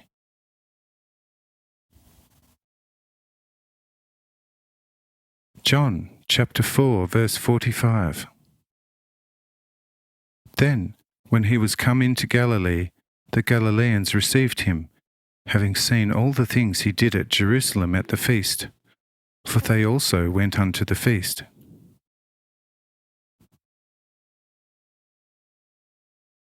Having arrived in the valley, we soon reached a Galilean village, where many of those Galileans dwelt who had attended the feast at Jerusalem, when I had cleansed the temple. Neither had it been a long time since the occasion in Jerusalem, and hence everything still was fresh in their minds. Seeing me pass through the streets of their village, they soon came out of their dwellings into the street, greeting me very amicably, and not being able to praise me too highly for what was to them a daring deed in the temple.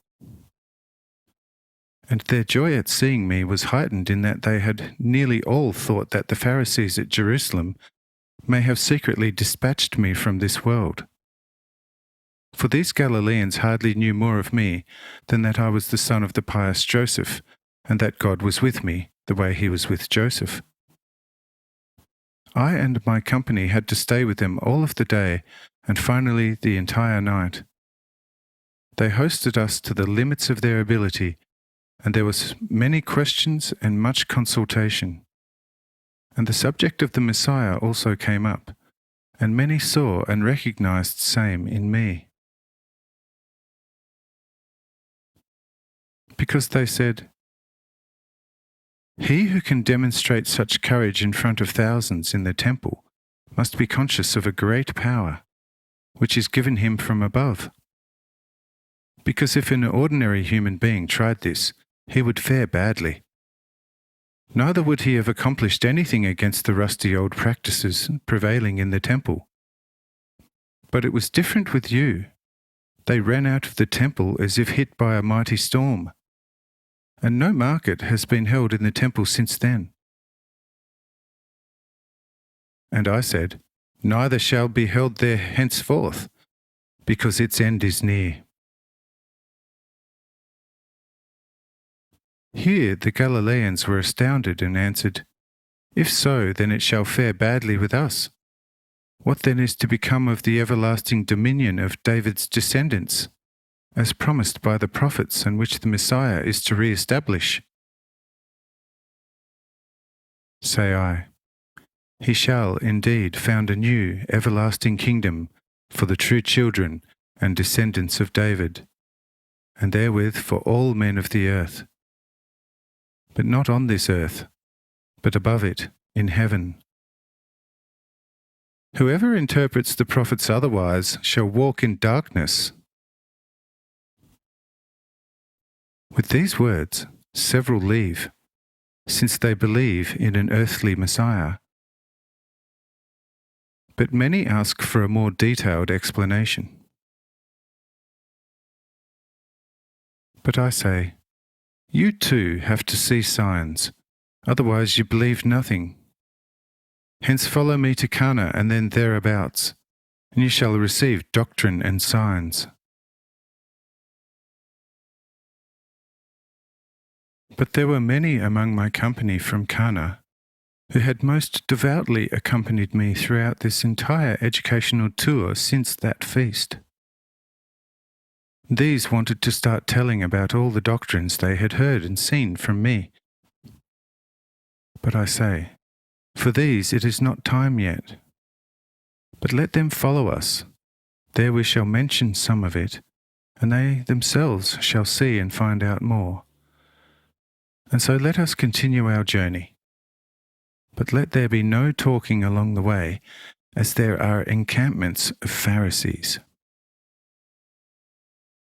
The Galileans confirmed this, saying how there are now Pharisaic spies lurking everywhere, stopping travellers along the road to question them in all sorts of ways, and now and then also about the whereabouts of a certain Jesus of Nazareth, and whether he teaches among them. And I said, "For this very reason we shall move to Cana in silence. They shall very wisely not put questions to our numerous company."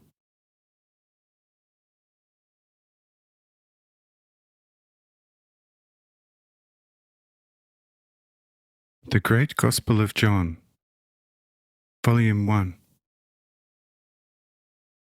Second day in Sisha, Chapter 86. The Lord back in Cana of Galilee, the unwitting self-betrayal of the unchaste ones. The Lord speaks about unchastity here and in the beyond. Sensual stimulants, Satan's trick.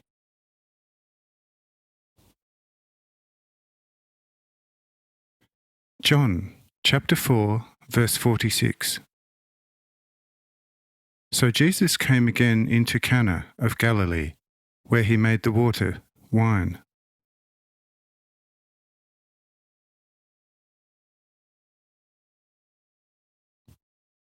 After these words, the journey continues, and we reach the little town of Cana without trouble. Arriving there, we at once move over to the house where I had worked the first public miracle. An hour hardly passes when nearly all of the place knows that I and all who journeyed with me arrived happily and in good shape. And all rush over to see, greet, and welcome the arrivals. And seeing me, they cannot find sufficient words of praise and glorying at the decisive way I cleansed the temple at Jerusalem. Because many had come to the feast from Cana, and had seen what I had effected in Jerusalem, and had also heard how I had healed many sick there, praising me tremendously. I asked them if there were no sick here, but they said that, strangely enough, there were not one sick at this place. Then I said that they were indeed healthy as far as their body was concerned, but not in their soul.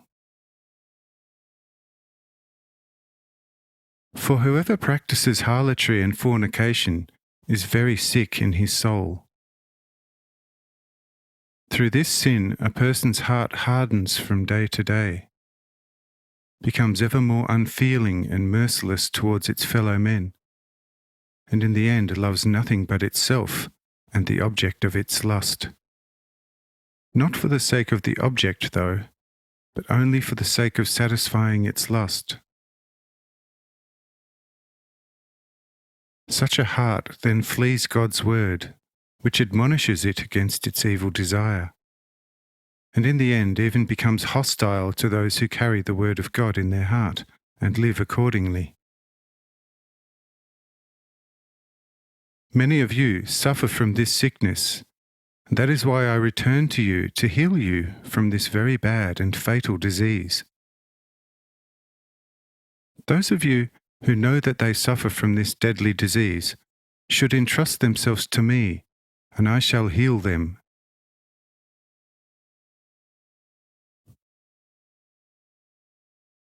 At this, my announcement, many promptly leave the house, for the offenders fear that I may divulge their secret, and so they take to their heels. Among them were some adulterers, some guilty of incest, and many of both sexes guilty of self-abuse. And they were relieved to be out of my sight. Not that there were not many who would have liked to be healed of this vice, but it was the disgrace, because they counted as honourable, well-regarded people, and it would have been embarrassing to have their neighbours find out about their infirmity of flesh. Yet they did not consider that they gave themselves away by taking to their heels in response to my offer.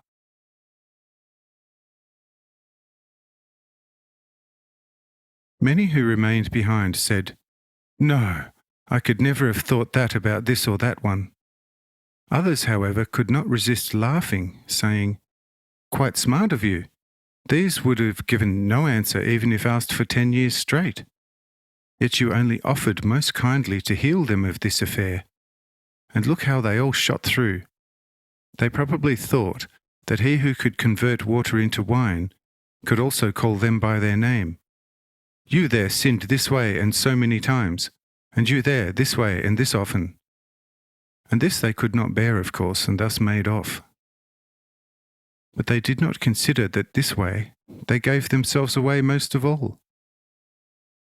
We don't wish to judge them, since we know our own weaknesses, and know it is better to first sweep before your own house. But it is funny how they thought that by running off, they would not be recognized the way you described the sins. No, these are sillier than Persian rhinos. Say I, let them go, the blind fools. Before men they feel ashamed, but before God, who at all times sees and tries the hearts and kidneys of men, they are not ashamed. I tell all of you, this worldly sense of shame is idle. How long will it last in this world anyway? Soon the body will be taken from them whose flesh gave them so many sweet hours. Then they will arrive naked in the other world, where everything they did ever so secretly in this world will be revealed in all detail. Only there a true and lasting shame will be theirs, of which they will not be able to rid themselves as easily as here.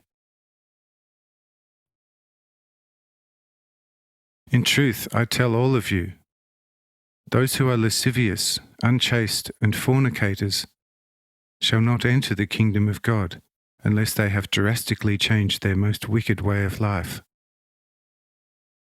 For behold, all other sins man commits outside his body, and can therefore rid himself of them more easily. For what takes place externally does not cause as much damage to a person as that which takes place within him. Fornication takes place within man, damages his soul and spirit, and is thus the most dangerous of all evils.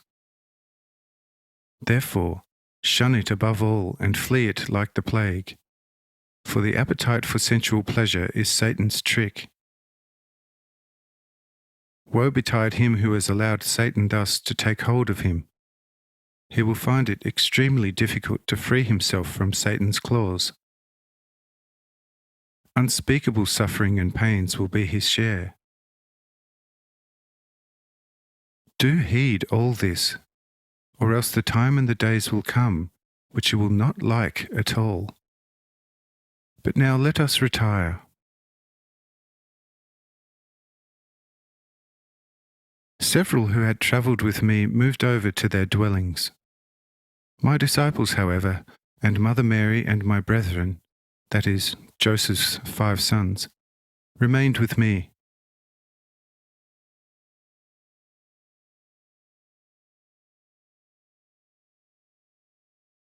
The Great Gospel of John, Volume 1. Second day in Sishar, Chapter 87. The true homeland is with the Lord, the Jewish skeptics, their departure and arrest by Roman soldiers, Cornelius with the Lord.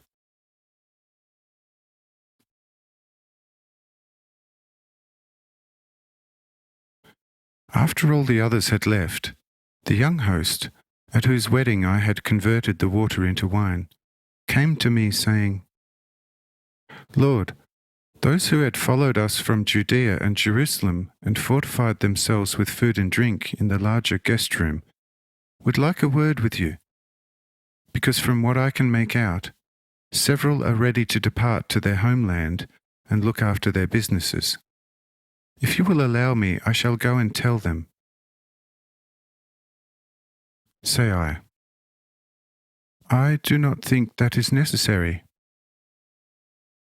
Whoever is and remains with me is in his true homeland, and whoever does not earn himself this one and only true and lasting homeland shall wander about like a fugitive beast searching the desert for fare and shelter, finding neither, finally to languish from hunger, thirst and cold, becoming a prey to predators from such barren desert. Has anyone around me gone without?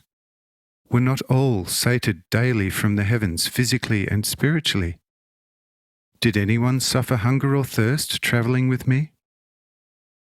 I say unto you, he who wants to leave, let him leave. But whoever wants to remain, let him. He who leaves me shall also be left by me. And whoever does not seek me, him I shall in no way seek overzealously. Go and tell them this. Says the host, Lord, I am troubled. You shall no doubt also be displeased with these citizens of Cana who have gone home to rest. Say I, you did not understand me. Behold, these folk have already fully received me into their hearts, and my teaching has become sacred to them. But to those Jews the teaching that I gave at Sishar is not fully agreeable, and they yearn even more for their leven than their households, and hence to leave for home.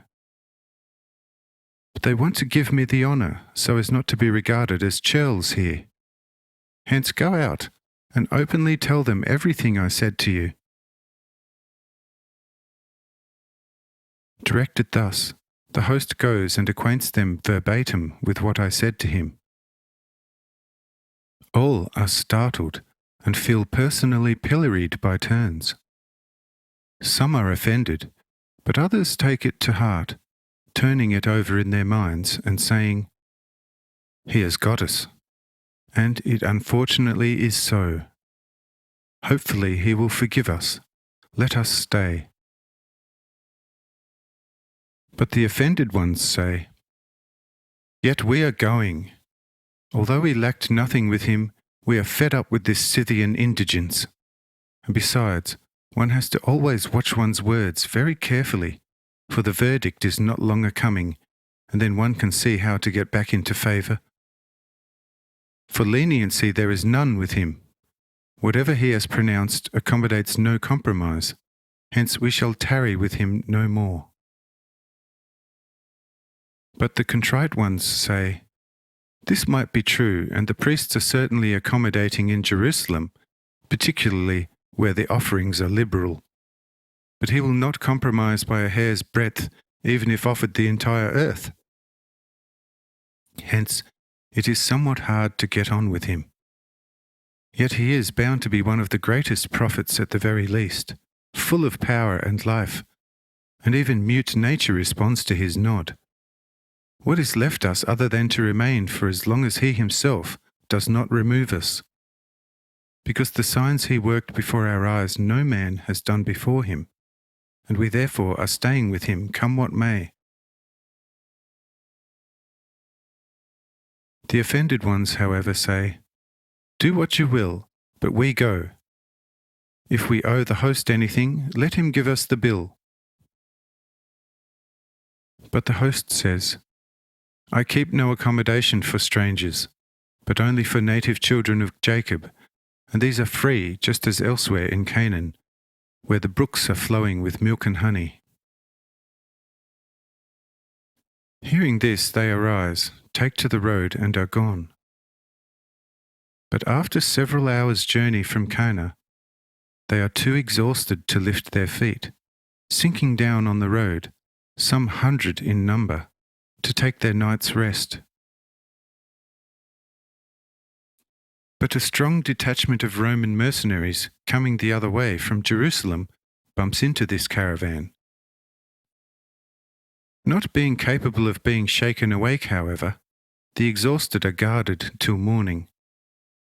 Awakening in the morning, however, they find themselves bound by the hands, and being without travel passes, they are arrested one and all and brought before the court at Jerusalem, being examined there for 7 days, and then released, after paying the necessary fines, having been identified as Jews.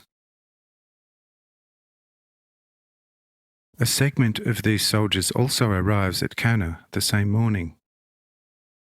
After searching our house, and after our clearing ourselves with our travel passes from Jerusalem, they raise no further obstacles and depart for Capernaum, their chief commander having recognized me and discussed several matters with me, and acquainting me of his projected extended stay at Capernaum, his family already having moved there 2 days earlier, where he is meeting them. Therewith, he invites me to drop in on him at Capernaum, which I agree to in a few days' time. He also asks me about the large caravan he came across sleeping on the road. I tell him, and he replies with a smile, "Did I not guess that I bumped into such breed? Who basically are Pharisaical spies, and it would greatly surprise me if you did not identify them so at first glance." Whereto I replied, "You are not altogether wrong in suspecting them to be so, but they were not yet so when following me from Jerusalem and Judea. But now some of them shall be so, to their own great detriment." because the temple breed covets betrayal indeed, but actually fears the informer more than the betrayed enemy, and hence does not let informers go. Nearly all get to drink of the accursed water, and hardly 1 in 10 survives this. But the burst ones, then, are usually branded false accusers and buried at Jehoshaphat in the accursed soil. And this shall also be the fate of some of those turning informers on me, because my time is not yet come.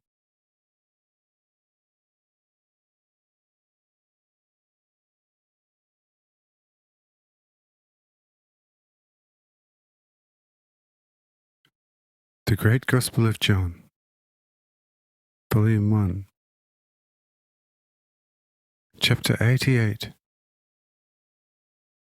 The Lord's discussion with Cornelius about the temple brood and the Lord's cleansing of the temple.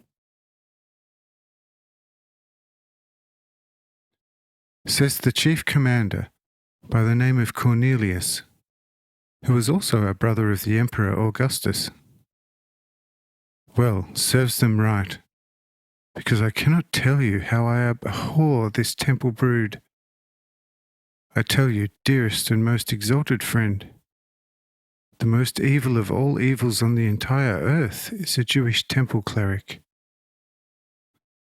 Our quasi-Egyptian priests are bad, but occasionally they still display hallmarks of humanity. Not much is heard there about atrocities, whilst their business, with very few exceptions, is to exhort mankind to humanness and to martial chivalry. But these fellows are hypocrites through and through.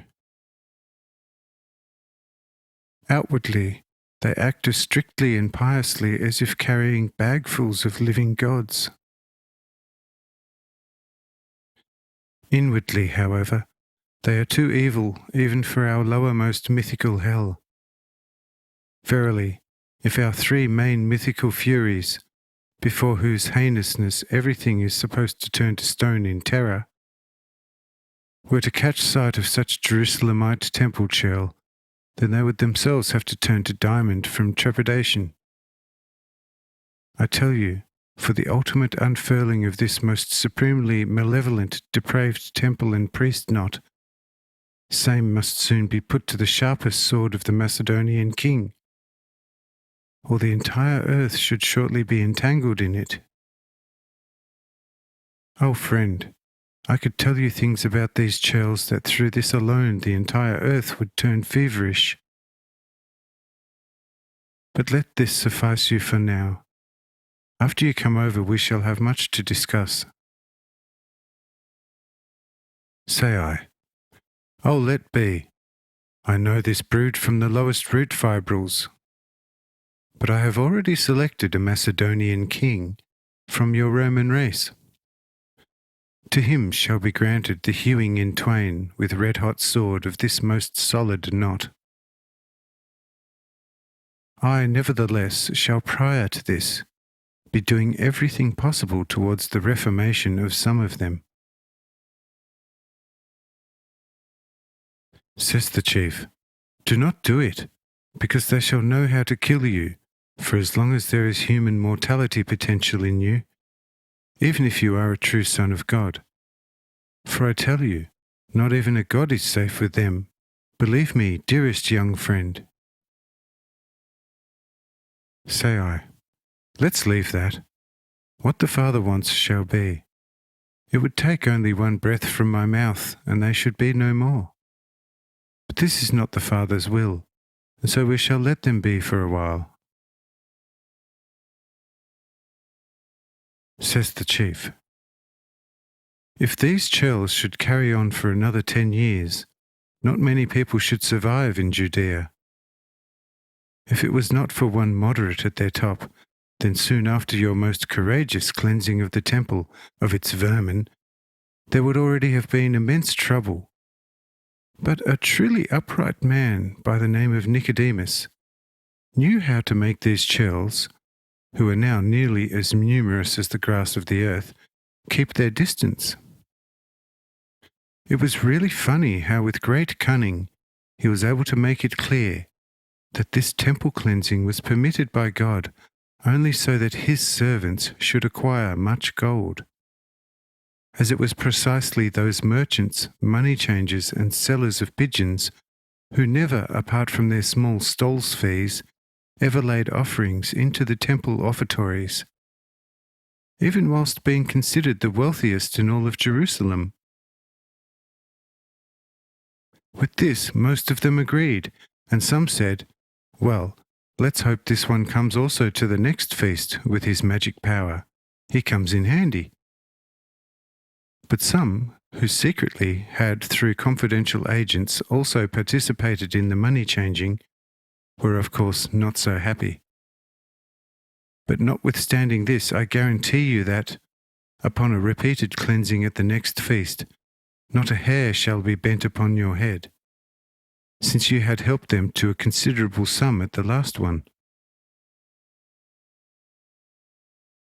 But should you go again to Jerusalem for a similar affair, then sneak in most secretly, or you should find the temple cleansed by itself. As these hawkers, money changers, and livestock traders have sent out spies after you everywhere, who are to watch all your paths, similarly to those notorious temple servants. Most of those I had arrested belonged to these chaps, and there would hardly have been two honest ones among them. Say I. Well, this favour I could of course do them again, but be assured that no such money changers or vendors shall set up business in the temple after that. Upon my final move into Jerusalem, I shall get to cleansing the temple again the way I did recently. Following this assurance, a troop commander came to report the troop's readiness for march off to the chief. The chief takes leave of me, reminding me to be sure to drop in on him at Capernaum. Thereafter, the host serves up a good morning meal, at which all take part.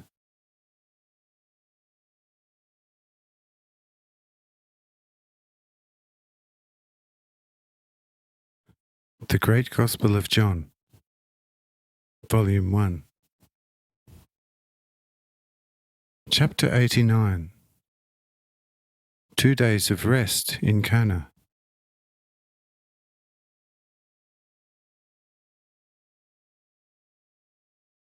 After the morning meal, I say to all those present, "If there is anyone who has domestic affairs to attend to, he is welcome to take a couple of days' leave for the purpose. But you need to attend again on the third day, because I intend to spend a couple of days here in Cana, and also take a little rest. But those too far from home can stay here, as also those not wishing to leave me. But I propose during these 2 days to neither teach nor work things, but as said, just to rest and to pray to the Father for you all." Mary and my 5 brethren, however, also come over to me, and ask whether it would be all right for them to go to Nazareth for a couple of days, to put domestic affairs in order. And I say, "Yes, go and do so, because my disciples need to also have their worldly affairs in order. But organize your domestic affairs for a couple of years, and let out to someone poor, but mark well, without rent. Because as my brothers and disciples, you should in future never seek rent or wages from anyone, but only accept what is handed to you voluntarily." The brethren, together with Mary, promised to do so, and leave for Nazareth. But of my disciples it was only Thomas who went home, with the resolve to seek out disciples for me, which he also did. There was, however, among them a certain Jew, not an actual Galilean, by the name of Iscariot, who subsequently betrayed me. Up to a certain time he was the most industrious of my disciples. He played the purser, paying everything everywhere, and acting as it were as forerunner and stage manager wherever I went. Yet he also knew how to secretly make money out of my deeds and teaching. And this money greed, in the end, made him what he eventually became, my betrayer. But Peter and the other disciples who had followed me from Bethabara remained. To my asking him whether he was not inclined to go home for a couple of days, Peter replied, "Lord, only death can part me from you, or a commandment from your mouth. I arranged with Thomas for my son Mark to come here. He could be of use, because with writing he is almost as good as Matthew. But that's about all that I have to attend to domestically. Everything else you, my Lord and my God, are taking care of anyway." I said, "Not so loud, my Simon Peter, because here we are not at Sychar. There are also some here who are not at your stage yet. These could be offended.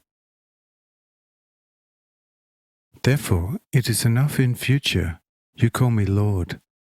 The rest for the time being keep in your heart, which I know quite well." Peter is satisfied with that, asking me whether we are to undertake nothing at all during the 2 days in Cana. But I say, this be far from us. But we shall not strain ourselves as we did at Sychar. In a worldly sense, we are here in our homeland, and you know how much a prophet is worth in his homeland. Therefore, we shall be doing and teaching very little here in our actual sphere, because where faith is lacking, there is little work for us. Therefore, we shall, as they would say, take it easy for a couple of days, and prepare a little for the time ahead. After these words, Matthew comes asking me whether to perhaps now record some of the things he has seen and heard at Sychar. But I say, if you are intent on doing something, then you could twice copy the Sermon on the Mount, and a copy can then be left with the host here in Cana, and one at Capernaum, because there too we shall not get to do much. But now the host comes to ask what I should like for lunch, and I say to him, "Friend, why such an idle question? Not having asked me before the meal, I still quite enjoyed it. Therefore, I shall also find lunch excellent. Verily, I say unto you, every meal seasoned with the noble and loving heart of the giver is the tastiest, better than the most sumptuous and resplendent things upon the tables of selfish gluttons, filling the holes with their ambrosian scent." With this advice, the young host was fully satisfied, and with the most joyful heart then did everything to serve us with lunch as well as possible. Thus the 2 days passed with many a good discussion and visits by citizens of this small city. Some sick people were also healed merely by the laying on of hands, and to an honest doctor there, who understood nothing about the healing power of the laying on of hands, I pointed out quite a number of healing herbs, with which he then achieved the best cures, and by which he received a good reputation. On the 3rd day, however, all but Mother Mary and the 4 eldest brethren returned from home, bringing new disciples on all sides. Thomas, in particular in this respect, had made a big catch of fish, and brought a great many fried fish with him, for he knew how I liked eating such fish. The young Mark thus also brought his father Simon many greetings from home, and many fried fish as well. And Iscariot brought much money and much life into the company, since he was very lively and active, organising everything and being exceptionally pleased with me, and had much to relate about diverse happenings occurring all over the great Roman Empire. After we were all gathered up thus, I was bent on recommencing the journey, but the host asked me to remain till evening, since it was very hot.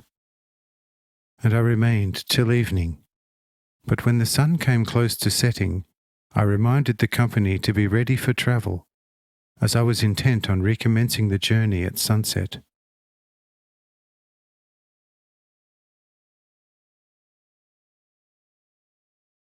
The Great Gospel of John, Volume 1. Second day in Sisha, Chapter 90. Healing of the son of a royal nobleman. John, chapter 4, verse 47. There was a royal nobleman whose son was lying ill at Capernaum. When he, the sick son's father, heard that Jesus had come from Judea into Galilee, he came to him, to Cana, and begged him to go down to Capernaum and help his son who was dangerously ill.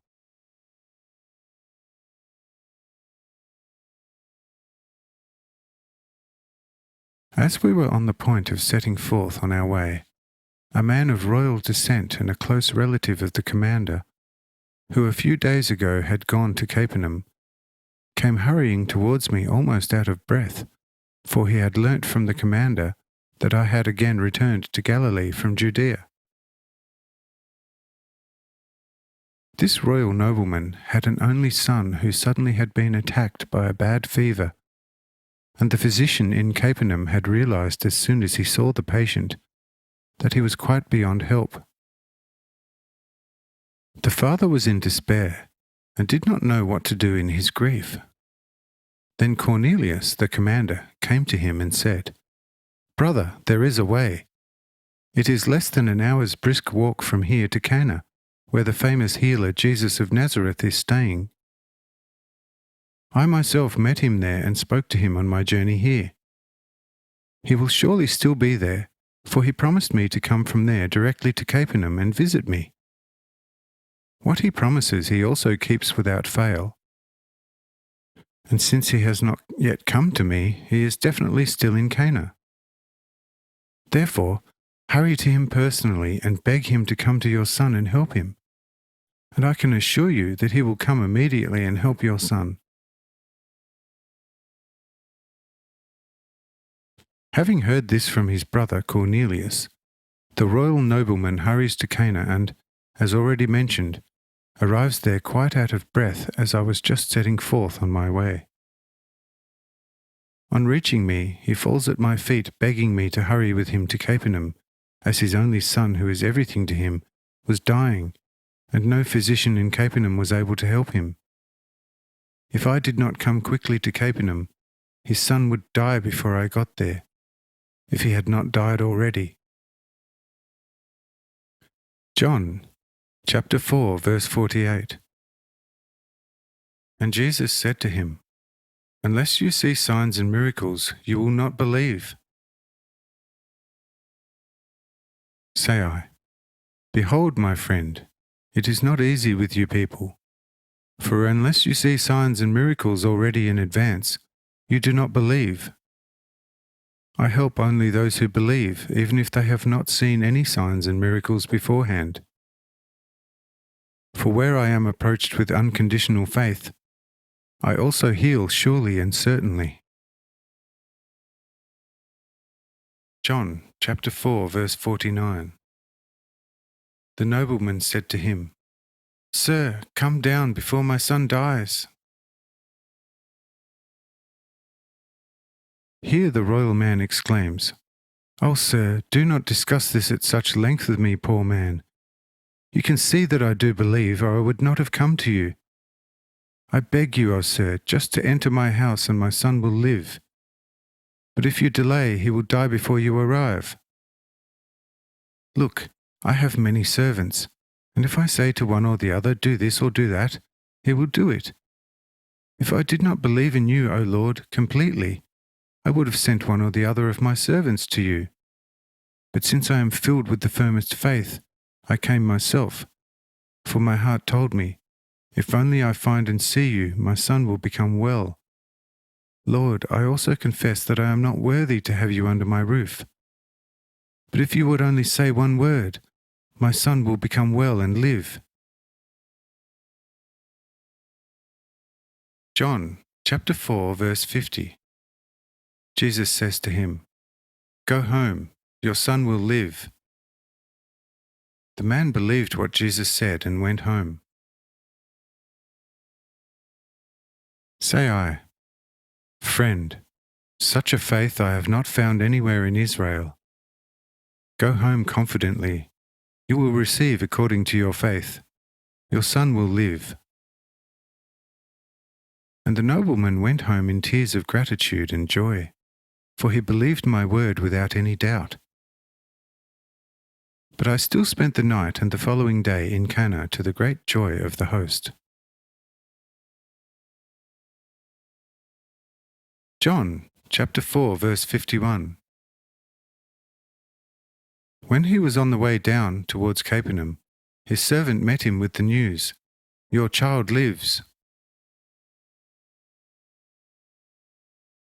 As the nobleman, who was much respected in Capernaum, on the one hand because he, like the commander Cornelius, was related to the ruling house in Rome, and, besides, was a high-ranking officer appointed by Rome, approached the town, his numerous servants were coming towards him announcing loudly, Master, your son lives and is perfectly well.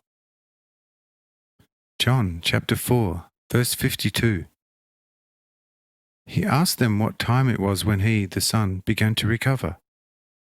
They said, Yesterday at the 7th hour the fever left him. Then the man almost fainted with joy and asked at what time he had recovered. And the servants told him unanimously, Yesterday at the 7th hour the bad fever left him. John chapter 4, verse 53. The father noted that this was the exact time when Jesus had said to him, Your son will live. And he and all his household became believers. Hearing this from his servants, he began to work out the time and found that it must have been the exact time when I had said to him, Your son will live. So he walked home at ease, and when he arrived, the commander Cornelius already led the completely healthy and happy son towards him, saying, Well, brother, did I send you to the proper healer or not? The royal man, however, said, Yes, brother, through your advice you have restored my life tenfold. But this healer Jesus of Nazareth is obviously more than an ordinary healer, who ever so skillfully knows how to cure diseases by means of medicinal herbs. Just imagine, without ever having seen my son, he simply said, Your son will live, and the boy recovered at once. Listen, this is of great significance. I tell you, this is not possible to any man, but only to a God. And from now on, I believe, and so does no doubt my whole household, that this Jesus is beyond any doubt a true God, and for the salvation of all men walks among them in a human form, and heals and teaches them. When he comes here, he must be shown divine veneration. Says Cornelius, I know him already as that, and am fully convinced. But he does not allow people to approach him like that. Says the father of the healed boy, Brother, where one has such evidence in hand, I think one cannot do too much. Says Cornelius, I fully agree with you, but as I have already told you, it is a fact that he is a declared enemy of public and external marks of respect. As far as I know from his earliest childhood, only the silent innermost mark of respect, expressing itself in the love of the heart, is acceptable to him. All that is only external he even regards as irksome, and if he came here as he promised me, you might, by a public worship, drive him away from this place forever. Therefore, do whatever you wish within your heart, but avoid all public ceremonies. For I know him already since his birth in Bethlehem, and have heard and seen much of him since that time. Says the royal man, "All right, I followed your advice yesterday by day, and will, therefore, listen to you and follow it also now at night."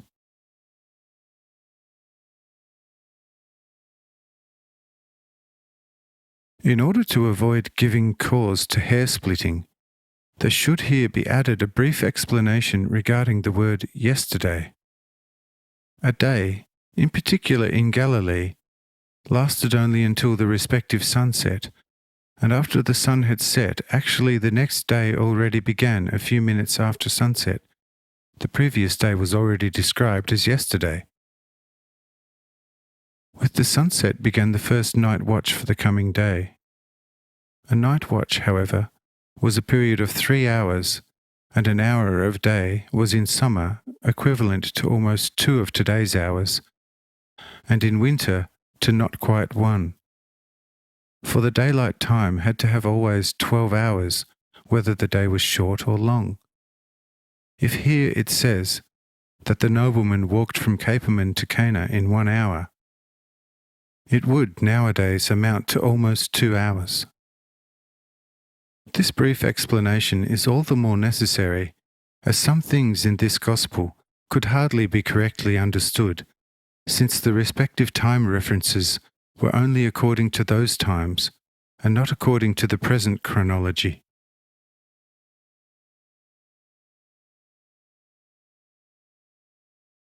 The Great Gospel of John, Volume 1. Second day in Sisha, Chapter 91. Comments on the Gospels of Matthew and John, and evidence concerning the new revelation.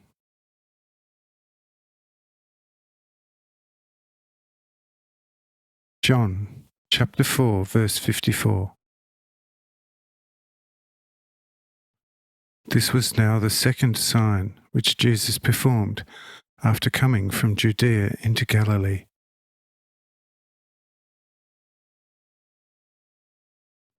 The following day in Cana I told John, who had recorded the first sign at the wedding, to record also this second sign performed in the same place. And this John also did, with few words, in 8 verses, as it is written. Also Matthew asked me whether he, too, was to record this event. But I say to him, leave it. When tomorrow we come to Capernaum, where I shall again teach and perform signs, those you shall then record.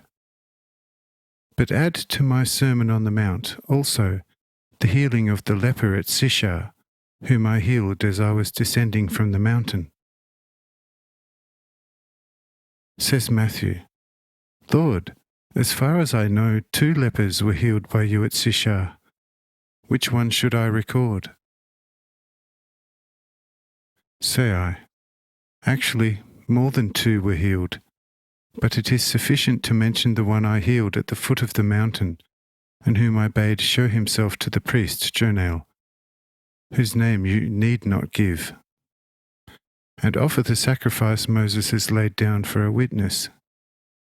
For who does not believe me because of the one sign, will not believe if I worked 100 signs. Therefore, record from the many signs, only the one I now told you about.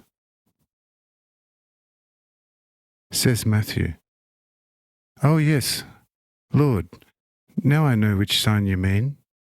I did make a note of it, but did not write it down in detail.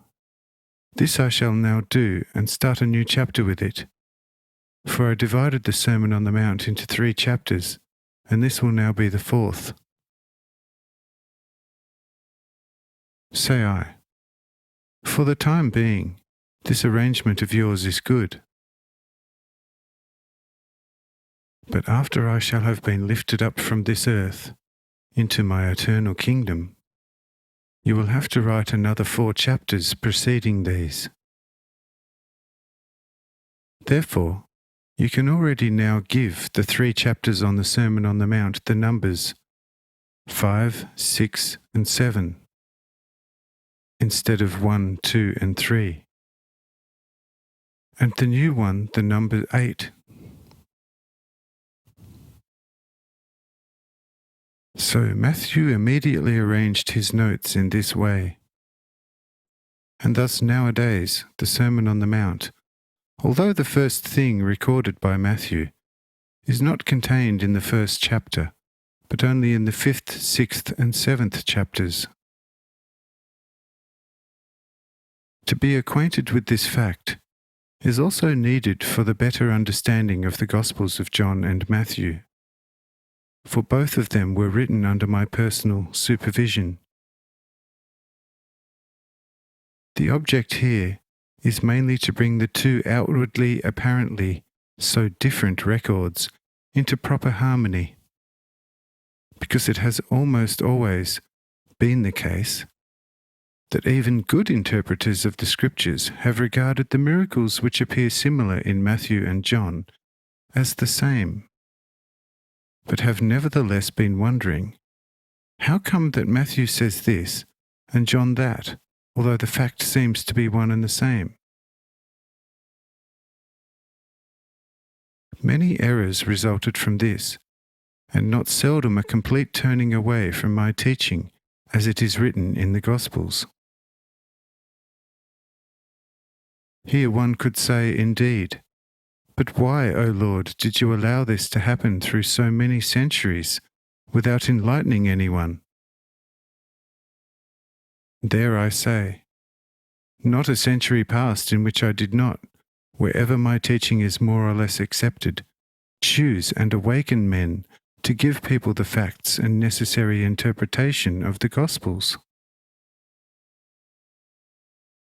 The chosen have always done that, and also historically supplemented in the records what had got lost, partly through human negligence, partly through the obstinacy and not seldom evil intent of the various sectarian church wardens and priests of the gospel where my teaching was concerned, and only very few accepted that. The churches, which in the course of time had systematically developed naturally, rejected it, declaring it to be heresy and devilry because it did not suit their greedy and tyrannical purpose. Scientists and artists, on the other hand, described such phenomena as fancies and dreamy drivel of a poor wretch who wants to be something too, but without having acquired the necessary qualities through effort, diligence, and profound study. In the place, however, where the chosen and awakened prophet lived, and was known, he was accepted least of all, and therefore did not have much success. For according to people's notions, as they generally are, a prophet should actually not live on earth at all, should not have a human shape, eat and drink and wear clothes, but should at least drive around in the air in a fiery chariot, like Elias, and from there announce to each person only what he, in his self-love, likes to hear, and what flatters him.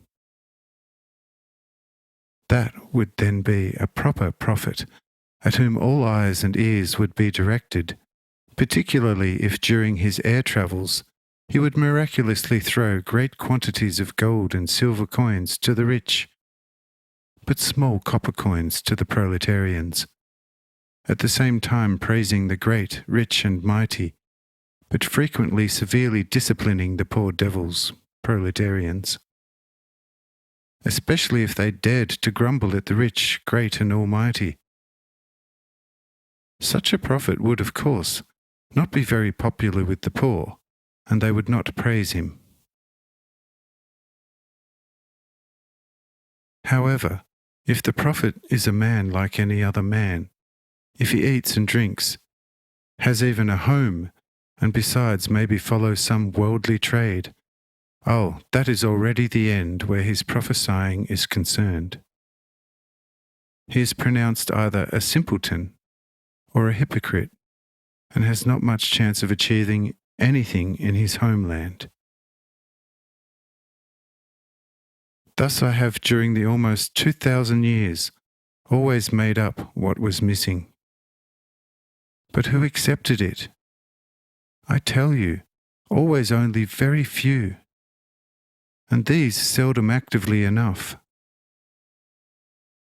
Notice of it was taken, but that someone should have changed his way of life accordingly, and then in his spirit convinced himself that the otherwise natural man was really chosen by me to bring a new light from the heavens to men in the world that had gradually become so dark.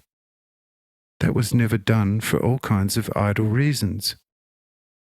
One has bought himself a team of new oxen, which he has now to break in for ploughing, so he has, of course, no time. Another must cultivate a new field, and cannot come because of that. A third has taken a wife, and therefore has no longer any time or opportunity. A fourth must build a large house, and has so many worries now, he cannot possibly have time.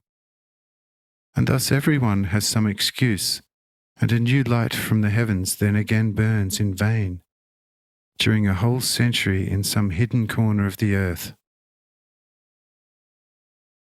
And if in the next century I again send a new light for illuminating the ancient records, it will have the same fate.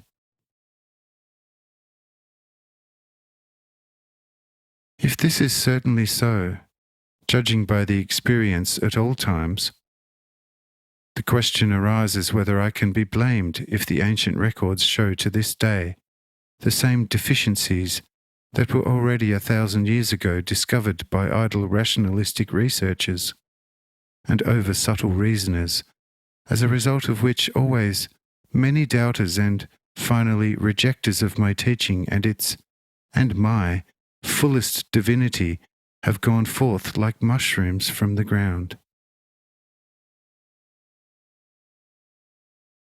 The reason why I am now giving a full light in this matter is so that in the end no one may be able to excuse himself as if since my bodily presence on earth I had bothered neither about the purity and completeness of my teaching, nor the people who accepted it.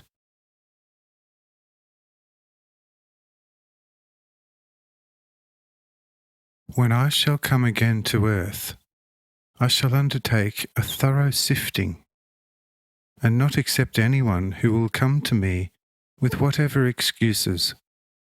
For everyone who seeks in all earnest can and must find what he seeks. However, the sick sheep and asses feeding at the crib shall be administered medicine, after which they are sure to become greedy for the feed from the heavens. But then they will, as convalescents, be fed homeopathically for a long time. But now, once more to the Gospel.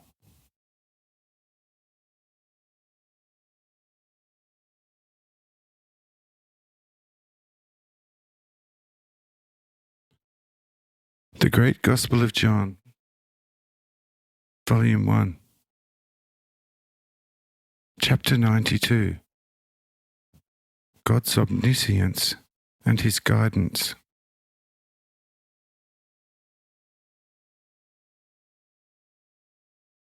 When Matthew had finished his several verses the day after I had healed the nobleman's son from Capernaum, he showed me his work, which I commended, as it was concise and to the point.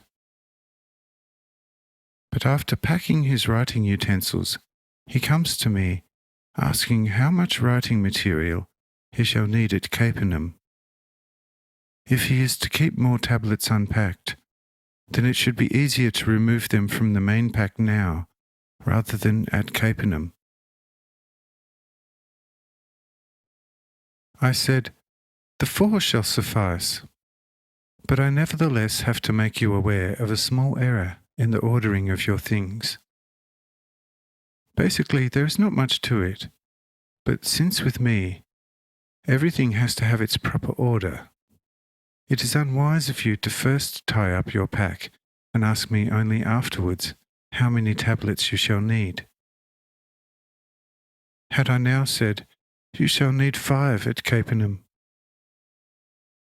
then you would now have had to untie the entire pack for just 1 tablet, which would have caused you unnecessary effort. But prompted by my secret inspiration, you had to keep the exact number out, and thereby save yourself the effort of reopening the pack. But as I remarked already, there is not much to it, but often the advantage of the right order in all things, even if seeming ever so trivial, can be of great benefit. See, if someone washes in the morning, at midday and evening, starting with his face, and only then the hands, then he won't get his face clean so soon, because going over same with dirty hands. But washing the hands first, he shall be finished with his face more quickly, by rubbing it with clean hands. A man with a stony field cleared same with much effort, but he kept the following good order. First he gathered the largest stones, stacking them out of the field in a rectangular pile. This he did with the smaller stones also, and so on down to 10 different piles holding stones of similar size. Neighbours who saw him do it, and who had cleared their fields by just tossing all their stones into one ordinary heap, remarked, "Look at the fool fussing with his stones." But a builder passed by the road adjacent to his field. Seeing the 10 regular heaps, he went to the man whom his neighbours called a fool, and bought the stones off him for 40 silver groschen, because in this order he was able to use them straight away. When the neighbours saw it, they came up and said, "Sir, why didn't you come to us? See, we have similar stones, and would have given them to you for just a few groschen, where here you paid 40 silver groschen for the same stones." But the builder said, "Your stones I would have had to first sort out, which would take much work, time and effort, but these here are already sorted, just as I need them now, and so I rather overpay for these than accept yours for free." Thereupon the neighbours, of course, started sorting their stones, but it was too late, because the builder had enough with those he bought from the first, and these neighbours went to much effort for nothing. Therefore, always keep the best order in all things. When someone then comes with an offer, he is sure to always go for the best order. A later effort is often and many a time in vain. Do you follow this picture? Says Matthew, "O Lord, how should I not understand it? Is it not as bright and clear as the midday sun?" But only one thing I will still like to find out from you. How was it possible for you to know that I shall require 4 tablets at Capernaum? Because divine omniscience still is the greatest puzzle to me. Sometimes you know everything and arrange your ways without asking anyone, yet at other times you ask and act like one of us, as if you did not know what happened or will happen. How come? Lord, please give me a little light on this. I said, "Friend, I would very much like to reveal this thing to you, but you could not grasp it. Therefore let us leave it. But a time shall soon come when you shall easily grasp and comprehend such secrets." But this much I can say to you for now, that although God can know anything he likes in spite of man's freedom of will, yet when he chooses not to know, so that man would act freely, then he will also not know. Do you understand that? Says Matthew, Lord, if so, then man's life on earth is most dangerous indeed. Which moderately knowledgeable person does not know the many enemies which confront poor mankind everywhere with all sorts of adversities, causing man's demise therewith? If without knowing so you permit this to go on just like that, then the health of the soul should fare badly. I said, not quite as badly as you think. Because firstly, everyone shall be living in accordance with his beliefs and loves. And secondly, man is free to at any moment call upon God for protection, and God shall turn his countenance towards him who pleads, and help him in every adversity. Besides, everyone has been assigned a guardian angel anyway, who has to guide him from his birth to his grave.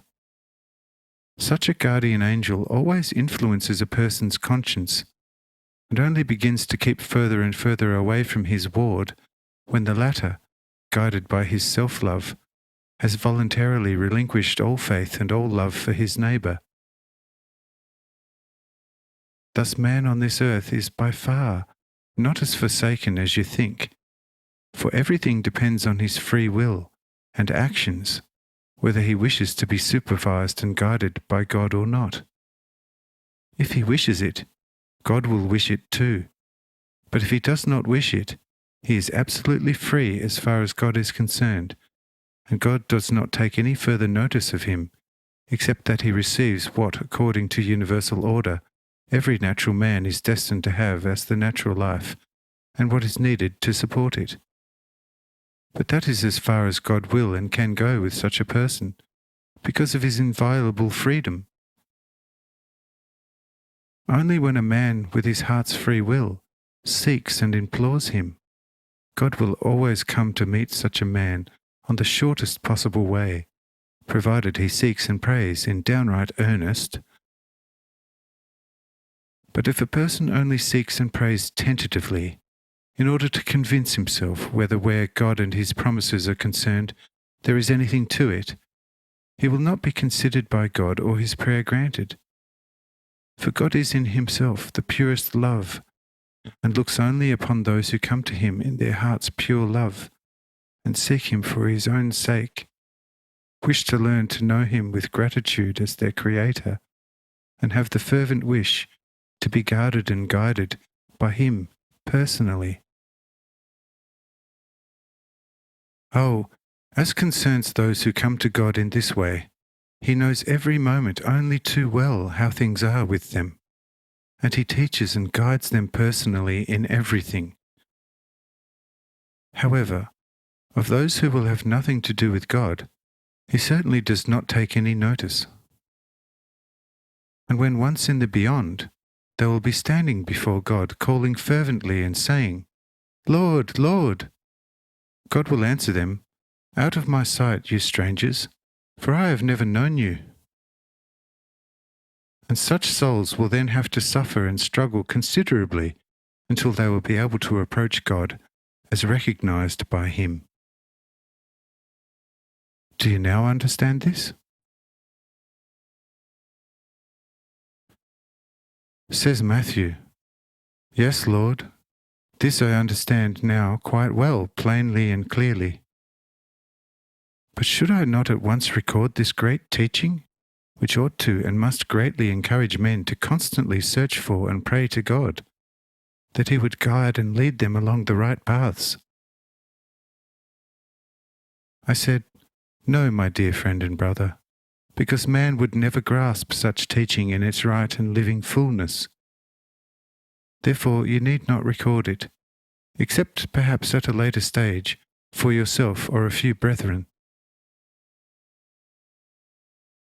But now, if you are all ready to continue our journey to Capernaum, then let's be on our way.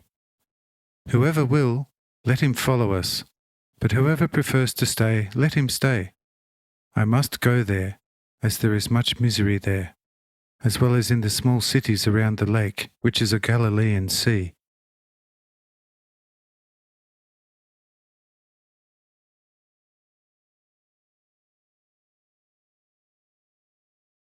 The Great Gospel of John, Volume 1. Second day in Sishar, Chapter 93. The Lord and Roban, the host, at Cana. About self-determination, example in art. He who has, to him shall be given. The life proper comes from the heart. Free of everything, the pilgrim's travel is easy.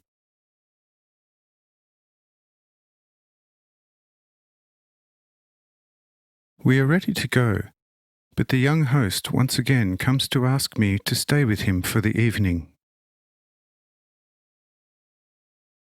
But I say, I shall come again soon, because before going to the next feast at Jerusalem, I have to visit Nazareth, and shall stop off on the way there and back. Replies the host, Lord, this shall be my greatest pleasure. But as you intend not staying any longer today, be so good and allow me to accompany you again. Say I, this is up to you, because no one shall on my part be coerced into anything. Whoever receives me, let him do so, and whoever wants to follow me and my teaching, let him do likewise, because I and my kingdom are voluntary, and hence need to be gained in all freedom. Only the freest self-determination counts with me. Whatever is over or under that is without worth before me and my Father, who is in me, as I am within him. Every compulsion, other than from the very own heart, is foreign and cannot possibly be of any value for a person's very own life, according to my eternal and thus freest order. Of what use would it actually be to you if you claimed some work of art, which was created by another hand, to be your work? If then someone came and asked you to reproduce this work for a high reward, you would be ruined and have to put up with being called before all the world by the one who ordered the work, a liar, cheat, and boaster with another person's success. Thus also the full cultivation of his own life has been put into every person's very own hands. That which before God's eyes will once at every individual person's great life trial be recognized as foreign to him, will be of no value to him and will be taken away. Then it will be said, who has, will keep what he has, and will be given even much more. But who does not have his own, will forfeit what he has, since it is not his own, but only something foreign. I tell you that it is now not even necessary that you go with me. But if following an inner prompting you want to do so out of love for me, you will thereby not only lose nothing, but gain tenfold in everything.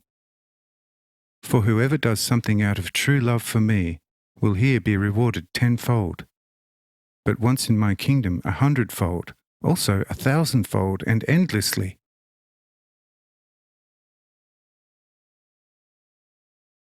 Says the innkeeper, Lord, if this is so, I shall definitely go with you, for my own heart prompts me to do so, and therefore I will strictly follow my heart. Say I, very well, do that, and you will be living according to your heart, which is the sole proper life. For every other kind of life that does not stem from the heart is not life, but a death of every man's own life. I, as the sole Lord over all life, am telling you this.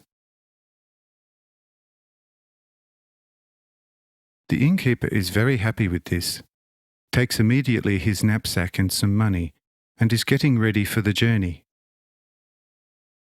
But I say to him, "Free yourself from everything, and you will travel much lighter. For thieves fall only upon those whom they know to be carrying something with them. If you do not have anything, they can also not take anything away." Thereupon the innkeeper hands his knapsack and his money to his wife and follows me without money and knapsack.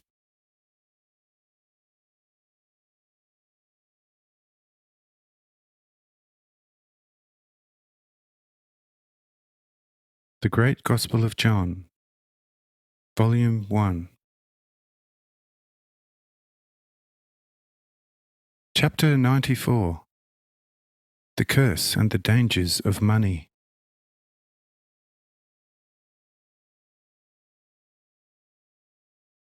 But Judas Iscariot, standing next to him, says, "But I maintain that a small amount of money on a journey surely can harm no one."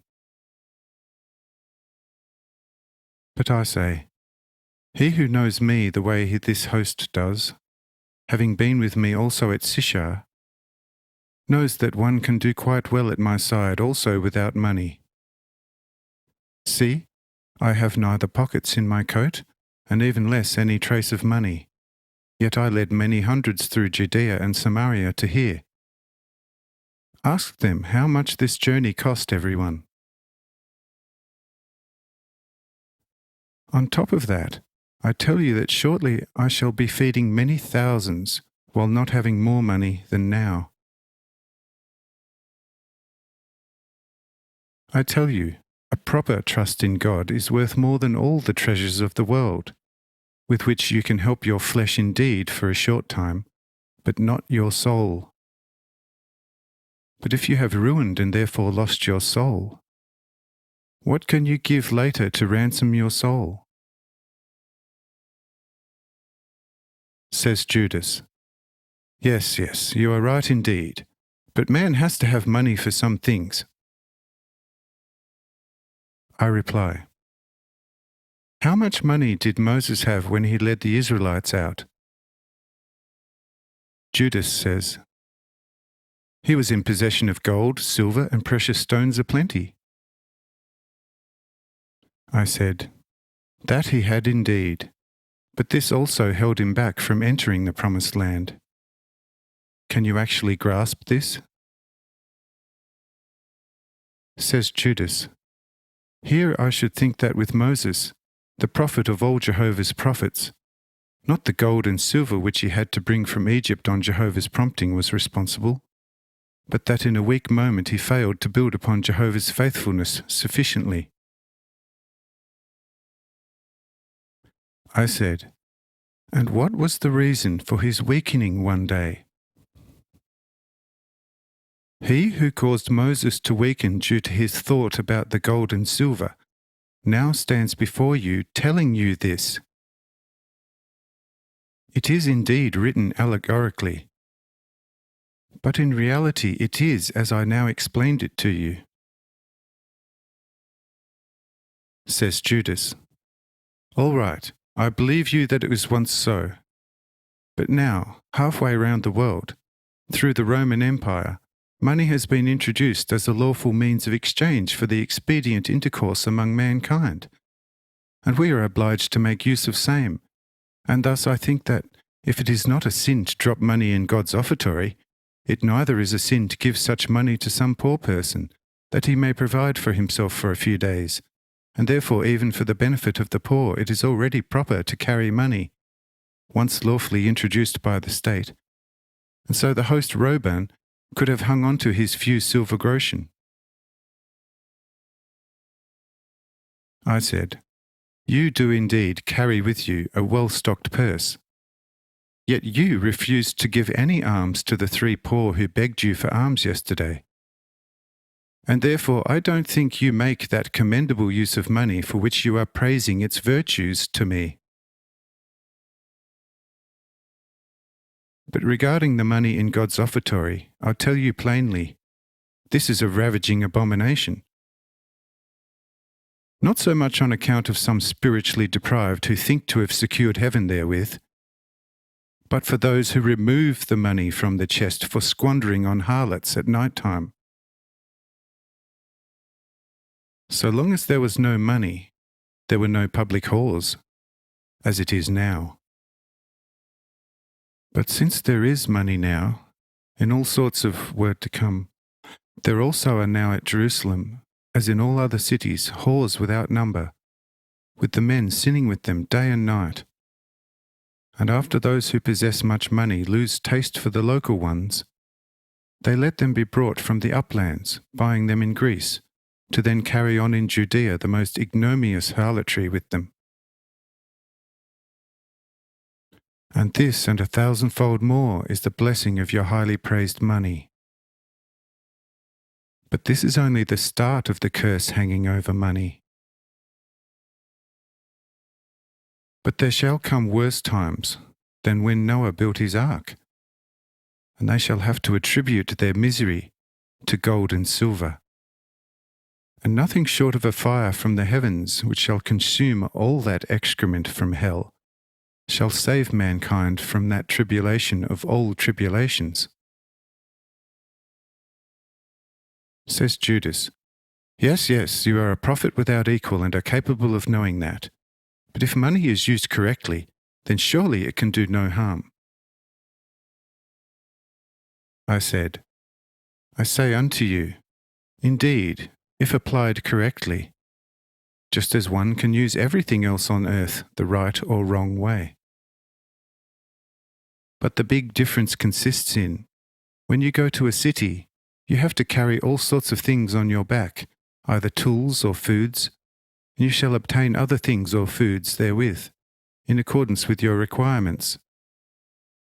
This, of course, is a bit inconvenient, yet at the same time hard for being seduced into sin.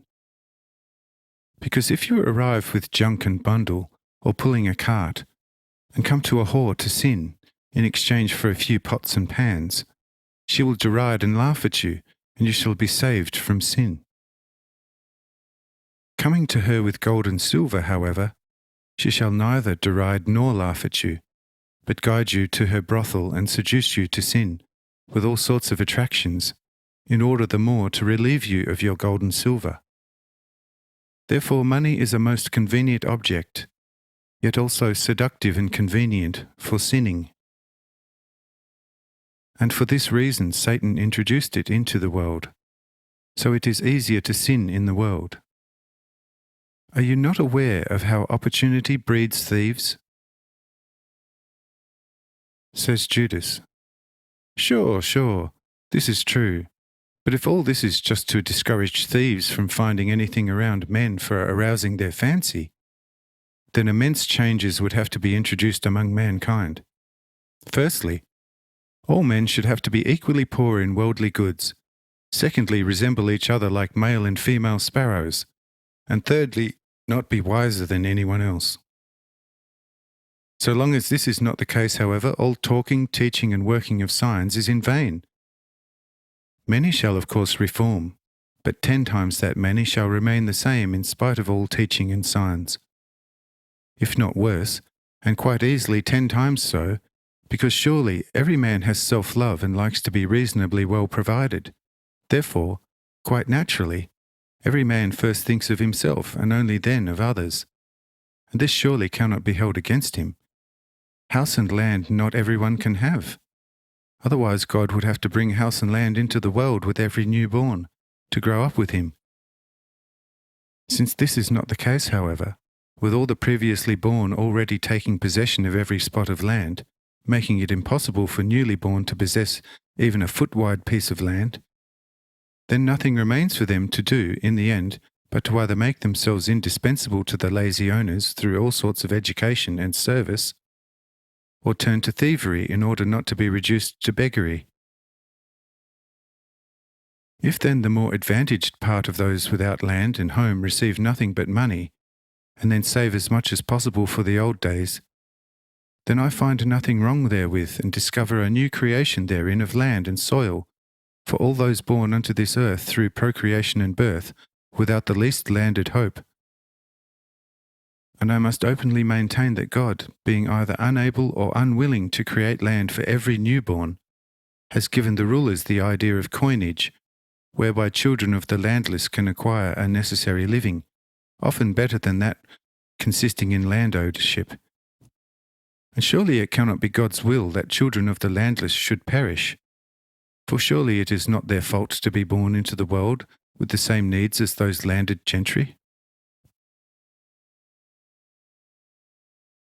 Even if you may be the greatest prophet that ever walked this earth, and I concede everything you have taught and are still to teach, this your appraisal of me regarding the harmfulness of money I cannot concede.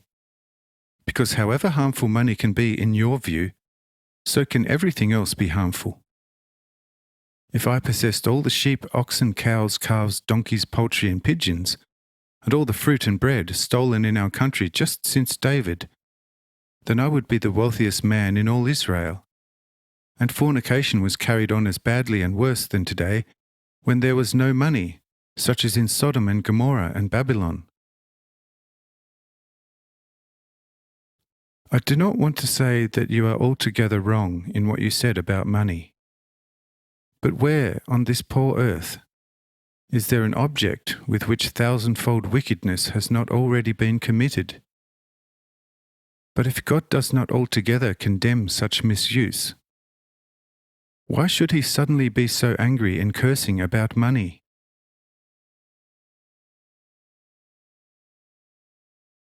I said,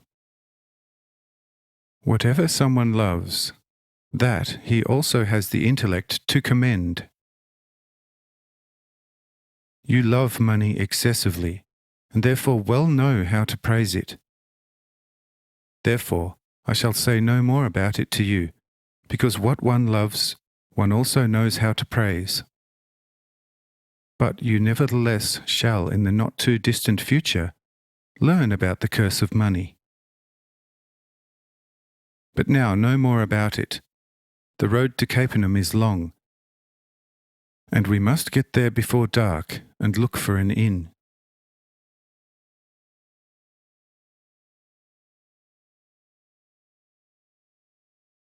The Great Gospel of John, Volume 1. Chapter 95. Thomas and Judas. Judas's nature and Thomas's prediction. Judas's blasphemy.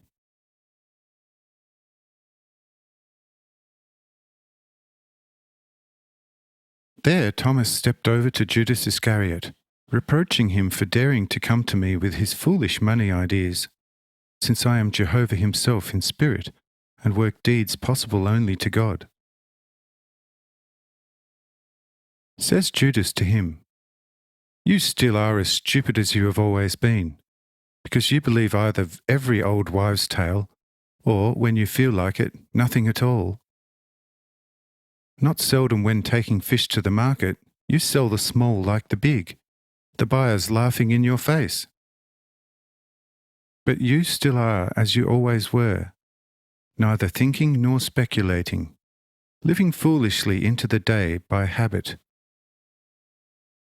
I have been here only a few hours in the company of this great prophet, and it is my sacred duty to probe him as much as possible in his attitude and the thrust of his mandate. You have been around him already for about a half year, and would have to therefore know him better than I. Ought I, however, just because you know him already, make no effort to get to know him at least as well as you know him by now? Says Thomas, surely you are not thinking of going back home again tomorrow, since you are trying to find out everything today. Just as well the Lord has started at least to move again, otherwise you would not have been in the clear about your foolish money even by tomorrow. The Lord is right. Cursed money will be the death of you, since you see such glory in it. The Lord surely has made it clear to you what there is to money and how much it can be to the detriment of man's spiritual life. But you have long been wiser than God himself, and hence put on your crown of wisdom right in front of God. But be careful not to suffocate in wisdom once. But what have you to say about my fish sales? Was I not always the first to sell all my fish, whereas you, with all your clever talk, had to still carry half of yours home? I sold the 10 big as well as the 10 little ones for 2p each, and could have always sold 5 times that many, had I brought that many to market. And here my reckoning was evidently better than yours, thinking yourself wiser than God, yet a miser seeking your salvation in money. I pay no penny for such wisdom.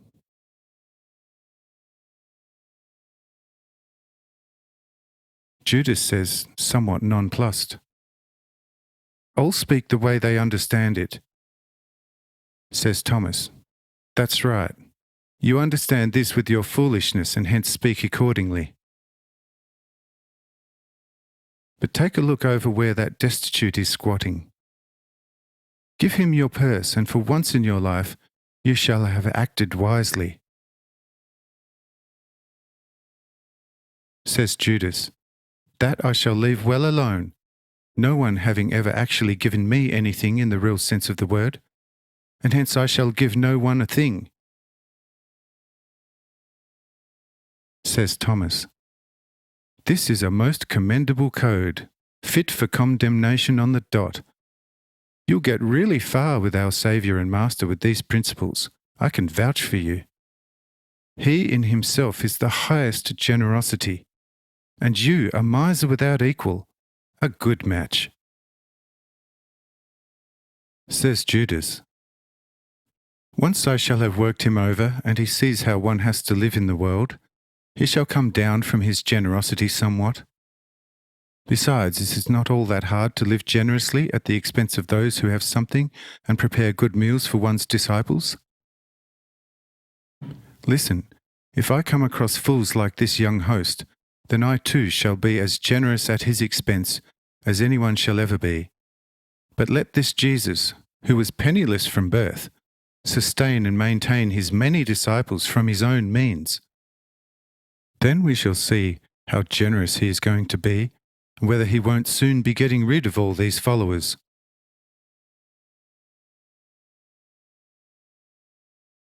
Says Thomas, "I say to you nothing other than that you are of the devil, because only the devil can talk the way you just did. It may sound as though it had some sense in it, but it isn't so, and quite otherwise, and your talk is the most shameless in the world. It grieves me to have shown you the way over here. At Sishar there were so many hundreds, yet all were fed from the heavens. And in a few moments he rebuilt Iriel's house to the most luxurious in town. And you, man of uttermost terrestrial stupidity, in the manner of one pinacularly wise, wanted to, as it were, demonstrate to me, who have with my physical eyes seen the heavens open, with countless myriads of angels of God ascending and descending, that Jesus is a poor devil who is enjoying himself at the expense of others. Oh, you poor beggar, you, he to whom belong heaven and earth, because he has founded them with his all might, should have need of you or my treasures to enable him to live on in this world, on which he makes the fruit to grow and ripen? Oh, you blind fool! Go to Sishar to convince yourself, and we shall see whether you will still blubber that way." Here Judas gets dirty, saying sarcastically, "You actually saw this with your eyes? Or did you by chance borrow some oxen and donkey eyes, giving you such extraordinary sights and overviews? I'm glad, by the way, that the Nazarene wise also got to know beautiful Iriel, who, I heard just recently, is supposed to be living with her 6th man already, because the other 5 died of her body, as it were. There, with that fair one, heaven standing nicely open for you. Sure, sure. Ariel has transferred quite a few to heaven. Why should she make an exception with you? But I shall nevertheless not be going to Sishar for her, because I keep Moses' statutes and shall have nothing to do with such sinful stuff.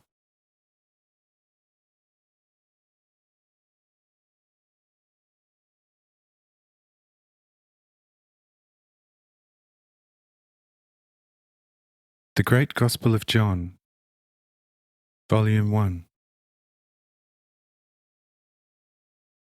In Capernaum, Chapter 96. The Lord's hints about Judas.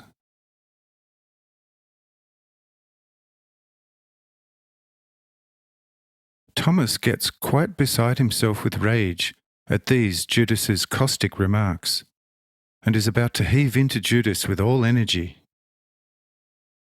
But, nearly halfway towards Capernaum, I step up to Thomas and say, "Brother, so long as you still see me calm and collected, remain the way you can see me, if only you will keep looking my way. Certainly, if you once see me start hitting out, then you can by all means jump in and hit with all you've got. But now there is no need of it by a long shot.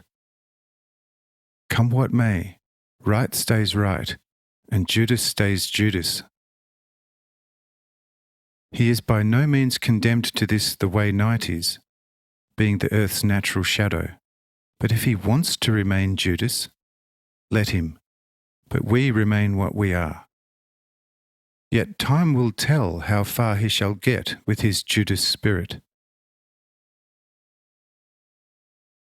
Says Thomas, "But this much you could do, Lord, that you get him away from yourself.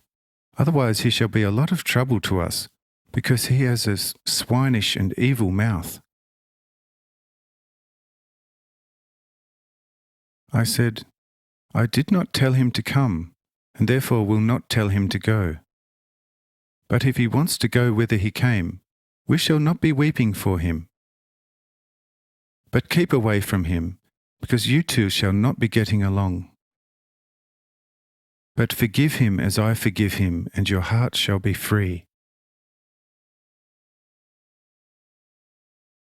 Says Thomas, "When it comes to forgiveness on my part, there is no problem, for I never bore him a grudge, even though I have always known him as one human not easy to get along with, not even the prophet John, with whom he frequently quarrelled. But I would honestly be much happier if he didn't belong to our company. When I was home recently, I related quite a few of your deeds to my acquaintances, who could not have been more amazed. This came to Judas's ears, and who could have made up their minds more quickly to become your disciple than Judas? For John's teaching did not satisfy him, because the former preached nothing but the most profound repentance, proclaiming God's strictest judgment to all who did not truly repent. The cause of the repeated quarrelling between him and John. John was all repentance, and Judas the extremist opposite. He kept telling John to his face that so-called repentance in sackcloth and ashes was the greatest silliness in human life, and man should reform in deed and not sackcloth and ashes. John did not really make true repentance dependent on sackcloth and ashes, presenting it only so metaphorically in his sermons, so to say. But the seemingly more understanding Judas would have none of this, saying that teachings of such grave import to humanity should be in clear, understandable words. According to him, the prophets all were donkeys talking in images, which could be interpreted in any old way. None other than they had ruined the priests, kings, and entire nations therewith. In short, all were donkeys high or low, if not thinking and acting as did he. That's why I think he won't fit in with us. I said, "My dear Thomas, what you told me I have known for a long time. Yet I say to you, if he wants to go, let him, and if he wants to stay, let him. I know much more about him yet, and even what he shall shortly do to me. Nevertheless, if he wants to, let him stay. Because his soul is a devil desiring to learn wisdom from God, but this bent shall yield this soul a wretched gain.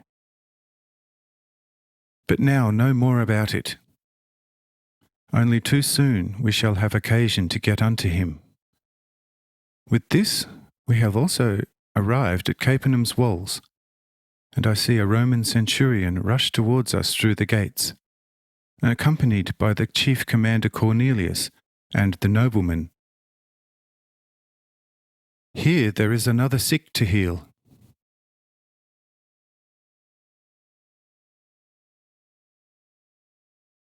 The Great Gospel of John, Volume 1. At the Galilean Sea, Chapter 97. Occasion with the centurion of Capernaum. Healing of the sick servant in response to his master's request in faith. He who believes and has love, whether heathen or Jew, shall be blessed. Diversity of signs at Capernaum.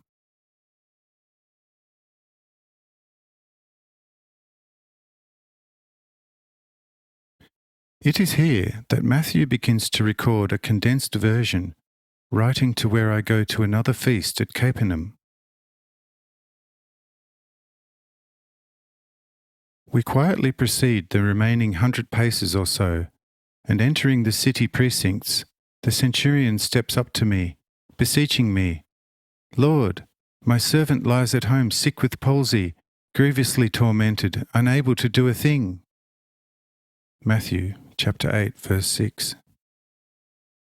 Say I to the centurion, "I will come and heal him." Matthew chapter 8, verse 7. But the centurion replies, "Lord, I am not worthy of your coming under my roof, but say only a word, and my servant shall be well." Matthew chapter 8, verse 8.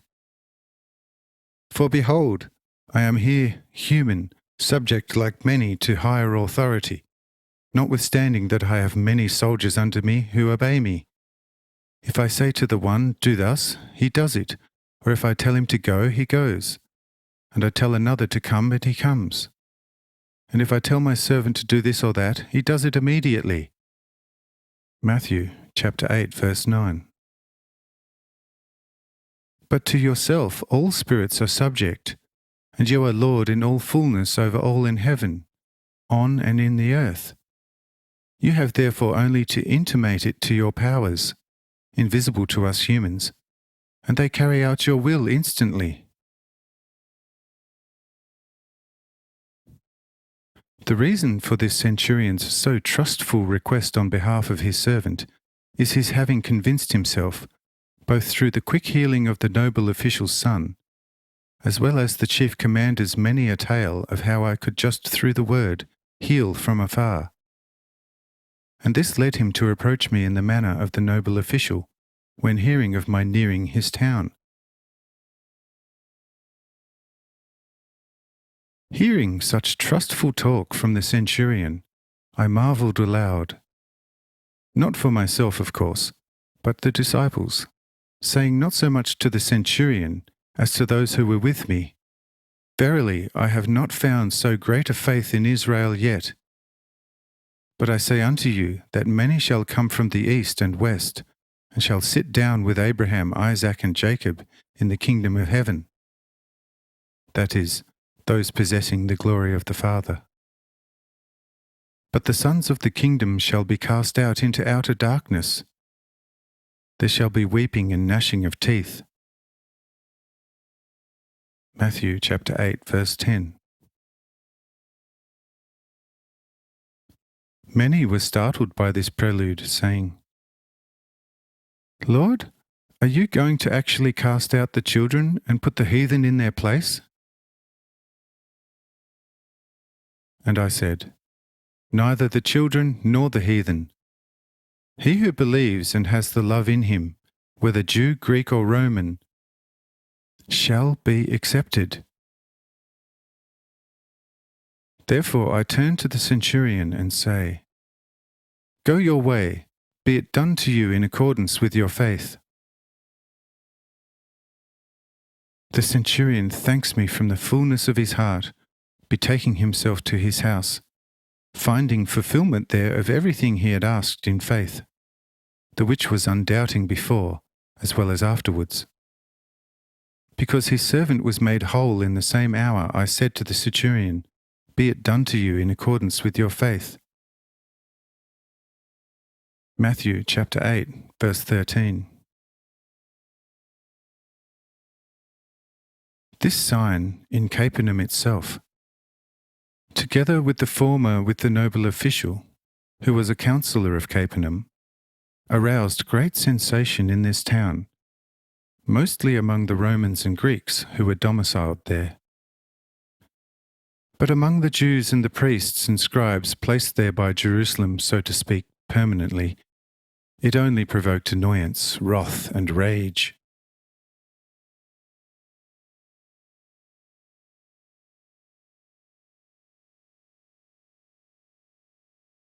The Great Gospel of John, Volume 1.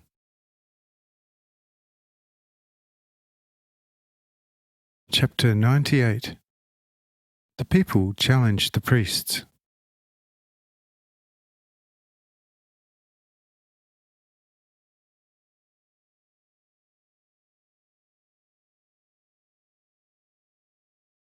Because the ordinary people who had seen the signs, too fearful of the priests and scribes to convert to my teaching and follow me, devised a clever trick. They soon brought several sick to the priests, saying, Hear us, you exalted priests and scribes, who according to your own testimony are initiated into all God's mysteries. The man Jesus of Nazareth is working wonders such as no man has done before him, and his speech and teaching are like a torrent of fire which almightily consumes or carries away everything that would oppose it. Without medicine, and only through the word akin to a god, he heals every sickness, and is supposed to even bring alive the dead through just the naked word.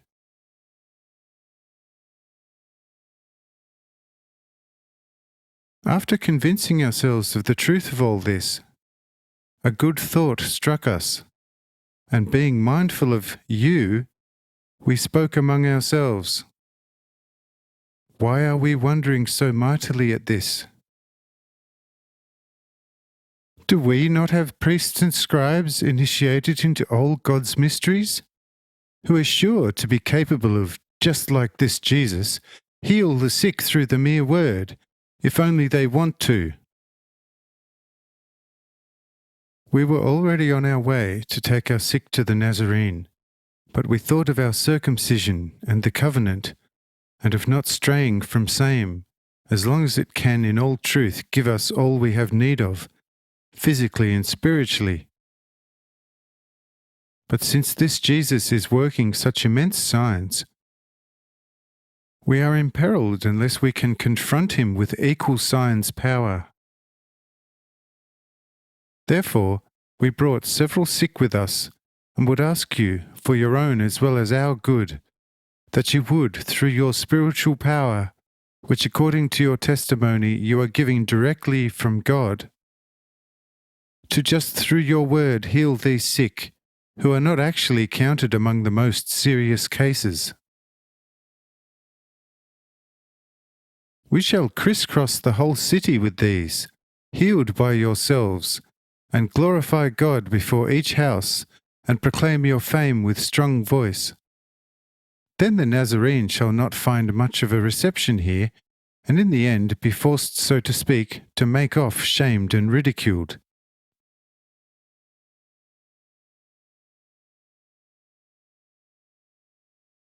The priests and scribes, only too conscious of their total impotence, to hide same, speak with gravity. You fools! How are you asking of us what befits only God? When did a priest or scribe ever work miracles?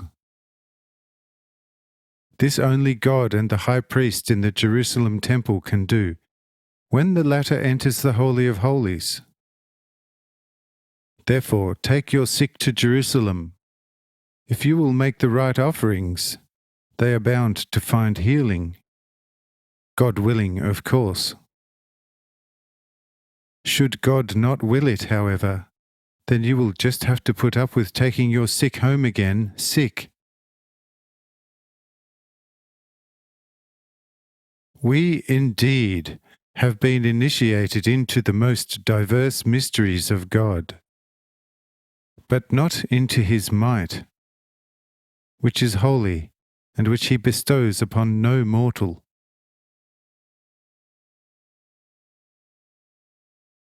But whoever like this Jesus still performs deeds, as we have heard, either through magic or with the help of Beelzebub, is a monster of hell, which is the most cursed dwelling place of God's adversary.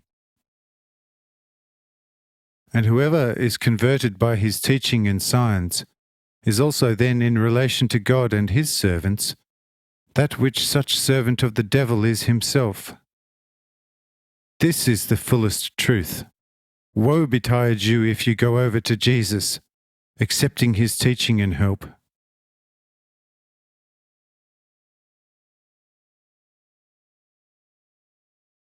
Say those who brought the sick to the priests and scribes. You are liars all, when you talk like that. How can he be of the devil and a servant of Beelzebub, who only does exceeding good to mankind, preaching only love and gentleness and patience to his disciples, fully practicing what he preaches?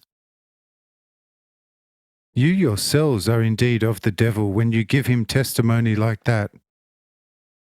He, however, is of God, in that he does the will of God as he teaches. You have called us fools for sure, for having, for your own good, asked of you something which, after all, you had 1,000 times claimed to be capable of doing through prayer and the word of God. But now, when as never before it comes to demonstrating your old doctrine, you call us fools for taking you at your word. Oh, you wicked servants of Beelzebub, we shall kindle you a light, from whose glitter you shall all die.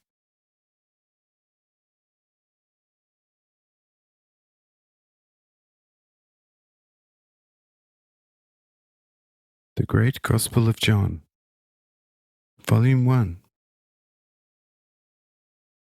Chapter 99.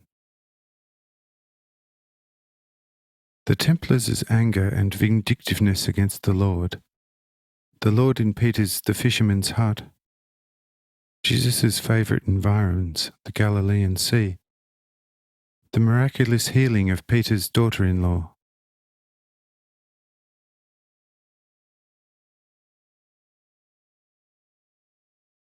On hearing such speech from their co-religionists, the priests and scribes quickly withdraw, because the number of those who had come to them was about 100, and deadly earnest was flashing from their eyes. For these had long since seen who was behind the Jewish priests and scribes, hating them more than the pestilence. But since the priests, Pharisees and scribes were only too well aware of how the Jews were just subtly challenging them, to have a stronger case against them for the purpose of then following me more determinedly, because in those days it was even harder to leave the Jewish church for another than it is today to leave the Roman Catholic for the Reformed.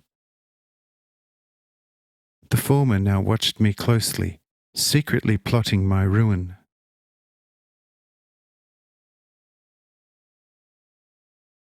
But the centurion with whom I had now been staying in Capernaum for 2 days had confided in me what went on, and how the Jewish clergy was outraged with me, and even secretly strove after my life. I said, "They shall indeed be achieving their evil aims with me, but time is not yet. But to avoid giving them too much opportunity for their vengeance, I shall move to another town for a short while, but come here again at a later stage, when these infidels shall have somewhat cooled down in their rage." Although he would have endlessly preferred to have me stay, the centurion commended my plans, since his fear of these priests, scribes, and Pharisees was not inconsiderable, in that he was well aware of the artful, secret denunciations in Rome, which this brood of vipers was capable of. I then, with my entire company of followers, the following morning left the exceedingly hospitable centurion's house, moving to Simon Peter's house in the vicinity of Bethabara, where John had formerly been at work. On entering Peter's simple but quite spacious house, Peter's daughter-in-law, a good and normally hard-working and chaste maiden of some 20 years, lay bedridden with heavy fever and in exceeding fear and pain. Peter stepped over to me, asking me to help her. Matthew chapter 8, verse 14. And I immediately went to her bed, taking her by the hand and saying, "Arise, little daughter, and prepare us a meal, rather than suffer here in bed." Instantly the fever left her, and the girl got up, serving us with much diligence and attentiveness. Matthew chapter 8, verse 15.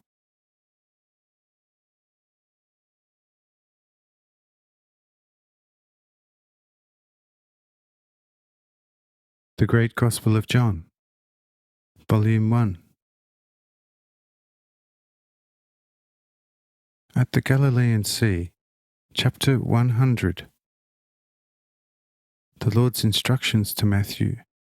The distinction between Matthew's and John's Gospel. Matthew's is a factual report, whilst John's highlights correspondences. The meal at Peter's hut. The miraculous catch. Peter's humble witness to the Lord's deity. Allusion to the traitor.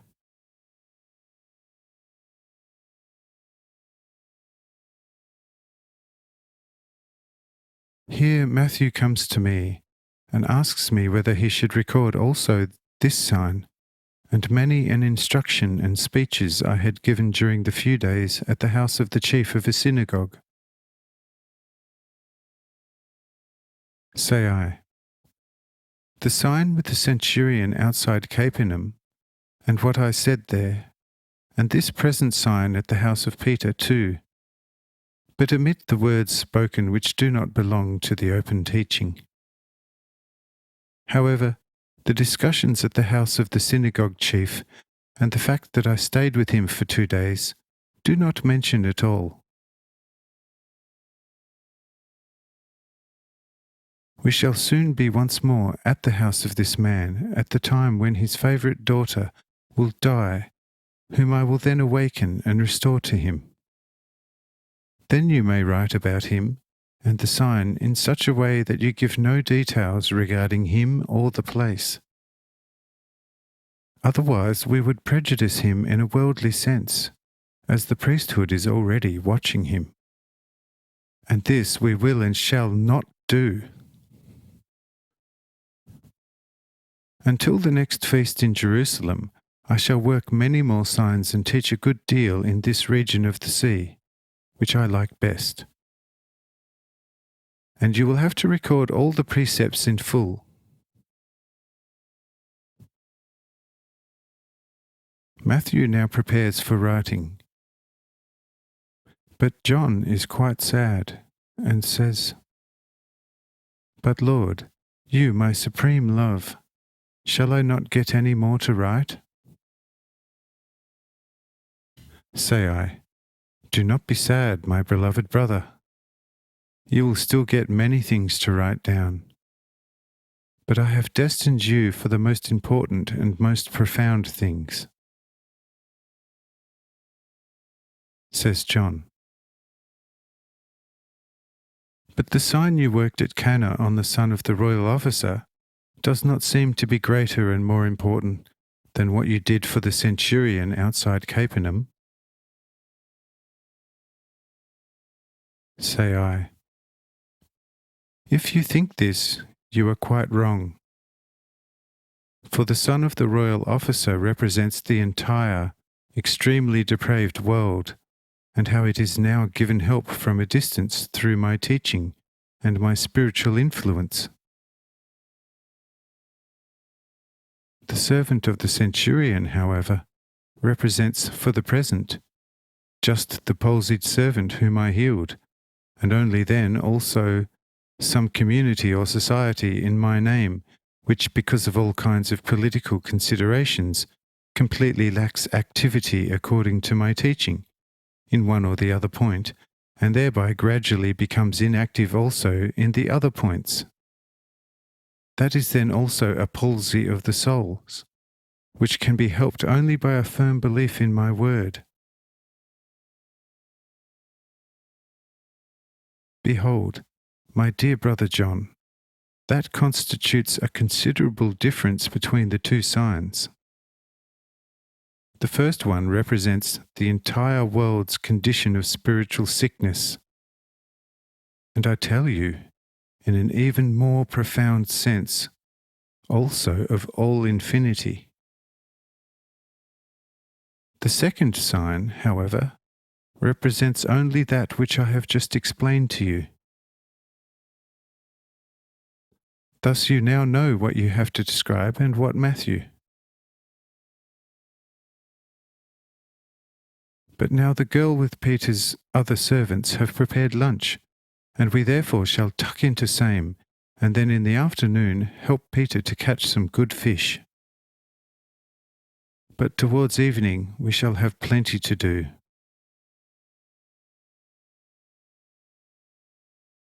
We now partook of an ample meal, sufficiently plenteous for the large company, and then betook ourselves to sea, named also the Sea of Galilee, catching in a few hours an enormous lot of the most choice fish, to the extent that these could hardly be accommodated in the fish tanks.